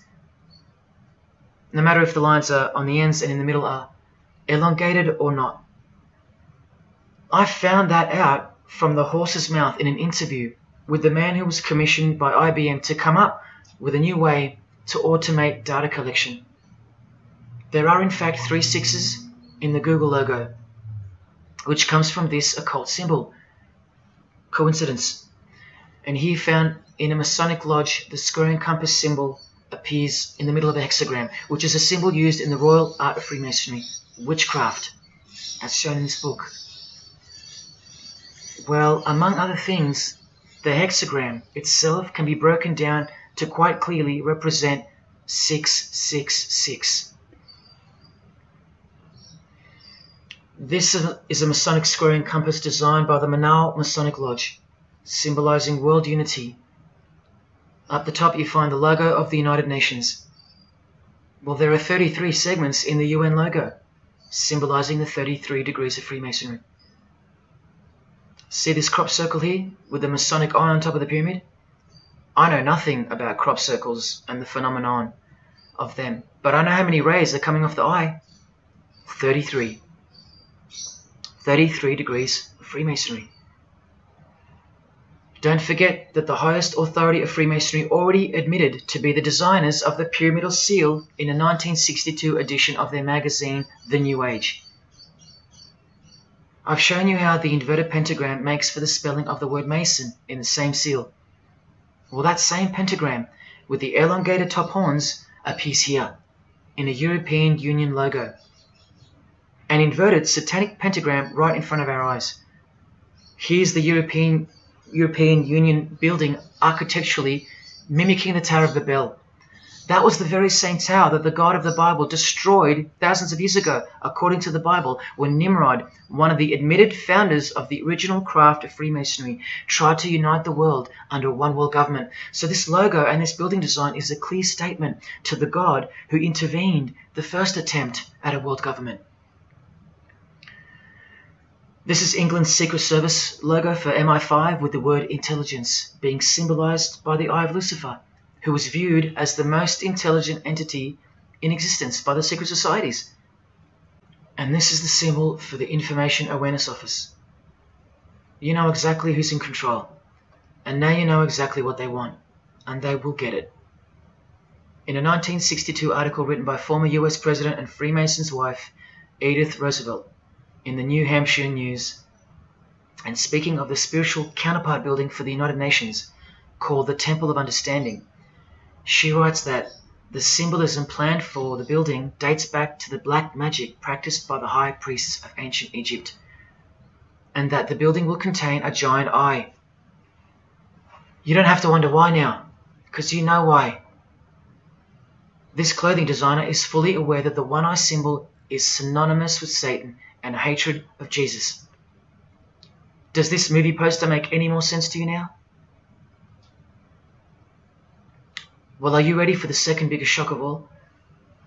Whatever you think of what you're about to see, please come see me on the other side of this so I can show you something. This clip only goes for a few minutes. And keep in mind, the only reason I'm showing you this to you is because the writer and director of the preview of this movie-style documentary was murdered, along with his wife and his little daughter and his dog, all before the production could begin. The murder was made to look like a murder-suicide, the news of which never made national broadcasts, just the local news. Case closed, nothing to see here. You have to ask yourself why, after so many movies with a dystopian, World War, totalitarian type theme, why was this movie so dangerous and strictly unacceptable for public viewing, that a whole family would be murdered? Well, this movie was going to tell us about America's secret destiny. And one other thing which you'll see on the other side of this clip, an amazing thing. As titled by Manly P. Hall over 100 years ago, what's the secret destiny of America? Well, it's this.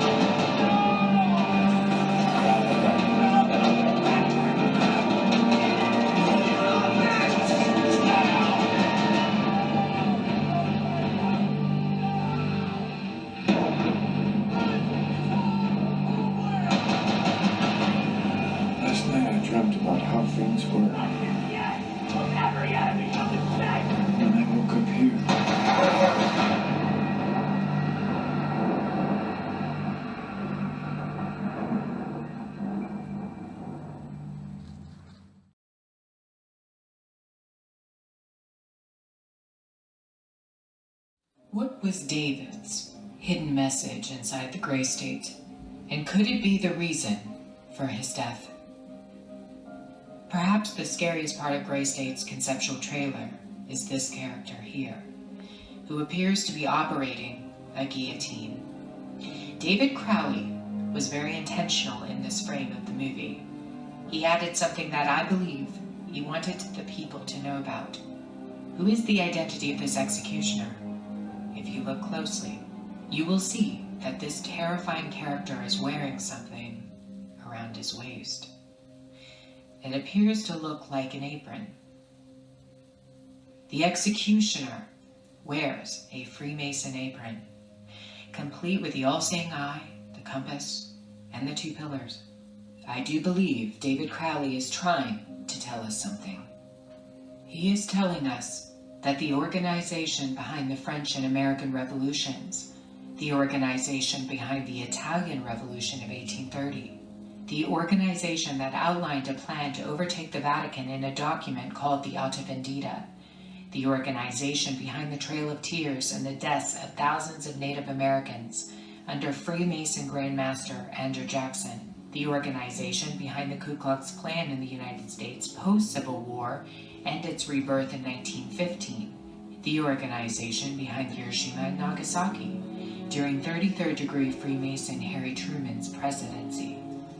These are men with a radical revolutionary agenda throughout the entire world because they worship and follow a radical revolutionary deity, the first to have led a revolt against the Most High Lord.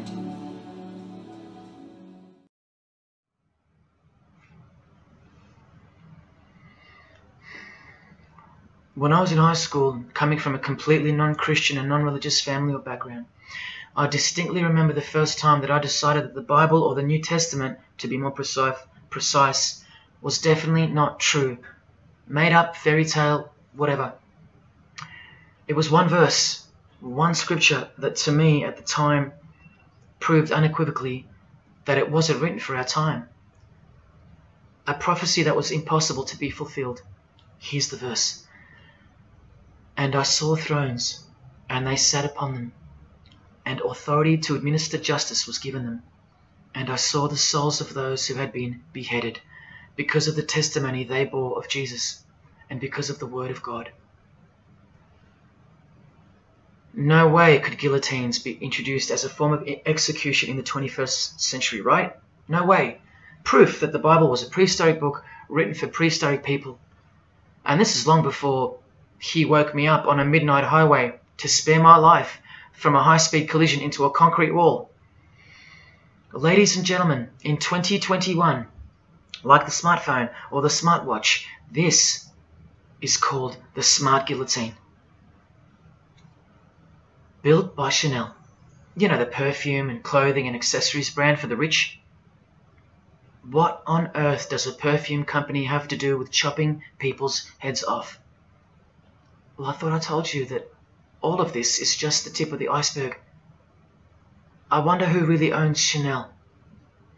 Well, here's their logo, and there is an eye in the design. And have you seen their drip design? How odd. Welcome to the real world. You ready? This is from a legislation archive from the Georgia House of Representatives in the 1995-96 sessions. This is Bill HB 1274 on the death penalty, guillotine provisions. How far along are we into enacting these bills worldwide? I don't know. Maybe they've been enacted already. But I just wanted to show you that in 1995 the ball was already rolling. Another ball that's rolling are the 7 universal Noahide laws.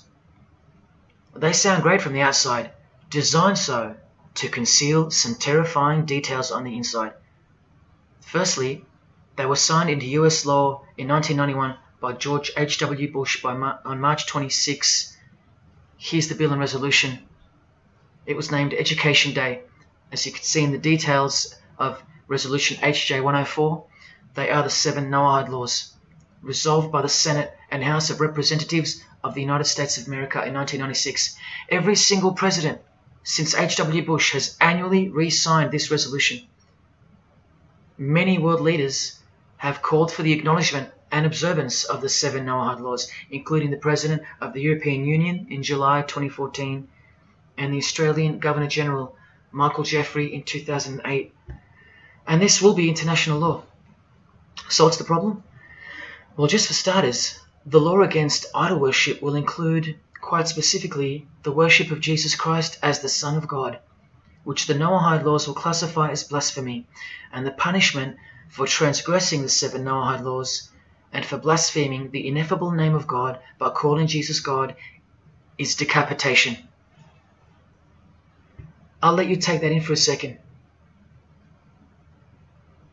This will be governed by a world court with no possibility of appeals. Something like this, an international Sanhedrin. Who do you think is truly behind these laws? Well, I can show you that right now. Here is the bill being signed into law by H.W. Bush, and here is their signature hidden in plain sight, the hidden hand of Freemasonry, displayed by this sinister and gloating-looking individual. And you know what Freemasonry is a cover for now. Who do you think designed the guillotine in the first place? This guy, Joseph Guillotine, a Freemason. Still don't believe in the prophecies of Jesus Christ? You're still in denial?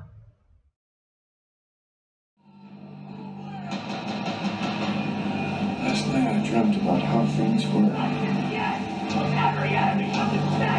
I woke up here.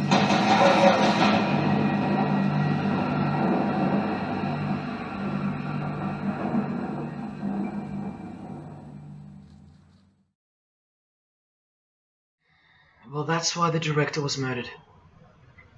And his wife, daughter, and dog. I think of them often, and sometimes when I need spiritual sobering up, I think of that fateful and evil night where that beautiful Christian family were brutally eliminated. If you think he wasn't onto something, well, he paid the greatest price to share this with you. Prophecy will be fulfilled.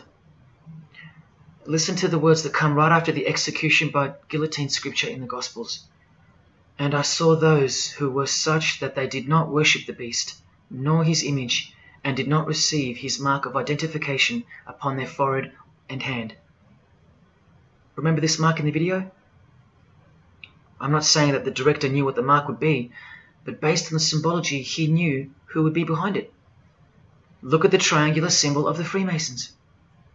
The Masonic triangle around the eye, and the Brotherhood of Saturn. Now look at the front cover of the book written by New Age author Maurice Nicoll. The mark. Same symbol. Identical to the symbol used by J.K. Rowling, who said its design was inspired by the Freemasons. Who has this tattoo, which represents the Baphomet. Well, Solve Coagula is the process in which they will bring this New World system to life. It's identical to the Masonic motto of order out of chaos. Solve means dissolve or destroy, and coagula means to bring the elements back together into a new and higher form, a new and higher system. Jesus described it as the beast system, and one way or another, we will be marked as a form of identification in order to participate. But first, chaos must ensue. A deep Masonic truth, which is mostly true anyway, is that destruction precedes construction. It's like having to destroy a tree in order to create a table. The same principle applies to creating the New Age. That's why I know that the process which involves the creation of a new system must involve the destruction of this one. Now, this is the last referenced work I'm going to use to show you who will be the head of that system, that one world government. A book by David Spangler, considered as one of the founding fathers of the modern New Age. He also has an intimate relationship with the United Nations, as shown in 1975 document which was uploaded to the UN archives in 2006. Please pause to confirm that, where you can find his name listed under the Board of Directors for the Planetary Citizens Group. In his book, Reflections on the Christ, David Spangler, remember, one of the founding fathers of the New Age and a member of the Board of Directors in a United Nations sanctioned program, repeatedly upholds and honors the entity known as Lucifer. He tells us all about what is required to step into the New Age. Well, mainly, what's required is a new understanding of the angel Lucifer. He writes that when this great project of evolution began, man went forth as consciousness to learn his divinity, and Lucifer went with him. It is important to see that Lucifer, described as an angel, a being, a great and mighty planetary consciousness. He says that, just like in Halloween and trick or treat, if the person offers a treat to Lucifer who knocks on his door, And the person says to Lucifer, "Come in, and I will give to you the treat of my love and understanding, and I will uplift you in the light and presence of the Christ." Christ meaning my outflow. Then Lucifer becomes that being who carries the ultimate treat, the light of wisdom. Lucifer represents experience. Lucifer is literally the angel of experience. The Luciferic element becomes the true revealer of light, the angel of light. The light that reveals to us the path to the Christ comes from Lucifer. The Christ that he refers to obviously is the Antichrist spirit, who will eventually manifest on earth as one man. But for some odd reason on page 60 he feels compelled to clarify that he was only joking once when he said maybe to enter the New Age we all need to take a Luciferic initiation. Well, that's definitely no joke. That's right, Lucifer is the savior of the secret societies. The solar system was the manifestation of the consciousness of a very great being known as the Solar Logos. And if we go back to the secret society of the Brotherhood of Saturn, we read that mankind will be able to take a measure of egocentric power from the Solar Logos. In this way, Lucifer is the savior of humankind.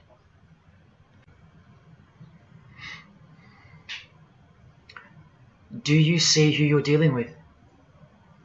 These are the people above you, the rich, powerful, influential, overflowing in all areas of those who are steering society, and they're about to reach their destination. Who showed you? Who told you? Who warned you? Jesus Christ did. Oh, those pesky Christians. In the animation flushed away, the villain Toad conspires to genocide all the rats in the Silver World and replace them with a superior species, a new species. No one is aware except for this one rat who's briefly seen in the beginning. He's a Christian rat, a nut job, carrying around a plaque, as some real-life Christians used to, warning everyone of the impending doom that is upon them. What's the twist that's hidden in plain sight for no one to see? Well, the villain Toad, planning the New Age, wears the ring of a Freemason. This ring. And he wears it exactly on the finger that a Master Mason should. It is worn on the third finger of the right hand. There is one who predicted it all, and they know that. That's why he's been so thoroughly discredited, or so it seems. Yes, the nutjob Christian was right all along. Remember one last thing before I close. From Masonic New Age author Christopher Hyatt, who spoke of the well-planned-for and long-awaited invocation of the Prime Minister of the world, when he wrote in his book, "A massive truth that I wish with all my being that you would grasp. Both satanic cults and Christian fundamentalists are closer to seeing the truth than most normal people. The world has always been at war, a spiritual war from the beginning. And if you don't know it, then you're losing the battle. The Gospel tells us so accurately that the enemy we wrestle against is not made of flesh and blood, but it is made of spiritual forces of evil in heavenly realms. That's where the real war is being waged, in the spirit. And now that we know what secret societies are and what they've tapped into, we can rest assured that that statement from the Gospels is true. That's why the common denominator between all of the secret societies is the anti-Christian sentiment. You need to ask yourself why. Why the negative obsession with Christianity? It's not as if Christians run the game. Freemasons have banned Bibles from schools. They teach evolution as a fact. Pornography is thriving. There are no Christian protesters left. Homosexuality is rampant and protected, and Christianity is buckled. Which church preaches against Freemasonry? Which church is telling you about Satan and his hidden church, which has permeated every vein of society? So why do they hate Jesus if they're at the top of their game? Because Jesus Christ is real, that's why. And he left us prophecy that they can't escape. See, the more they win, the more they fall into the hands of the prophecies of Jesus and his Gospels. What a blessing for you, those who would grasp this as truth. What good news for you, and what a terrifying conundrum for them. If you've come this far and you still don't care or still unwilling to trust, then you deserve what's coming as a law of nature. because you've been warned of all of it. The one world government clearly on its way. Cashless society, inevitable. The mark that each person will receive, without which you won't be able to buy or sell or participate in this world. And the manifestation of the name, the number of the name of the one who will implement this system. 666. All of it is coming to pass. Inescapable we are from him. Everything and everyone will fall back into his hands, where he will finally separate the goats from the sheep.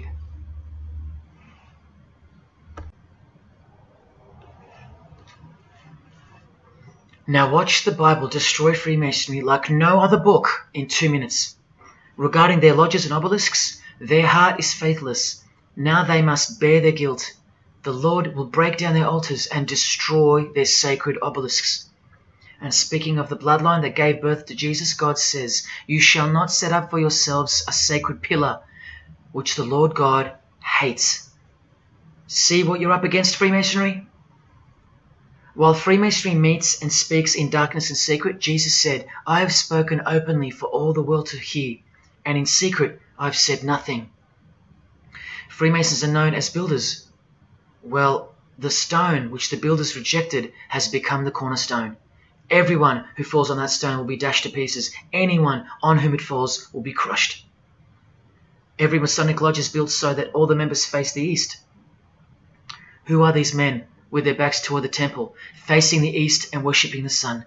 It is detestable. Freemasonry does evil in secret with their hidden hand, but they blow a trumpet over the hand that does good. But Jesus says, when you give to the needy, do not let your left hand know what your right is doing. Your good deed must be in secret, and your Father who sees what is done in secret will reward you. You can't become a Mason if you're broke, blind, maimed, or have a criminal record. Jesus said, but when you give a banquet, invite the poor, the crippled, the lame, the blind. Freemasonry takes pride in its secret rituals and is hungry to rule the world. The Gospels say that their destiny is destruction. They make appetite their God. They take pride in what should bring shame. Their minds are set on earthly things. Freemasonry believes that the light is but darkness visible. The Bible says, woe to those who call evil good and good evil, who put darkness for light. And Jesus further said, if therefore the light which is in you be darkness, how great a darkness that would be. Freemasons spend their whole lives taking gruesome oaths of secrecy. Jesus said, but above all things, my brethren, stop the practice of putting yourselves under oath. Freemasonry is built upon a hierarchical system, a pyramidal system. Jesus said, for everyone who exalts themselves will be humbled, and whoever humbles themselves will be exalted. We could go on and on, but we're going to end on this one. Exclusively written for the practices in the lodge room of political Freemasonry. A troublemaker and a villain who goes about with a corrupt mouth, who winks with his eye, signals with his feet, and teaches with his fingers, who plots evil with deceit in his heart. He always stirs up conflict. Therefore, the disaster will overtake him. He will suddenly be destroyed. That is Freemasonry through and through. And apart from the man in the mirror, prior to your baptism of the Holy Spirit, Freemasonry is the villain. They do go about with a corrupt mouth as they are sworn to secrecy. They do proverbially wink with the eye, making the one eye. They most certainly signal with their feet and teach with their hands and fingers. In the lodge, I can vouch. And they do plot evil, stir up conflict, in order to further their goal of the New Age and the New World Order, the greatest conflict being up ahead.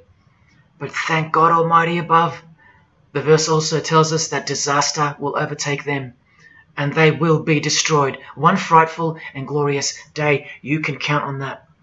Because the only thing you can count on in this world, more than death, more than taxes, is the Son of God.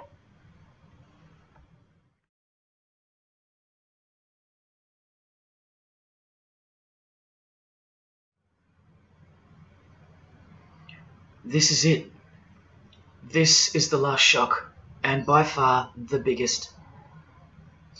If you ever needed intellectual proof that Jesus Christ is real and living right now, this is it. If Jesus and the Gospels weren't true, then Luciferians wouldn't be running the world. Atheists would, or some other version of modern man. Anyone, but not Satanists, not the passionate enemies of Jesus. If Jesus wasn't real, then so-called Satanists would be scattered here and there over the world in little local covens by silly teenagers rebelling against society and living in their own la-la land with their own little make-believe devils, being make-believe rebels. But no, people who believe that Lucifer is God run the world from top to bottom. They are dedicated to the core. They're highly sophisticated. They make the movies, they star in the movies. They write the songs, they sing and dance. They are worshipped as idols. They set trends, they live large, and they practice witchcraft, complete with sex magic and blood sacrifices. Why? Why do they do that? Why would they bother? Because witchcraft is real and has been since before civilization began, hidden from the vile multitude who have been stupefied by propaganda to the point that they don't believe in anything anymore. And who waged a war on witchcraft on your behalf? God did, the God of the Bible. If Jesus wasn't real, Luciferians wouldn't be building their paradise on earth. Atheists would. If Jesus wasn't real, Luciferians wouldn't be passionately hating him to the point of keeping their existence hidden under penalties of torture and death. Lo and behold, in the 21st century, yes, if Jesus was a myth, Luciferians wouldn't be working overtime to inadvertently fulfill every prophecy that Jesus gave us. Can anybody read me? What part of Jesus foretold a worldwide cashless system, a worldwide government, and a worldwide religion do you not get? If Jesus wasn't real, why do former Satanists freely admit that only the true Christians are immune to witchcraft? They have no power over the disciples of Jesus. How is that possible? And what about this one that's been going around? If the Gospels were written by the Catholic Church in order to control people, then why didn't they include a pope in the scriptures? There's no pope here. Why didn't they include instructions to obey the priests? There's no priests in the New Testament, except for God himself and all his disciples. We're all priests. If the Gospels were an invention of the Catholic Church, why does Jesus say to call no man Father except your Father in heaven? Yet every priest holds the title of Father. If the Gospels were an invention of the Catholic Church to control people, why were only priests allowed to own a Bible and not the common people? Why did they burn William Tyndale at the stake, a Christian scholar who translated the Bible into English? Are you with me? Please help me understand how you don't believe in Jesus when even your enemies, the high-ranking Freemasons, think that you're stupid for not believing in Satan. There was the first shock, which was the fact that an international secret society exists at all, and that all people in power, prominence, celebrities, they're members of it. That was the first shock. The second shock was the oaths they take and the rituals they perform. Decapitated heads, brains exposed to the sun, drinking wine from human beings' skulls, all done by the people you respect the most. Pretty shocking if you have any brains left in your skull and heart left in your ribcage. The third shock was the reason they took the oaths and performed the rituals. And that reason is that the secret society they all belong to is in fact Satanism. The fourth shock was the details of witchcraft and the details of the new satanic age, the Saturnian kingdom, where billions are planned for death to pave the way for a spiritual and technological utopia. But do you know what the biggest shock of all is? The shock that surpasses all of them combined. It's Jesus. Jesus is the shock. He's the shockwave, the reality and truth of him. Because that changes everything. He changes everything. The greatest news you could never think up, that God left his abode to come here, a form of hell, manifest on earth, to be ridiculed and executed to save our sorry asses by taking a bullet for us. Don't worry, his second coming won't be so sacrificial. Better start fearing like you fear a cop and like you fear a judge. Oh, I know you tremble in front of them. But you don't fear God?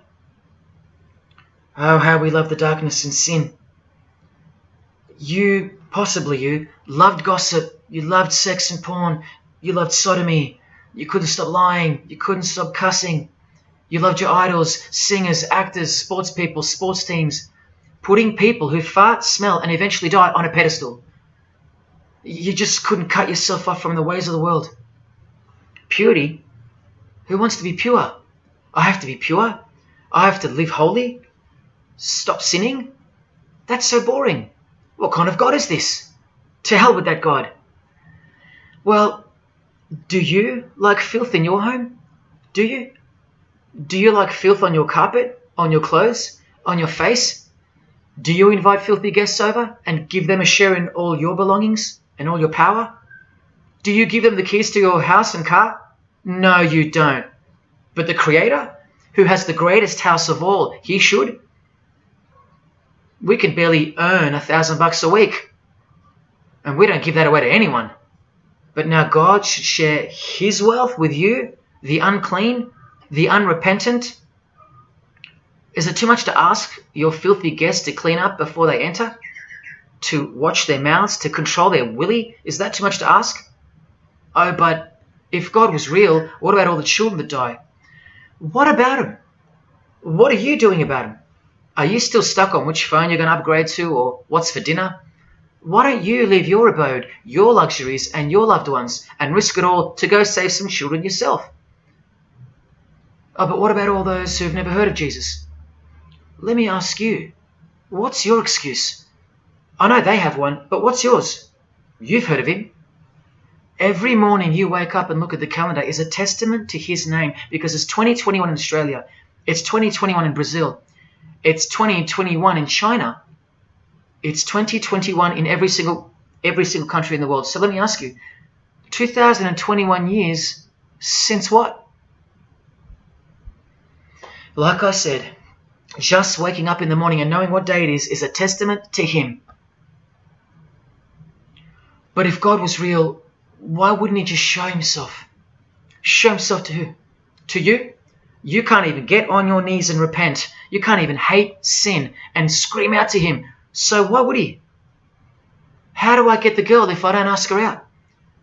And if I do, maybe she rejects me the first time and the second. How bad do I want her? How hard will I try? Most haven't even knocked on his door. Well, I did.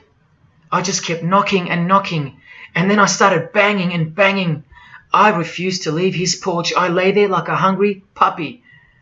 But even when he answered the door, I did the runner, because he was too big for me, and I loved sin a little too much.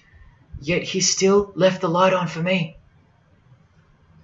But here's the craziest part about people who ask me why he doesn't just show himself the way they'd like him to.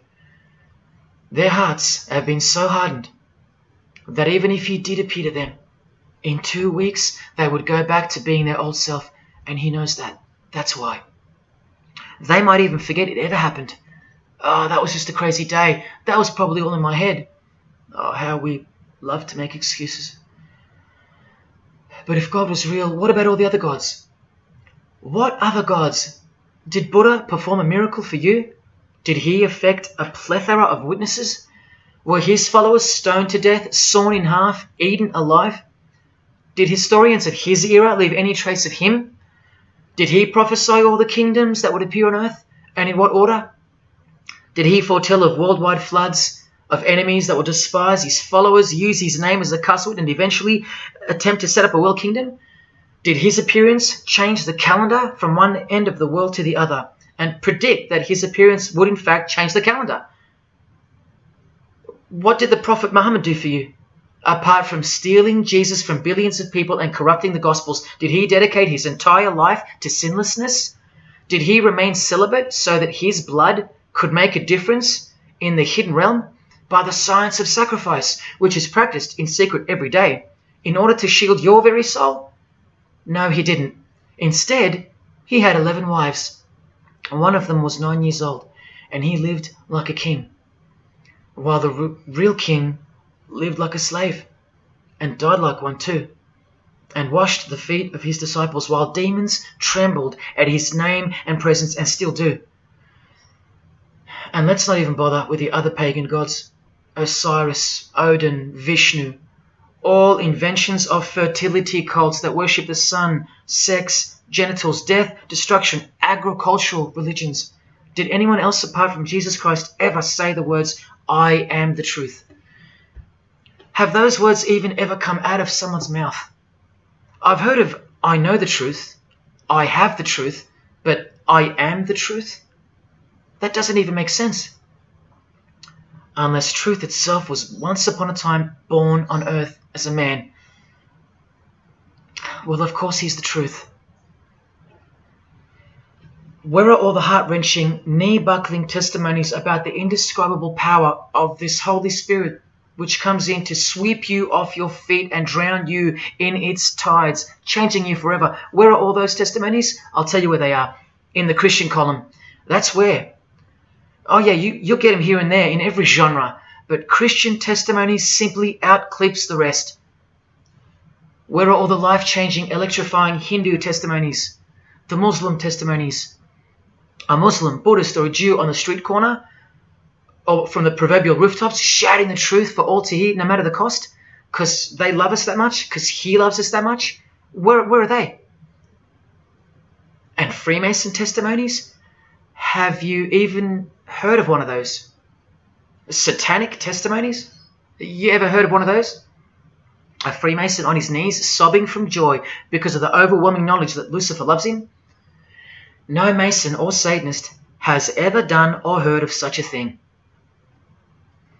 But the biggest cult in size is the cult of society. Where do you think the word culture comes from? And the TV, the doctors, the idols, the PhDs, the scientists, they are the priests of the cult of society. You atheists think you don't live in a religious world of your own, filled with daily rituals and daily worship? Even your beliefs require faith in what your priests teach you. Evolution, no proof. Age of the earth, no proof. Distance of the sun, all faith-based on what you are told by strangers. You can see the rings of Saturn with your telescopes, but you can't see the buggy on the moon that was left behind in 1969, yet you still believe, because you have faith. Don't you worry, no matter who you are, you live in a religious world, because life is religion. And if you're still in the I'm not religious category, think again. You all worship something or someone, and your religion is futile. But for you, for the one, whoever you are, remember the advantage that evil has over good. A little good doesn't destroy evil, but a little bit of evil destroys all good. See this glass of water? One single drop of poison is enough to render the whole lot useless or deadly. That means that 99% of the goodness and purity of that water amounts to nothing, all because of one single drop. The whole glass is evil. And so it is with the human soul. You better believe it. Does anyone go out with a stain on their face or on their shirt? You think the soul can't be stained? Think about it. Just one lie makes you a liar. So you can't go where life is, stained with death? Now, in case someone thinks I'm playing the high and mighty role, I tell you this. I used to be a liar. I used to be a pervert. I used to be a drunkard. I used to smoke all kinds of poison. I used to have angry outbursts, use a filthy mouth, indulge in filthy humour. I used to. Past tense. But no more. He finally summoned me. He called my name for the last time. He took my dog, then my music. He took my band, broke it all, and broke me, flooded me clean. He sent for me. He woke me up from a deep sleep. on a high-speed midnight highway with a whisper, an actual whisper in my ear, and only meters between me and a concrete wall with my name on it, because he knew I had it in me. I had it in me to lay it all down, risk everything, so I can take a stand for him, for the Gospels, and for you. Well, this is me taking a stand. Brothers and sisters, I did all this for just one person, and I'll be hated and mocked and worse maybe, so that that one, whoever you may be, will wage war on sin and believe. Don't let even one drop in. No matter what the distractions this evil world may place in your path, in order to bury itself and its poison in your heart, where it will take root and overpower the 99% goodness in you. Just like only a few find success in this world, even fewer will find the kingdom. It's far more difficult than winning X Factor, or making $1 billion, or reaching a 33rd degree of a secret society. It's as difficult as loving your greatest enemy. And that's just about impossible. But if you can figure out how to do that, then you've found the road to life. And I hope to see you soon. God love. Jesus wins.